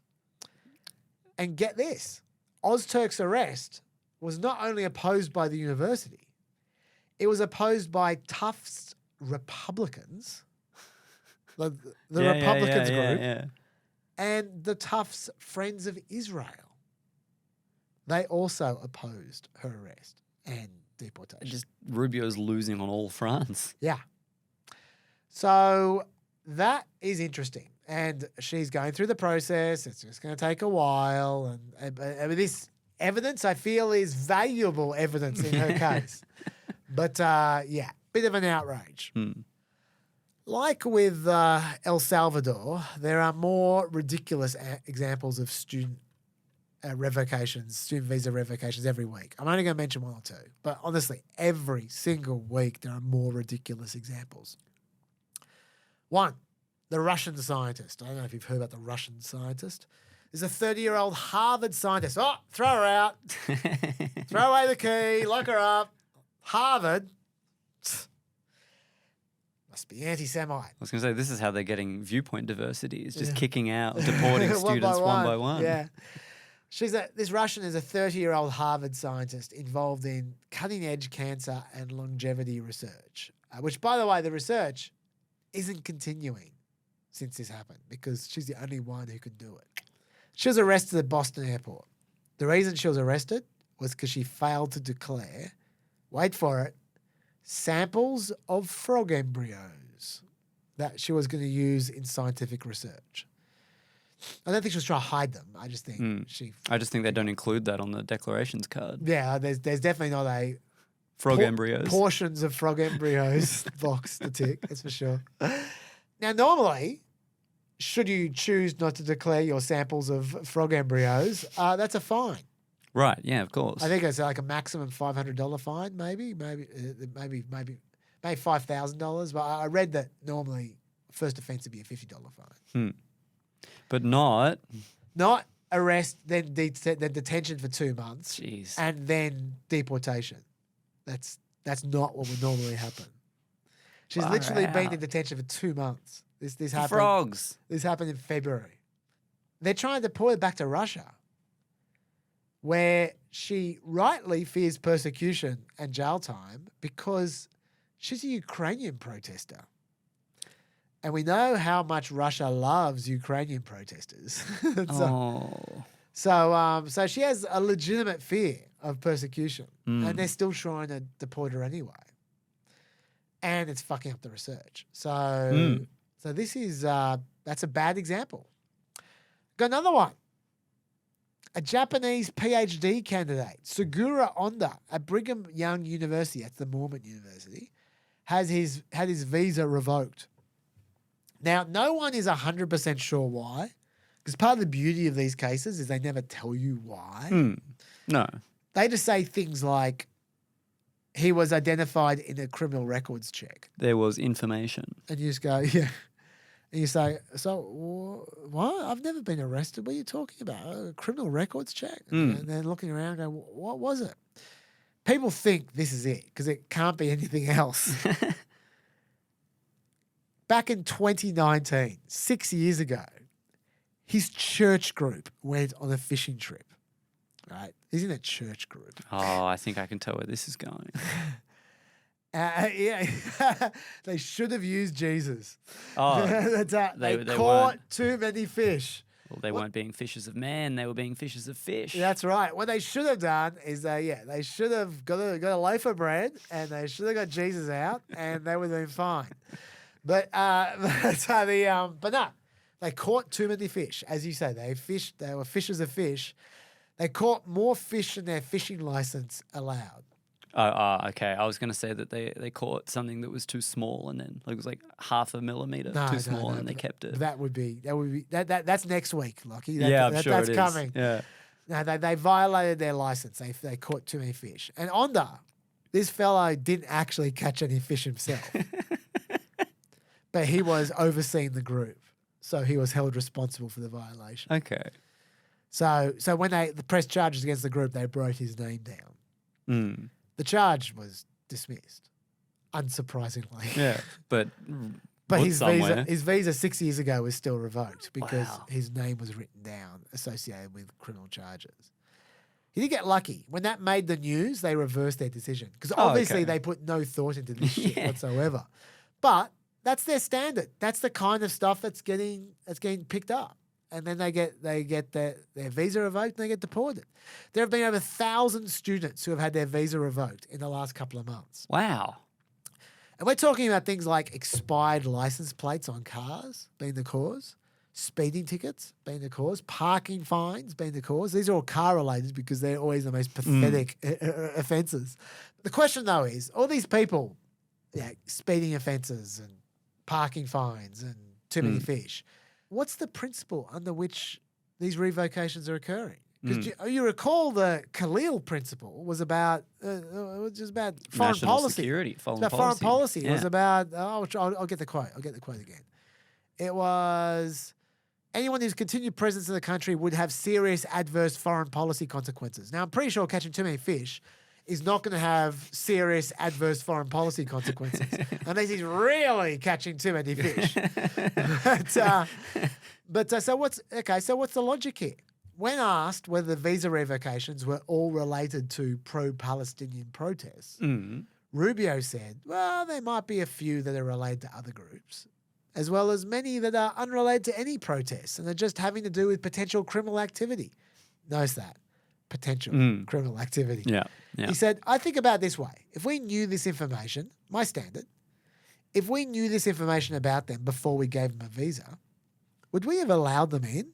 And if the answer is no, then we revoke the visa. He said that before, hasn't he? Yeah. That's his line. And from a logical point of view, I think it makes sense. Like from a common sense point of view, if you have the right to revoke visas, revoke whatever visas you like, that's a pretty good standard. If you go, I never would have given them that visa in the first place. Doing it beforehand. If I'd known that. Sure. So then you revoke it. That makes perfect sense. But that's not how the law works. The law doesn't work by you just doing what makes sense and what's common sense and what's kind of nice. Remember what I was talking about before? Forward-looking laws. I was going to say, this is retroactive. This is a classic retroactive situation. How could the frog embryo lady know that if she doesn't declare the frog embryos, she's going to get deported? There's no law that says that. There's no guideline that says that. There's no description of anything anywhere that says that. How could she possibly know that? How could, as it turned out, Rubio changed his mind on Fish Boy, but how could Fish Boy know in 2019 that 6 years later he could get deported because he was overseeing the group that caught too many fish? I would have been way more nervous. Yes. At the Fisher Bank. Yeah. Yes. So this is what I'm describing here is a violation of the basic rule of law. That's not how the rule of law works.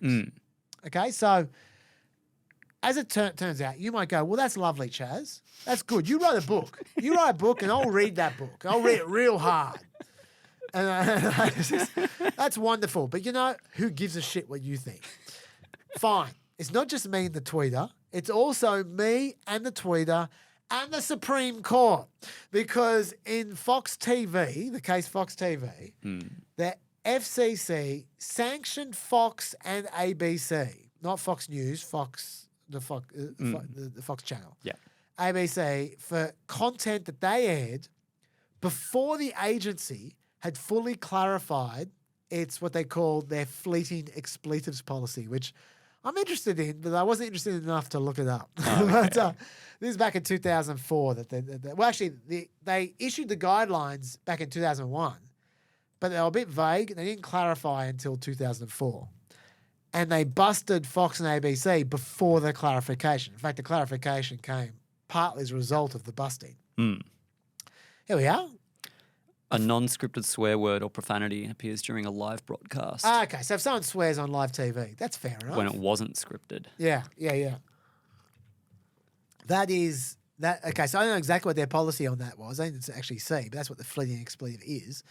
But presumably you can get away with one, but not get away with two or three. I don't know. Or maybe you have some procedure in place to try and reduce it or something. I don't know. Whatever. They have a policy. And Fox and ABC violated it, but the policy wasn't clear until after they violated it.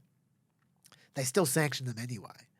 The court said The FCC's, quote, policy in place at the time of the broadcast gave no notice to Fox or ABC that a fleeting expletive or a brief shot of nudity could be actionably indecent. Yet Fox and ABC were found to be in violation. The court also said that violated, quote, a fundamental principle in our legal system. Here. Which is that laws which regulate persons or entities must give fair notice of conduct that is forbidden or required. Because presumably whichever person dropped said fleeting expletive would have known, I've got to be more careful. Yeah, or the network would have known, oh, shit, if we can get busted Well, for they wouldn't this. have said that. Yeah, well, if the network would put something in place, a 7-second delay or just something else, right? Yeah.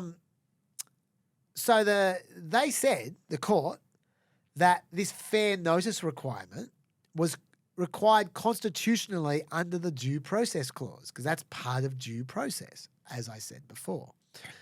I didn't just make it up. And the court sided with Fox and ABC, despite the statute giving the FCC very broad authority to regulate indecency. They didn't care. They just said, no, the Fifth Amendment says for due process. So Fifth Amendment says you need due process. For due process, it needs to be, you need to have fair notice of what the law is. That applies right here. This is, I'm sorry, Marco Rubio, you're part of the Constitution. Right? You are governed by the Fifth Amendment as well. So he can't just make up shit and just go, nah, gone. Not on. So this is going to be challenging in court. Even though it does seem, okay, if they weren't having ridiculous examples, forget the ridiculous examples for a second. I mean, they are what's going to hang Rubio. But leaving that aside, even if he had great examples, if there's no fair notice, it's still against the law anyway. You should have guidelines saying you can do this, you can't do that. The foreign policy one at least vaguely could be Stretching. Maybe. It's stretching it. In fact, I think it's stretching it too far. But there's at least an argument you could make. There's no argument you can make about the fish one. There's no argument. No. There's no argument you can make about the frog embryo one. None. There's no argument you can make about expired license plates. None. So that's going to be, we'll hear what the court has to say about this. This is going to go to court for sure. There's going to be lawsuits. At least these people aren't getting sent to gulags, which means that the law can Because that's an option we have to be concerned about for some people as well. Yes. I mean, look, that's part of the reason I get so angry at the gulag thing is just go, there's a lot of reasons, but part of the reason is I understand that Trump is the president and he should be able to do things that he wants to do. I don't even mind him pushing the law. That's why you have courts. Yeah, you do. No, I don't like it, but I understand it. I understand pushing it a bit. That's why you have courts. You have courts to rule on this stuff, right? That's fine. But you can't short-circuit the court ruling on you. And the gulag short-circuits the court. It puts these people in a position where they may never come back. It may be impossible to get them back. They may die in that prison. It's a violent prison. Thousands of people have died in that prison. It could already be dead. Yeah, totally. And so that's what makes me angriest. Whereas in this case, even though this stuff is just as much a legal outrage as some of the stuff with the gulags, I'm much less angry about this because these students, at worst, they're staying in reasonable detention. Yeah. At worst. And they're not being deported. And everything is reversible so far. Kind of. It's look, I'm not saying they're having a great time, but I'm just saying compared to an El Salvador gulag, it's a lot better. Once again, we're back to the limbo bar. Whoa. We're back to the limbo bar, which is on the ground. We're back to that limbo bar, which is buried several inches underground. The limbo bar is being used to hit people in El Salvador prisons. Yes. But whatever. All I'm saying is it's better than the gulags. All right. The final thing I'll leave you with on this topic, something that's coming, which is going to be cute. The topic's not going to be cute at all. But this clip is cute. It's a nice, amusing little appetizer for what's going to be extremely unamusing down the track, which is the birthright citizenship case is coming. It's coming in the next few weeks. Oh, yeah. To the Supreme Court.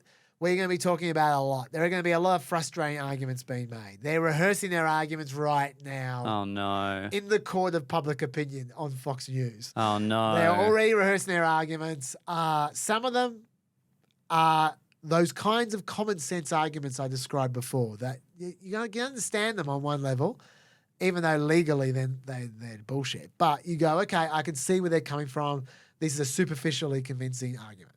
Some of them are like that. Others, not so much. And I've got a doozy for you here, coming to you, of course, courtesy of Sith Lord Steve Miller. Of course. Of course. Great. Of course he's going to debut these arguments. And yeah, you'll love this one. This is his argument about, he's got many, but this is one of his arguments about why you shouldn't allow people to become citizens just because they were born in the country. That's what birthright citizenship's about. This is his argument. And that is used by foreign governments to conduct espionage against the United States. Because now, see, we can keep out a foreign spy who has a visa, who's trying to get permission to board an airplane. But what happens when a foreign government uses this ridiculous birthright scam in order to create automatic citizens who then grow up as assets of a foreign government? That is one hell of an argument. What happens when countries start raising babies in America to be spy kids, and then you can't get rid of these super spies as they grow up because they're citizens? That is his argument. It feels like the joke that people have where it's like, I've got to make sure my kid's born in the US so it has a chance of becoming president. Yeah. You're like, that person is who Steve is fighting. Well, not that person, because he doesn't mind if they grow up to be president. He minds if they grow up to be a super spy. Who's also president. Oh, yeah. Who becomes a Manchurian candidate. Absolutely, yes. Yeah, that's pretty special from Steve. I don't think they'll be using that argument in court. It's like a Disney movie. By the way, if you want to rewind that clip and watch at the beginning, it's quite funny. That's on Newsmax. You'll see the host of Newsmax is so supplicant to Steve Miller's arguments. When he does and this is a national security threat to spies or whatever, the Newsmax host just throws up his arms and goes, oh, no, what now? Like he's so ready to listen to this stupid argument. He's been cued in. Before he even makes the argument, before Steve Miller even makes the argument, he's throwing up his hands going, oh, not even this. Oh, no. Anyway. All right, let's find out about North Carolina. I keep on talking about North Carolina. What am I talking about here?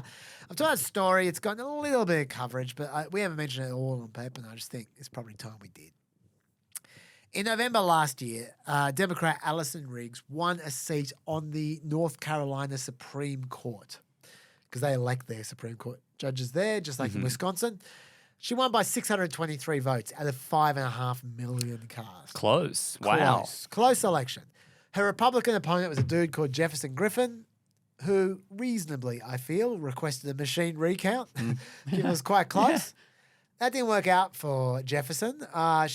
Riggs ended up being ahead by 734 votes. The seat, to be fair, didn't actually matter much because North Carolina Supreme Court is Republican, like 5-2. Oh, okay. So it's not like they're even close to losing, to switching, switching paths and leanings. But whatever, it matters to Griffin.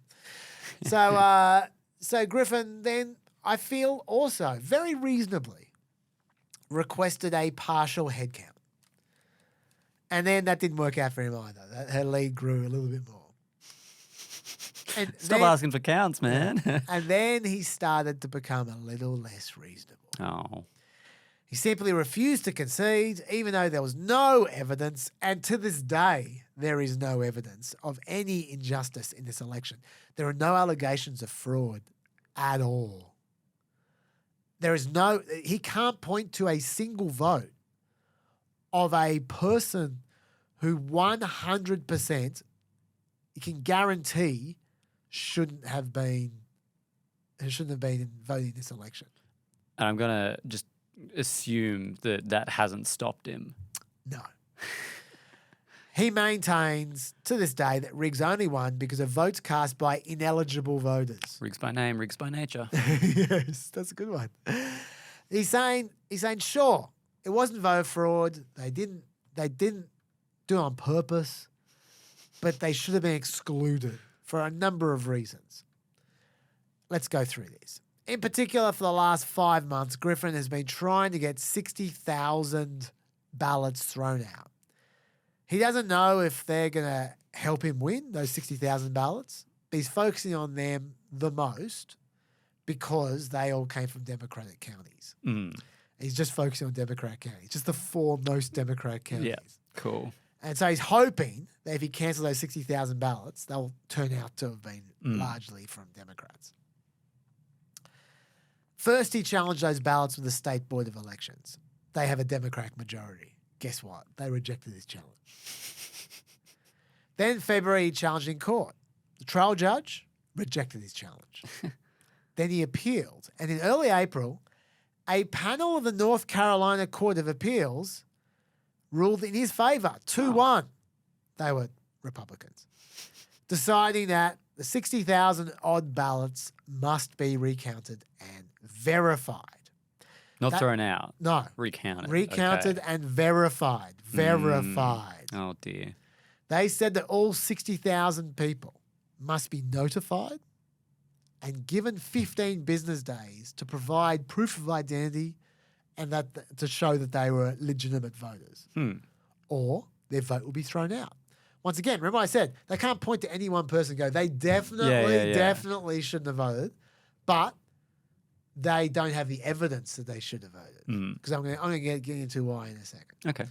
The court also ruled to throw out ballots cast by North Carolina voters abroad who have never lived in the state, they say, despite a state law passed in 2011 that gives them the right to vote anyway. So these people, for whatever reason, are connected to North Carolina. Yeah, that is strange. Even though they haven't lived in North Carolina. So I'll give you an example of something. Yeah, please. Maybe the kids of army people. Sure. Oh, okay. Yeah, Okay? right. So the army people are citizens of America. They're from North Carolina. They have kids. Kids grow up. They vote. vote. Yeah, okay. Yeah. Okay. So that's an example. I mean, there's a few. You have a few kind of examples, but there aren't many of them, but they exist. All right. Anyway, missionaries is another example. Missionaries, who and children of missionaries as well. Anyway, what's the problem here? Okay, let me go through the problems, and as part of this, I'll go through the details. Number one, the election is over. You might not have noticed. This is the 2024 election. It is over. He is challenging the registration process after the election is over. Gee. Like, yeah, right. If you have a problem with the registration process, the time to do it is before the election. You don't wait till after the election and then challenge it. Okay, it's called the Purcell principle. The Supreme Court has weighed in on this. You're not supposed to do that. If you want to challenge the rules of an election, it happens before the election. Okay, yeah. Now, to be fair, some people did challenge some of these issues before the election and they lost. Sorry. A Trump-appointed judge struck them down before the election. You don't get a second bite after the election. Sorry. That's number one. Number two, as I said, he was only challenging in super Democratic counties.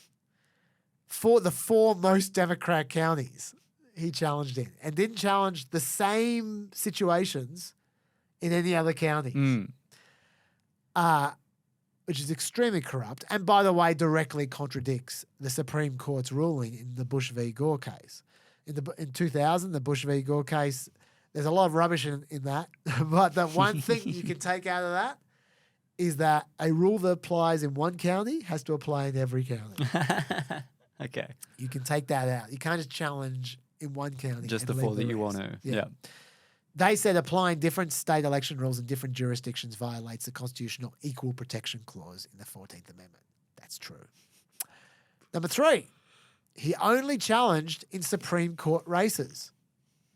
He argued the Supreme Court votes were improper, but the other votes on the ballot he didn't challenge, and they were certified. So that's a bit dodgy as well. Bit sus. Number 4, this is the details now. Most of the votes he's challenging because the voter registration database doesn't include a driver's license or a social security number for those people. They're the grounds. He's gone, okay, in these 4 counties, who doesn't have driver's licenses or social security numbers in their registration data? Yeah. Let's challenge them. And the reason for that is because, once again, a superficially convincing reason, the driver's licenses and social security numbers have been included on the North Carolina voter registration form since 2002. So where are they? You must have registered incorrectly.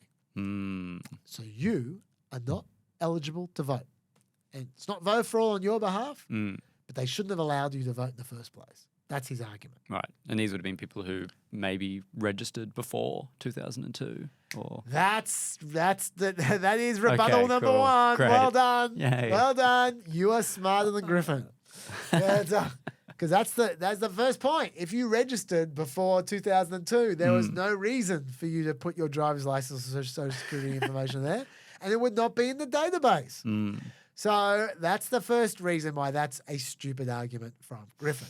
Secondly, there are a number of circumstances where a valid driver's license or social security number might not be entered into the database.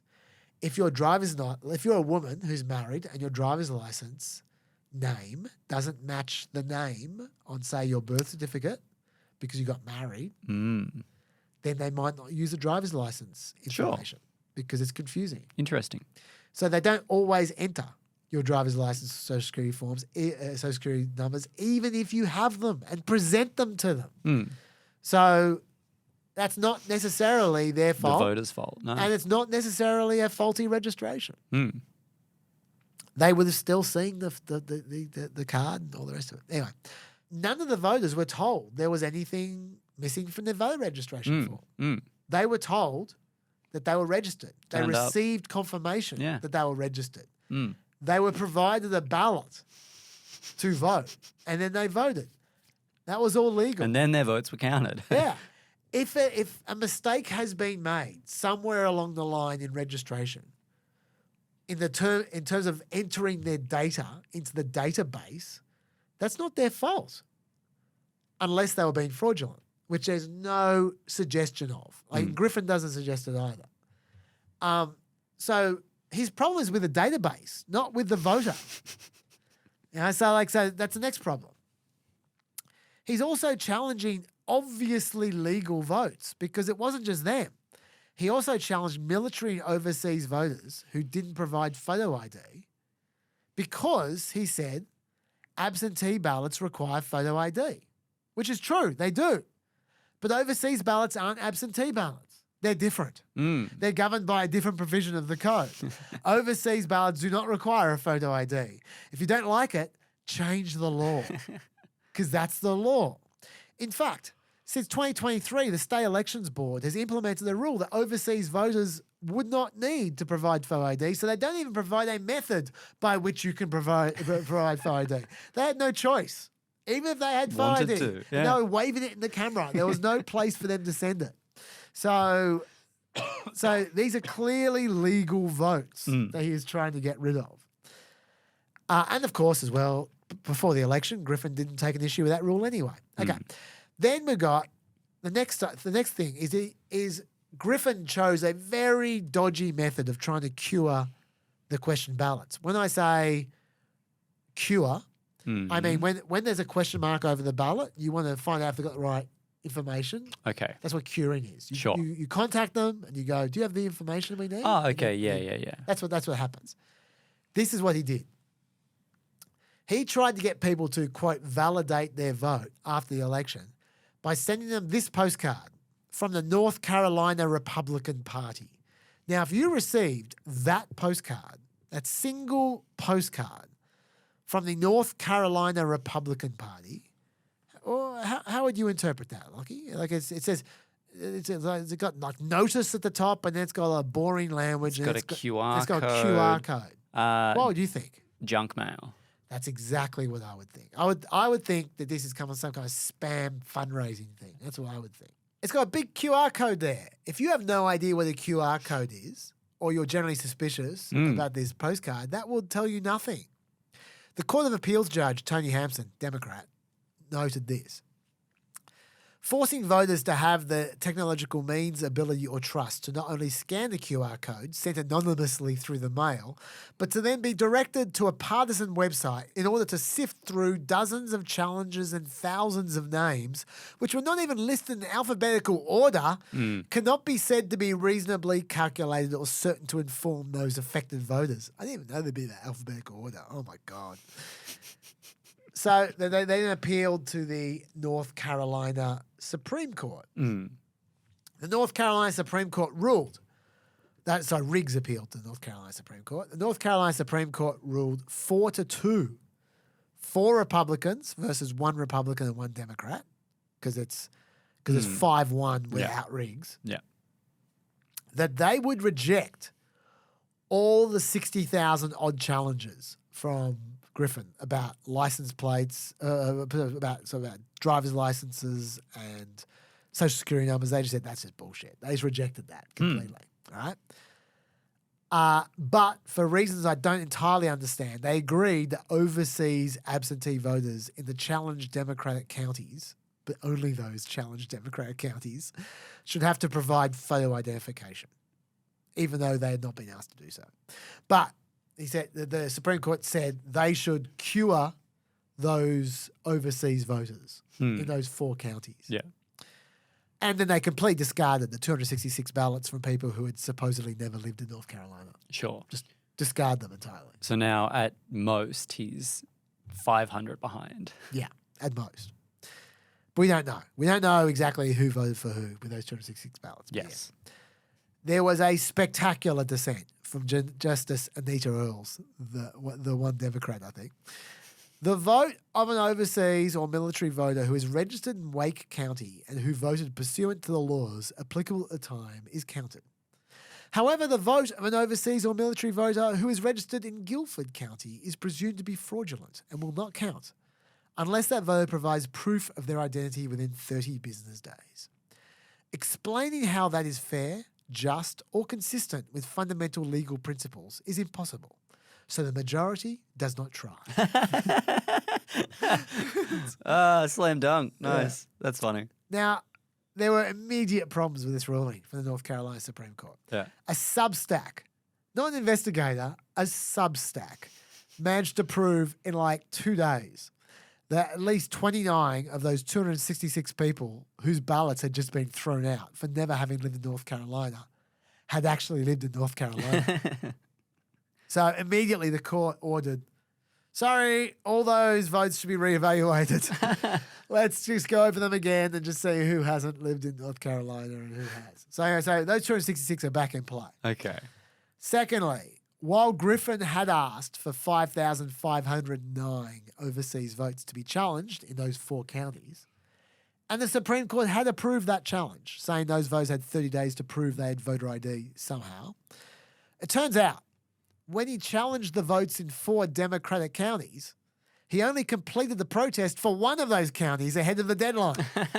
The other 3 counties were a bit slower, he said. He blamed the officials in those counties because he said they didn't provide him with the names of voters to target in time. Yeah, all I got sent was this annoying QR code and nothing was alphabetical. That's right. That was a great shame. I mean, I'm sure those officials in those Democrat counties probably dicked them around on purpose. But you know what? Too bad, mate. So the Democratic-controlled election board then restricted the Supreme Court challenge from 5,509 votes to 1,409 votes, just in that 1 county, plus the 266 never residents. And the federal court has ordered the curing process for those voters now be frozen until the numbers are finalised. Once bitten, twice shy for the North Carolina Supreme Court. So this is the federal court. This is the federal court. Right. So they've appealed from the North Carolina Supreme Court now to the district court. Okay. In the 4th Circuit. Okay, so anyway.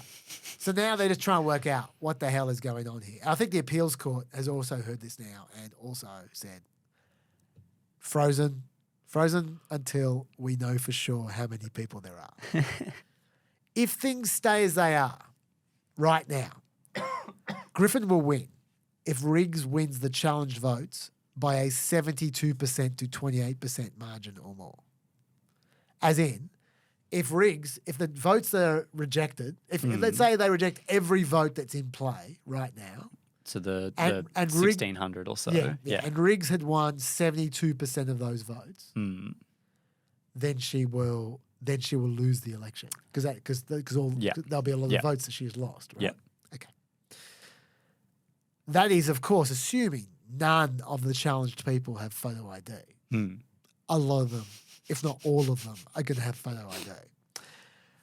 She won that county generally by 62 to 38. So this could be close. Maybe not quite there. Maybe Griffin will just fall short. But once again, most of them are going to have photo ID. So he's not going to be able to cancel 1,600 votes. He's going to be able to cancel, assuming that Supreme Court, because he's going to the Supreme Court, folks. Spoiler. Assuming the Supreme Court doesn't throw this out, which they really should because it's violating the Purcell Principle, which you guys held like 2 years ago. If assuming they don't throw it out, by the time it gets to the Supreme Court, there's going to be like 400, maybe 500 votes in doubt. So he ain't going to win. But theoretically, 72%. Bottom line, I think he's going to lose. I think he's a massive joke. But why am I telling you all this? I'm telling you all this because this is a glimpse into the future, folks. We've just hopped into the DeLorean and we've just looked at elections coming up. People not challenging elections based on any actual injustice or even conspiracy theories about actual injustice. They're not going to need theories about dead Venezuelan dictators taking over voting machines. They're not going to need that shit. Okay, that's not the future. The future is methodically trying to rig the post-election through speculator challenges until one of them pays off. And just appealing and appealing and appealing with unlimited money until you finally get yourself a judge who's on your side of the argument and maybe you can steal an election. That's the future of election challenges, what we're seeing here. And this race, by the way, does not matter. Of and course. they're still doing this. Imagine when it does matter. Imagine when it's Arizona and that's the swing state for the election, for the presidential election or something. Yeah? This is what Riggs had to say about the whole thing.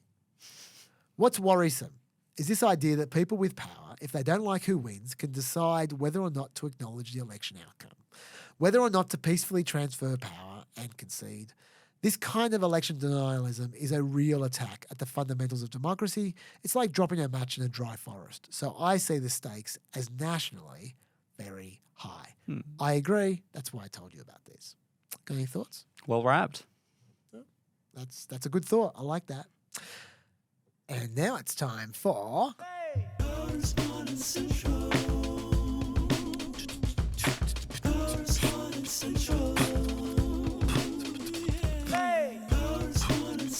Love percussion. Hey. Okay. Let's start with some legal correspondence. I mean, there's an interesting one here. And by the way, I'm definitely not going through all the correspondence. I mean, I've got a whole bunch which You I put haven't. a dent into it. Yeah, I'll put a bit of dent. But I'm going to have to do more next week. Well, I'm going to have a few sessions to catch up here. Anyway, legal correspondence. Tony asks some good questions, I think.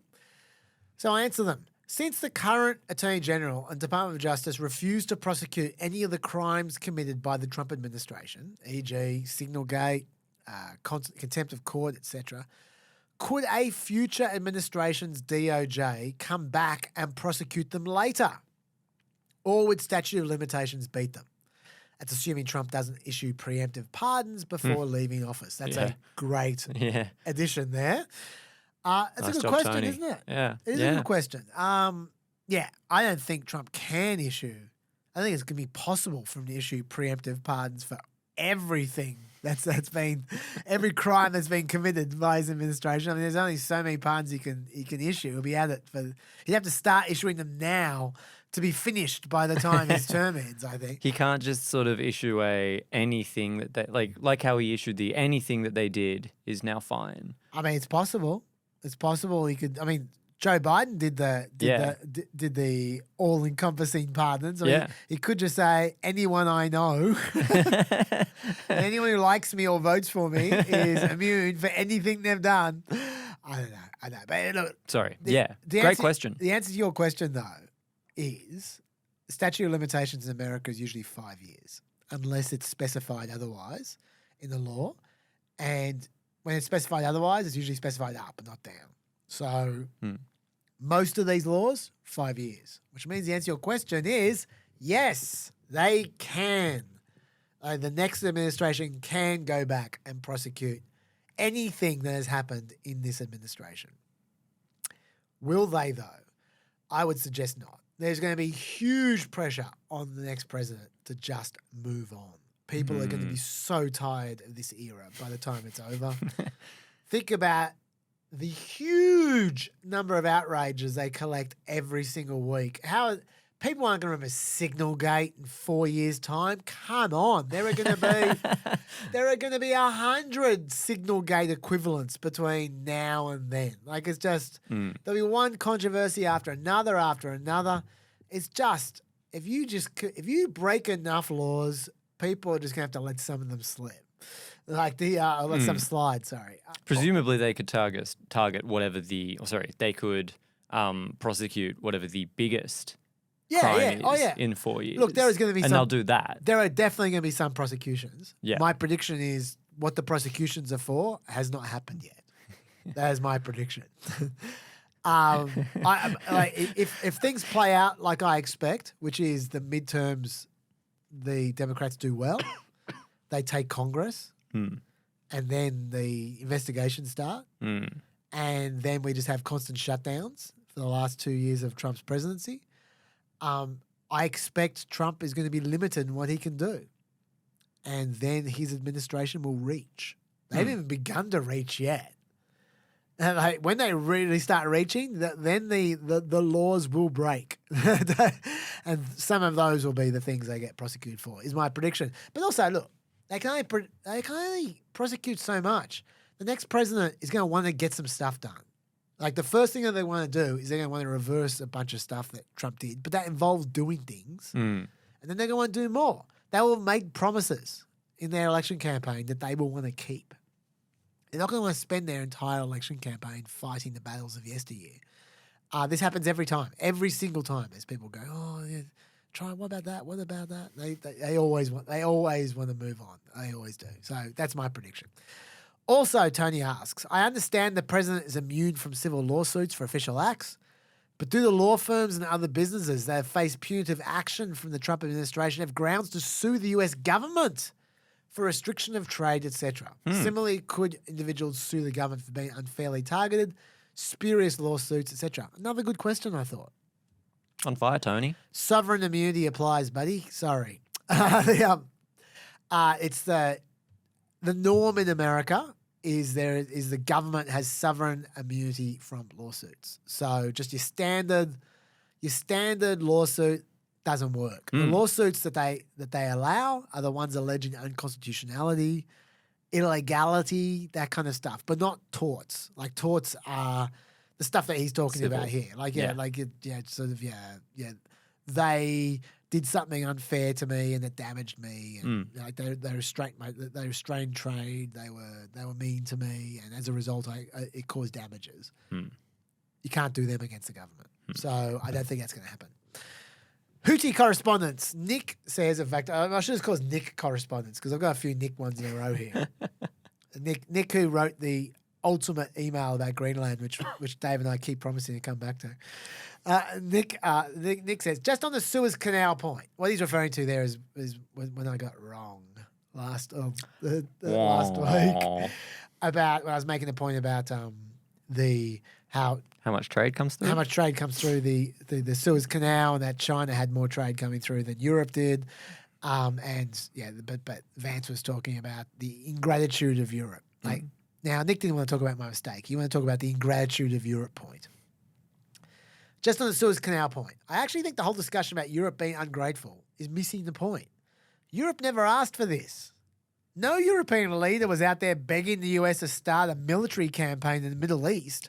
And the proximate cause for the flare-up was the US giving the green light to Israel to start obliterating Palestine again. By attacking the Houthis, the US is not doing Europe a favour. They are at best cleaning up after their own mess, or rather cleaning up after the mess created by their pal Netanyahu. I thought that was a fair point. I also thought it was a good point from Nick just to tell us who the anti-mutant X-Men senator was. Oh. It's Senator Robert Kelly. Thank you, Nick. Thank you, Nick. And finally from Nick's got a lot of correspondence. On the point that Melina and I were just discussing, I don't know how Nick knew we were just discussing it, but he sends an email about this exact point before we were discussing it. On the point Melina and I were just discussing about how you're not going to find a lot of conservative professors at university, no matter how much you want to. Nick said, it seems to me the problem is one of selection bias more than anything else. Because if right-wing people are generally polarized into hating universities, as seems to be the case increasingly, why would they go and join them? It's hardly the university's fault that right-wingers who potentially would pursue a career in academia are heavily disincentivized by their own political tribe from following this path. And I don't think there's any lack of right-wingers who are interested in the topics themselves, even the much maligned gender studies. It just seems to me that right-wingers who are somewhat academically inclined are more likely to start a YouTube channel about their area of interest, be that history, political analysis, gender issues, or whatever. The complete domination of right-wing views on the internet feels like evidence in favour of this contention.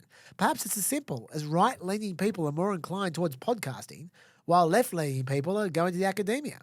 A corollary might also be that lefties are less motivated by money, which is largely crap in academia, whereas righties are more entrepreneurial. And there's a lot more money in being a successful YouTube polemicist than there is being a successful academic. Is there? Really? Tell me about it. I'm not successful. Dan Carlin correspondent. That's a good point. I just wanted to read it out because that was a great point, Nick. I wish we'd thought of that when Melina and I were talking about this just in this podcast. Dan Carlin correspondence from Blagoja. Great to hear you're a Dan Carlin fan. Can I get your take on a concept he mentioned from the right a few times in the last Common Sense podcast, which I suggested you guys go and listen to if you haven't heard it? Common Sense with Dan Carlin. I don't mind advertising Dan Carlin because he's fantastic. Hardcore History with Dan Carlin is also excellent. In the last Common Sense podcast, this is what Blagoja says. He mentions Red Caesarism, in which the right believes the Republic has already been destroyed and now they are fighting over who will oversee what comes next. Do you think the Republic is beyond saving? Is this what Trump is doing with his executive actions and talk of a third term? I don't think that's what Trump is doing. I think Trump is just an authoritarian. I think this all comes very, very naturally to Trump. I don't think there's any tactics. I don't think he has any feelings about whether the Republic is beyond saving. I think he definitely doesn't think the Republic is beyond saving. I think that he thinks he can save it because he thinks only he can save these things. That's what I think. But this Red Caesar theory, which was described quite well there by Blagoja, courtesy of Dan Carlin, the theory being that we are in a post-democracy era, and so we might as well get our dictator in first before the other side gets theirs in. That's the Red Caesar theory. It's Republicans who say this. The Republicans say the Democrats, they're going to have a blue Caesar real soon. Yeah. Let's get a Red Caesar in first. That's the theory. I think this is the kind of thing that people say when they don't realize how bad things can get. Things are bad right now. They are. The constitutional system is falling apart rapidly. But it can get so much worse, guys. It really can. Even now. It's in no one's interest for us to explore just how bad it can get by hitting the accelerator button and go, well, we're going to have control of this burning building. Isn't that good? Good news. We're going to screw up this whole place, but we'll be standing on the hill at the end. At the end, we'll be standing on the rubbish mound after we turn the entire place into a tip. That is, I don't think, a sound tactic. I think that people severely underestimate how hard it is to put a country back together from chaos. People have this tendency to think, okay, so you bottom out and you come back up. But no, chaos begets chaos. When you end up in chaos, the most likely scenario tomorrow is more chaos. And the longer it goes, the more likely it is to stay that way. I feel part of the problem we've got right now is it's been so long since we've had a functional government that a large proportion of the voter base now don't even remember what a functional government is. They wouldn't know one if they saw one. And let's not get to a point Not where... if it functioned right in their face. Exactly. So let's not get to a point where no one remembers a functional government and then try to rebuild. Let's not do that. I think history is a good guide here. Trump is not the first populist authoritarian. I saw a study today when I was doing my reading where they went through 50 of them in the last 120 years since the beginning of the 20th century. There have been a lot of populist authoritarians. By the way, spoiler, they almost all end up in tears. It's not a good place to go, populist authoritarianism. It's not a good place to go at all. For the country or the individual? For the country. Yeah, right. Yeah. And the individual doesn't usually end up in a great place either. But sometimes they do, but it's never good for the country. There have been heaps of populist authoritarians. How many of those countries went on to bounce back, go from strength to strength after this populist authoritarian took the country apart? I can't think of one. If you know of any, let me know. I don't think that's a journey that we want to go on. Another question from history. America, in my view, until recently, you could disagree.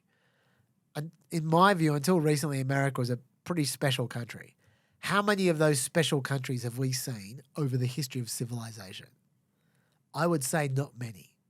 So what are the odds that if you're going to build another one from the ground up, it's going to end up a special country and not just like most countries when you build them? I'd say if you've got even the tiniest shreds of one remaining, do your best to try and save it. I believe in what Max Weber said. There's a famous quote from Max Weber. Politics is a strong and slow boring of hard boards. It takes both passion and perspective. I believe very strongly in that. And I think part of the problem we've got in the last little while, I don't want to be a broken record and talk about social media, but I do think that's part of it, is that we want things too easy. We don't want to be doing the slow boring of hard boards. We want the instant response of likes and viral response. And so there isn't so much slow boring going on anymore. There just isn't. If people don't get instant results, they give up. They move on. I think we need to return to that. I think America can only be saved by hard work. And letting the pieces fall apart is the opposite of hard work. That is the coward's way out, in my view. And I don't think that is the most likely path to success, is my take. What do you reckon? I have never been more glad to live in a country of slow, boring, hard boards. Yeah. Well, certainly you live in a country... Slower, boringer, harder I was going boards. to say, you certainly live in a country that's slower and more boring. but and I am also grateful for that. Immigration correspondence, got a few here. Tom asks, Chaz, do you think Trump's continued popularity on immigration might simply be because Americans feel the impacts are being directed at someone else? Unlike, for example, the economy, which directly affects them. Nice question. It's a great question again. I'm only picking the best here. There's no doubt you can always count on the economy to have a huge impact on votes, Tom, and I think you've nailed the reason why. It doesn't matter if you're rich, poor, whatever. It affects you personally and your family personally. So, yes, that is why the economy is always going to be either the number one issue or close to it. But I don't think the reason for immigration is purely because it's happening to someone else. I mean, obviously, if you were being attacked by Marco Rubio, you'd have a different view about the administration's immigration policies than some Yahoo watching Fox News. That is true. But there are a lot of issues that only affect someone else. People care about some of them and people don't care about others of them. The defining feature is whether they know whether it affects other people or not. It's not whether it affects other people or not. It's other things, right? So let's try and work out why it is that immigration is such a big issue. Because I don't think it's just because it affects only other people or largely other people. I think immigration is an easy issue to fearmonger about because there's always potential slippery slopes. You can always go, oh, when there's more of this person or more of that, oh, just imagine, oh. I didn't want to be too lazy, but it does feel like something you can capitalize on a prejudice for, which is 100%. really great in certain parts of the world to do. It's really effective, sorry. Not just some parts of the world, every part of the world is always motivated, at least partly, by in-groups and out-groups. And immigration always creates an out-group. Yeah. Always. Yeah. There's always another out-group that's trying to come in. Even if it's not based on race, if it's not based on religion, it doesn't have to be based on any particular aspect of that human. Just the fact they are outside trying to come in, by definition, makes them an out-group. There's always an unknown future when it comes to immigration. There's always the threat of chaos. The right linking it to crime makes that even more so. Yeah. That's always there. I also think that people right now feel particularly little control over their own lives. And immigration is one of those few issues where people feel like they should have control. No one expects to have control over the economy. But they do expect the government, like they don't think the government can control exactly the unemployment rate or the inflation rate or whatever. You know, they can nudge it here and there, but they don't think that they can just press a button. But they do think you should be able to just press a button when it comes to immigration. You should be able to say, no, you can't come in. Yes, you can come in. You should have, the government should have. This is just one area. If there's only one area where the government should have 100% control over, it should be immigration, is what people think. And they don't. Not even close.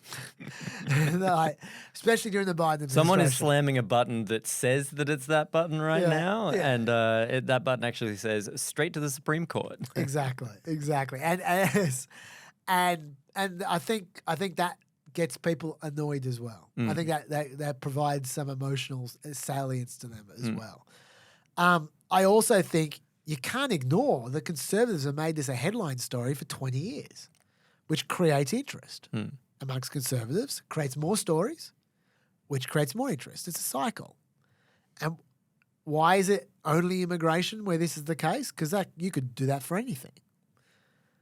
The reason why it's only immigration is because it's only immigration that never gets solved. Any other issue, eventually there's a bill. Or there's a solution, or people just get used to it, or whatever. But with immigration, you have the same problems getting worse and worse and worse because we've got this standoff where both parties, we've talked about this a number of times before, where both parties think that eventually they're going to win this issue, and it's in there. That they have no incentive to compromise. It's not that they have incentives to sabotage any legislation, but they definitely don't have incentives to compromise because they think if we just hang in there a bit longer, we're going to win. Yeah. They both think in 10 years' time, in 15 years' time. The Democrats are thinking in 10 years' time when there are many more Latino voters and there's going to be less racism because they think it's all about racism. There's less racism and then we're going to win. And the Republicans think 10 years' There's time. going to be more racism. Yeah. 10 years' time when there's even more chaos and more crime and more immigrants, we're going to more win. people. Yeah. Yep. Yeah. Less jobs. Yeah. So they both think they're going to win. And and it never, the last time there was a proper bill was like 40 years ago. Wow.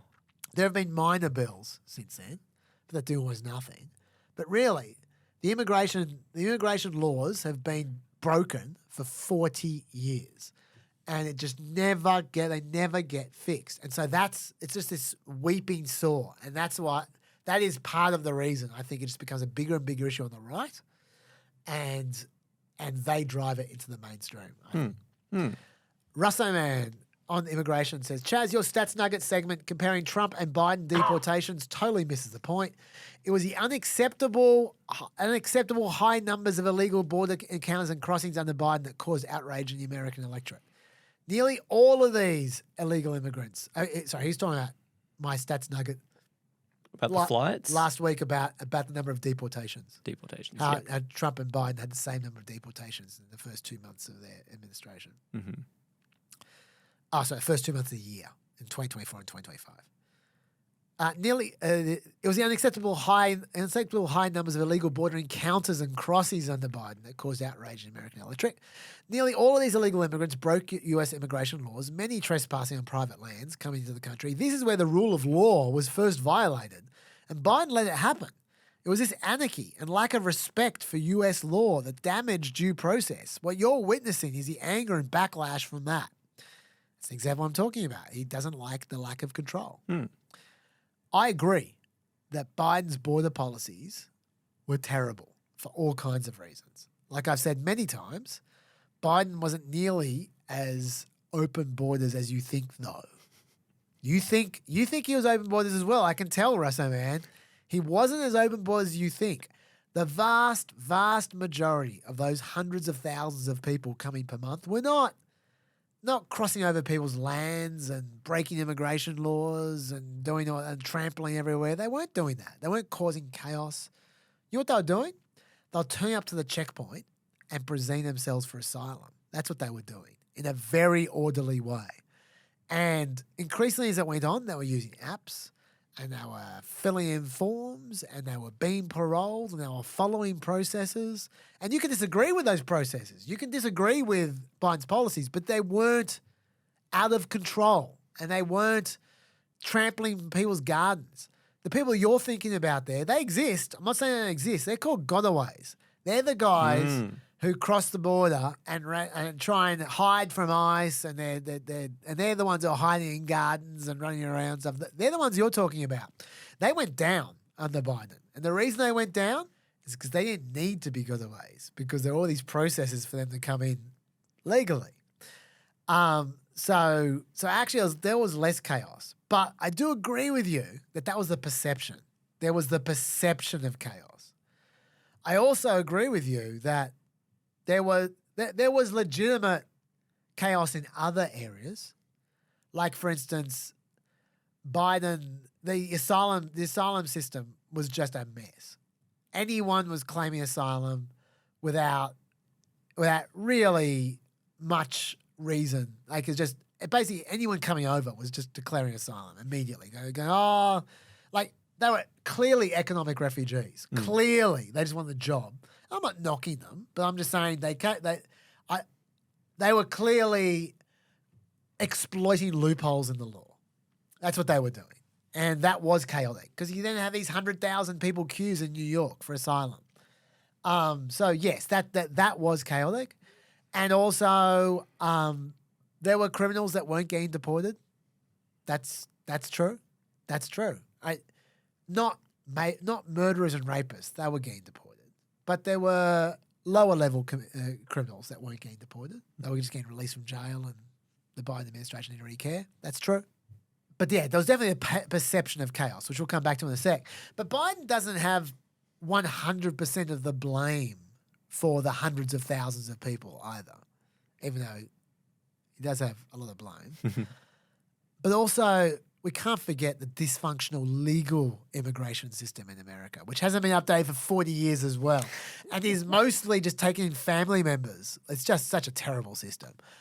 Because of the dysfunctional legal system, there's no way that a Argentinian or a Colombian or whatever, or Venezuelan is going to get into the country legally through a normal legal immigration process. They're just not.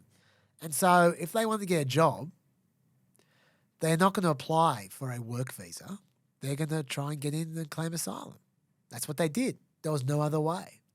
If you had a proper legal immigration system where they could get a work visa, then they would get a work visa. And so for me, when I talk about immigration reform, I see it as I don't want to use comprehensive. That's the word they use. But I mean, look, I'm happy to crack down on illegal immigration. But I also think you got to fix legal immigration as well. It's that they are two sides of the same problem coin. Flea Chop gets comment of the week from me. Whoa. He said there was connections in last week. He spoke about number one. So I spoke about number one, the public's perception that Biden was all open borders, which I just reiterated. That was the public's perception.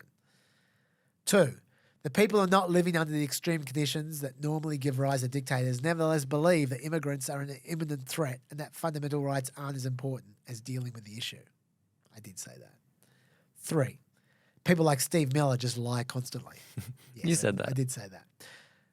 Trump's team has been very good at pushing propaganda, says Flea Chop, that has influenced a significant portion of the American population. They've been actively aided by right-wing news organisations' influences, such as Fox, and they've been passively aided by the saying-washing or silence of other previously more reputable news sources.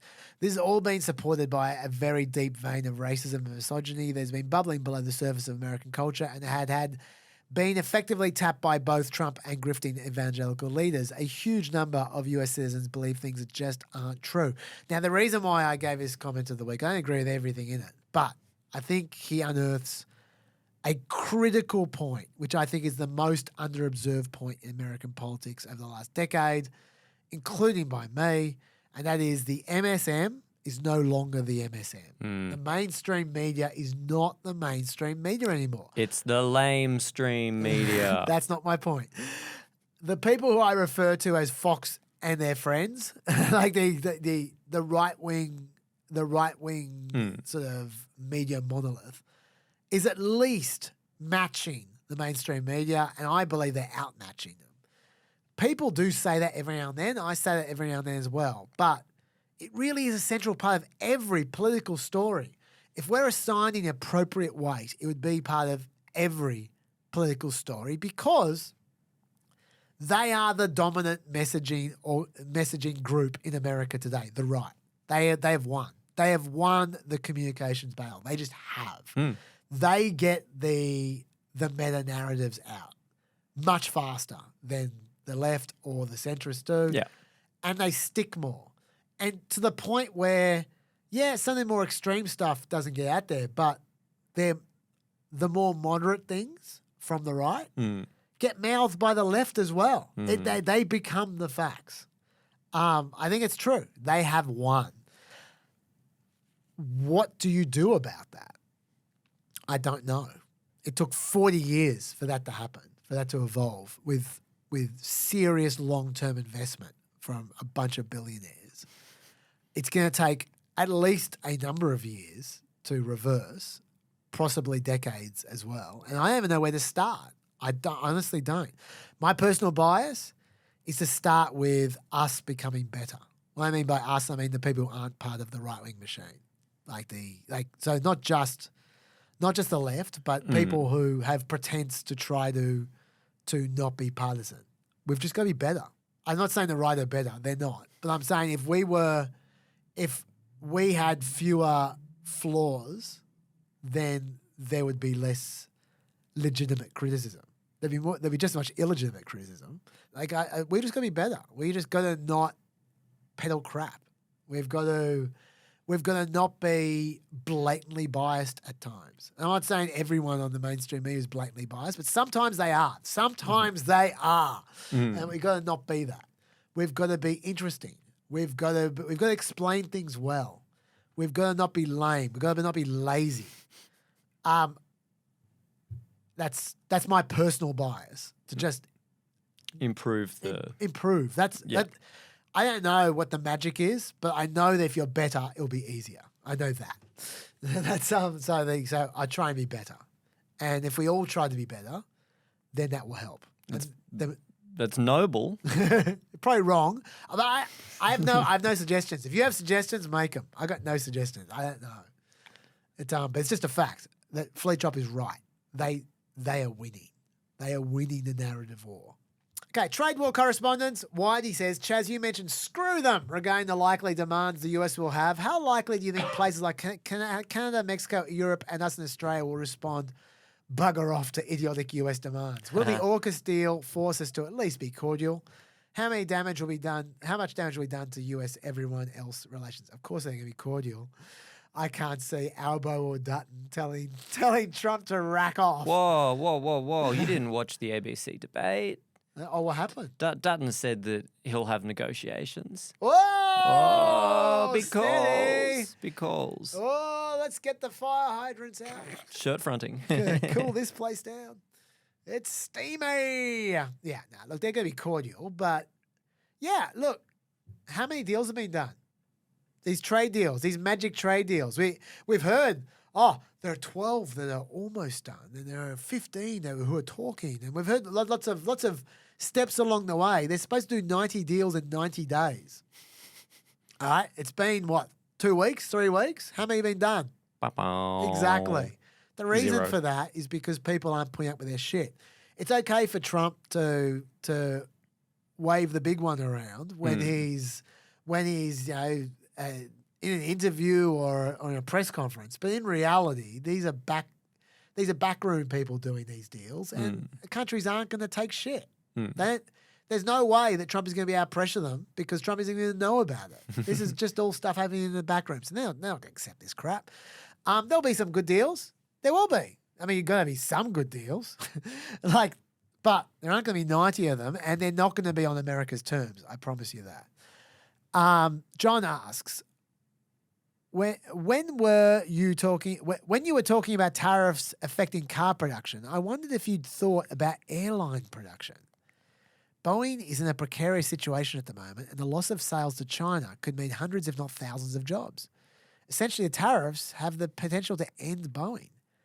Airbus will also be affected as they build aircraft and parts in the US, though they'd be affected less. I had no idea about this, and it sounds right to me, so I thought I'd read it out. That's just an interesting piece of information. Now, of course, Boeing isn't the only place in trouble. There are going to be heaps of companies in trouble, and for that reason, I don't think Boeing's going to go under, because I think that Steve Dissent is going to be tapping Trump on the shoulder just before they do and going, and then they'll throw in one of their famous exceptions. But so I think, but yeah, some companies are going to go under. We don't know what they are. And that's a great example of how sometimes the results are not what you expect. So nice one, John. Lawrence says, hi, gang. One thing that a lot of reporters seem to miss is the impact a 20% tariff will have on the import sticker price and just how difficult it would be to absorb. When a product is imported, it will typically go into a distributor's warehouse, then a retailer's shop. These are valuable services and aren't for free. Normally, each link in the supply chain will add a margin based on the input costs. That's fair enough. The cost of credit, insurance, or replacement are all a factor of how much a wholesaler or retailer has to pay to acquire the thing before they on-sell it. Because the tariff is applied before it enters the distribution channel, though, the price increase will be compounded as stuff that is marked up by the importer, then the wholesaler, and then the retailer. The numbers will vary based on the type of goods, but a 20% tariff could easily result in a 30 to 50% price increase for the final customer, which is a great point, which is why I read that out. Some midterms correspondence from Inconsequential. If the Democrats thump Trump in the midterms, as I keep on predicting, 12 Democrats versus 20 Republican senators up for election, can they impeach Trump into submission? No, they can't. Yes, it's true. There are more Republican senators up for grabs, but it's just not realistic, even in a thumping, for them to win almost all of those Republican seats. They can, I don't have the numbers in front of me, they can flip, if everything goes great for them, I think it's maybe 5, if they have a historically good election. If they have a huge, biggest midterm since the Depression kind of election, they can, I think, flip 5 and just take the Senate. In reality, I think they're going to be extremely lucky to get 3 and turn it to 50-50. But they definitely are not going to get 67, which is what you need to actually remove him. So are there going to be impeachment trials? Yeah, maybe. Maybe if the Democrats take the House, there may well be impeachment trials. Are they going to be impeaching him into submission? No. I think they're going to get 1, maybe 2 impeachment trials at max before it just becomes a joke. There's only so many times you can have impeachments where there isn't even the slightest chance of removing the president, especially if the Republicans hold the Senate, which is, as I said, likely. If it's 50-50, which is what I think realistically is the best they're going to get, that's a Republican Senate because of the vice president. So if the Republicans are controlling the removal trial, they're going to really downplay it as much as possible. And I don't think there's going to be constant impeachment trials. No, but we'll see. Logic lost. I have to push back on this, Chaz. To authoritarianism. The tariff stuff is authoritarian. That's right. I said all the El Salvador stuff was worrying me more because it was more authoritarian than the tariff stuff. Okay, yeah. He said the tariff stuff is authoritarian. How the tariffs are being placed on other countries outside of the normal congressional process smacks of authoritarianism. Justifying them through a made-up emergency? Authoritarianism. They can hide it behind the term unitary executive theory if they like, but it is what it is. Authoritarianism. Logic, you're right. You have not lost your logic. You've kept your logic. You're right. I'm wrong. It is authoritarianism. I continue to think that literally sending people to gulags is on the rainbow of authoritarianism. We've moved from oranges up to blues, but it is authoritarianism. Sorry, tariffs are. You're right. I'm wrong. Okay. Kids Correspondence. I found this interesting. I don't know if you'll like this or not, Lockie. By the way, if you got anything to add to any of these, Lockie, just jump in. No, I've got no kids. Okay. No, but I mean, not about that, but about everything you said. Yes. Paul says, hi. I had a question on how to explain events in America to my 2 kids aged 13 and 11. Oh. At school, they get either Trump is going to destroy the world and start World War III, or a small minority of he's a genius who no one understands and will transform the world for the better from their friends. They often ask me what the impacts of tariffs or decisions like taking over Gaza, Greenland, Canada, Panama Canal, etc. will have on us. Interested in your views on how to respond. What I've been saying is that Trump talks a lot, and I think those things make the news, but other things are quite absent. His treatment of legal firms, deportations, etc., and to focus on what he does, not what he says. Also, the USA is a powerful country, but it's not the only one in the world, and we here in Australia are not that significant to the US or the world. He's just there for a bit under 4 years now, and things should be okay for us here, but it is a shake-up of world order, and the impacts are yet to totally play out. That's a really interesting question, Paul. Like, I had this exact problem with my own kids because they obviously take an interest in my work.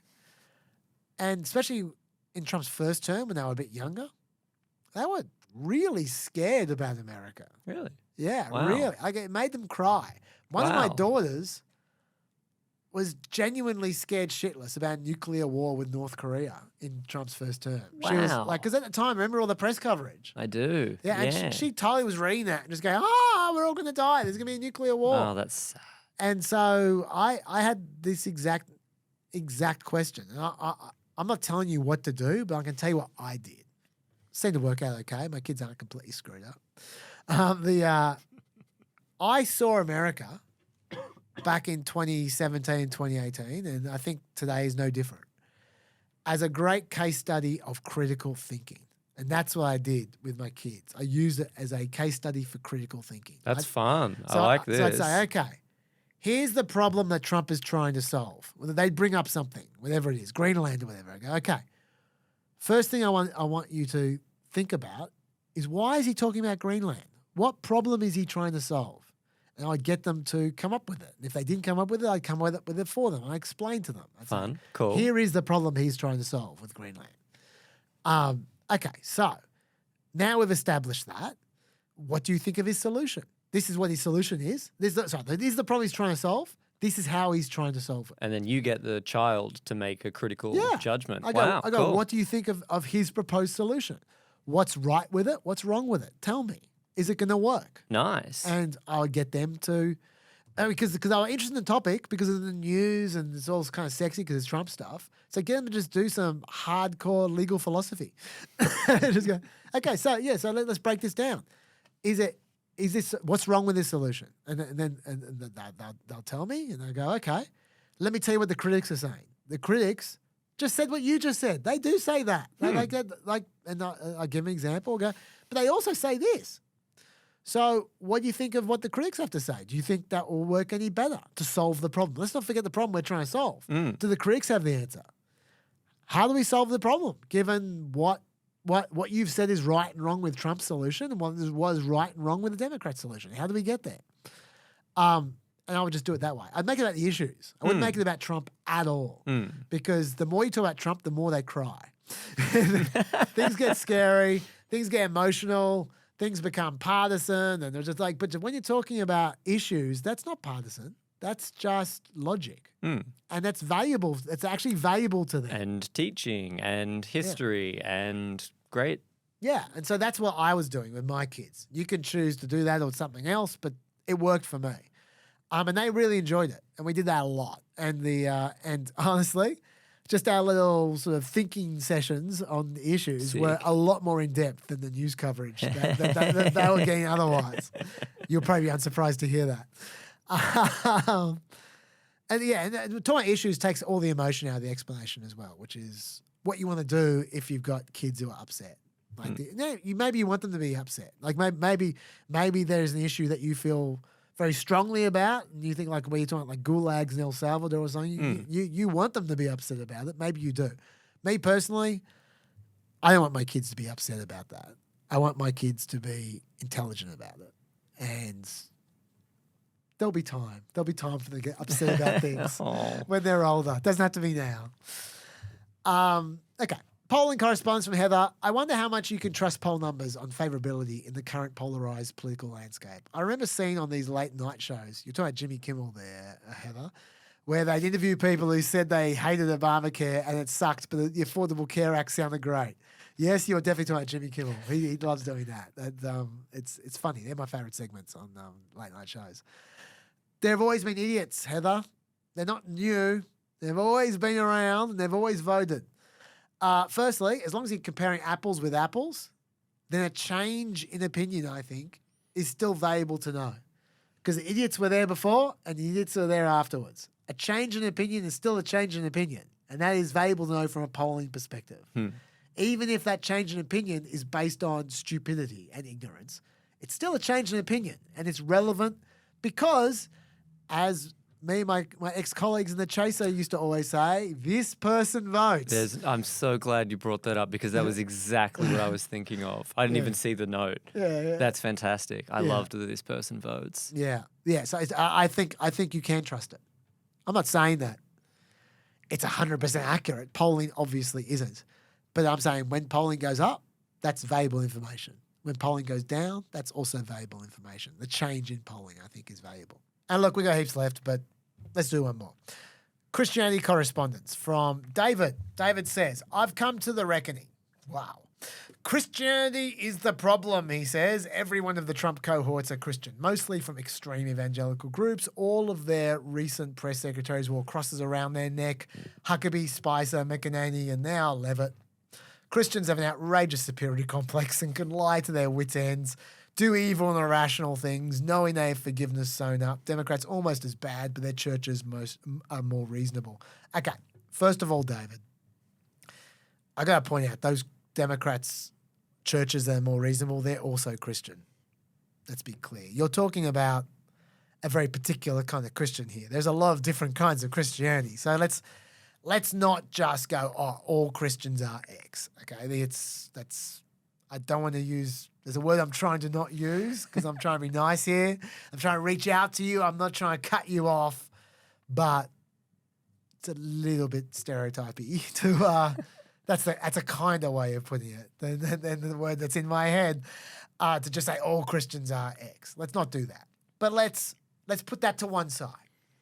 And let's just address the idea of Christianity being the problem because of how it spreads around the certain administrations and creates outrageous superior complexes, like you said, and they lie their wits' ends, do evil and irrational things. Okay, now, the first thing I would say to this is that do not confuse the Christians in politics right now with the Christians who are not in politics. That's the first thing. Because there are a whole bunch of Christians who aren't in politics. Christianity is not inherently political. There's a whole bunch of Christians who are not in politics. I know some of them who are just doing their thing, trying to help out, trying to understand their fellow man and reach out to people and help the poor, Sermon on the Mount stuff. There's a lot of Christians that are doing that. And let's not rope them into this because they got nothing to do with this. Let's not confuse political Christianity now with political Christianity 40 or 50 years ago. Jimmy Carter was the most prominent Christian politician in America in the late 70s. He was not like this at all. This phenomenon you're pointing to is a very specific form of Christianity that's developed since the 70s, essentially, and has moved off in a certain direction. And I'm not going to defend them, but I don't think their defining feature is being Christian. So blaming Christianity for them is like blaming Christianity for the Crusades and saying, Christianity makes people start wars. Look at the Crusades. No. The reason they started those wars were not because they're Christian. That was the excuse they used. The reason they started wars was because that's what you did in the 14th and 13th century. Everyone was starting wars all the time. They were fighting 100 years wars. That's what they did. Right? And they liked to use any excuse they could to start wars because they were violent people. And the excuse they used was religion. If they didn't have religion, they would have found some other excuse. They fought plenty of wars without religion. You don't need me to point out in the 20th century who were the most violent people, and they weren't religious. We know the people, okay? But I'm not going there. I'm just saying that the problem you're pointing to is humans. It's not Christians, it's humans. These people, like Trump and Huckabee and all these people, and Levitt, these people have their personalities. I don't know how much any of those people really understand Christianity, but even if they do, even if they really understand Christianity, and not just cultural Christians, that's the other thing. You need to separate religious Christianity from cultural Christianity, because cultural Christianity is people who grew up in an environment that calls itself Christian, but they don't know the first thing about the Bible. They're not religious people. Like, you can't pin Christianity on them. It's the culture that's the issue there, not the Christianity. Even just forgetting the culture for a second. It's just about the people themselves. It's about the fact that people are horrible. Like people, it's not Christians who have an outrageous superior complex. It's some people have outrageous superior complexes. It's not Christians who can lie to their wits' end. It's people can lie to their wits' ends. People can do evil and irrational things. There's nothing special about Christianity that makes you a better liar or makes you more likely to have a superiority complex. You might say, yeah, it's because they think they're going to heaven. Do you really think that the only reason some smug Christian is smug is because they think they're going to heaven and not because they're just smug? They use the religion as an excuse for their particular flaws in their personality. If they didn't have the religion, they'd use something else. Look at Elon Musk. Elon Musk is the leader of a whole bunch of these people who call themselves Christian. This guy, it came out during the week that he was literally sending out hundreds of thousands of dollars to women and his seed to have them have his babies and to never even visit them or have anything to do with them. When they want to have anything to do with him, he sends out a fixer. Does that sound Christian to you? But this is not about Christianity. This is about politics and about awful people. And I'm not just talking about the right here. I'm talking like just awful people. They exist everywhere. The right have been saying the same thing about the left for ages with wokeness. They go, oh, these woke people, they're cancelling you because of wokeness. They're doxing people because of wokeness. They're bullying you on the internet because of wokeness. No, they're not. They're bullying you on the internet and doxing you and cancelling you because they're assholes. They're using wokeness as an excuse. People will use whatever tool is at their disposal to justify what they want to do. And what they want to do is horrible, they'll use what's at their disposal to justify it.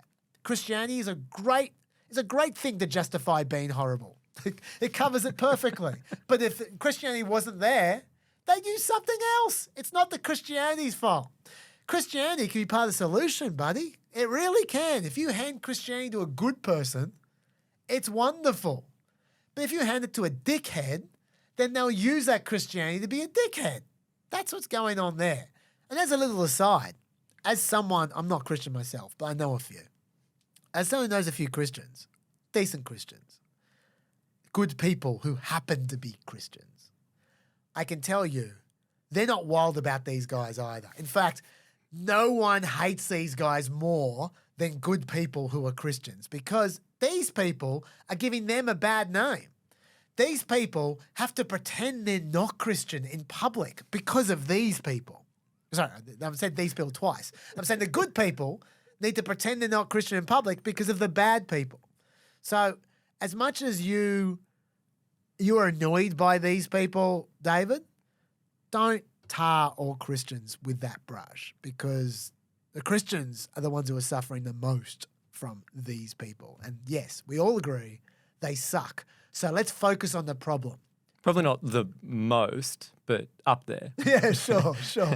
Well, the point is, let's focus on the actual problem here, which is not the tools they use, but their personality traits and their character and what they use those tools to do. That's the problem. And once again, I have no solutions, but I can at least isolate the exact problem. Let's work on that together. Probably not enough there. Lockie, I know you've got to edit this bloody thing, so let's get this thing out. Anything else to add? Happy and no, nothing. Fair enough. Until next week, stay peppy.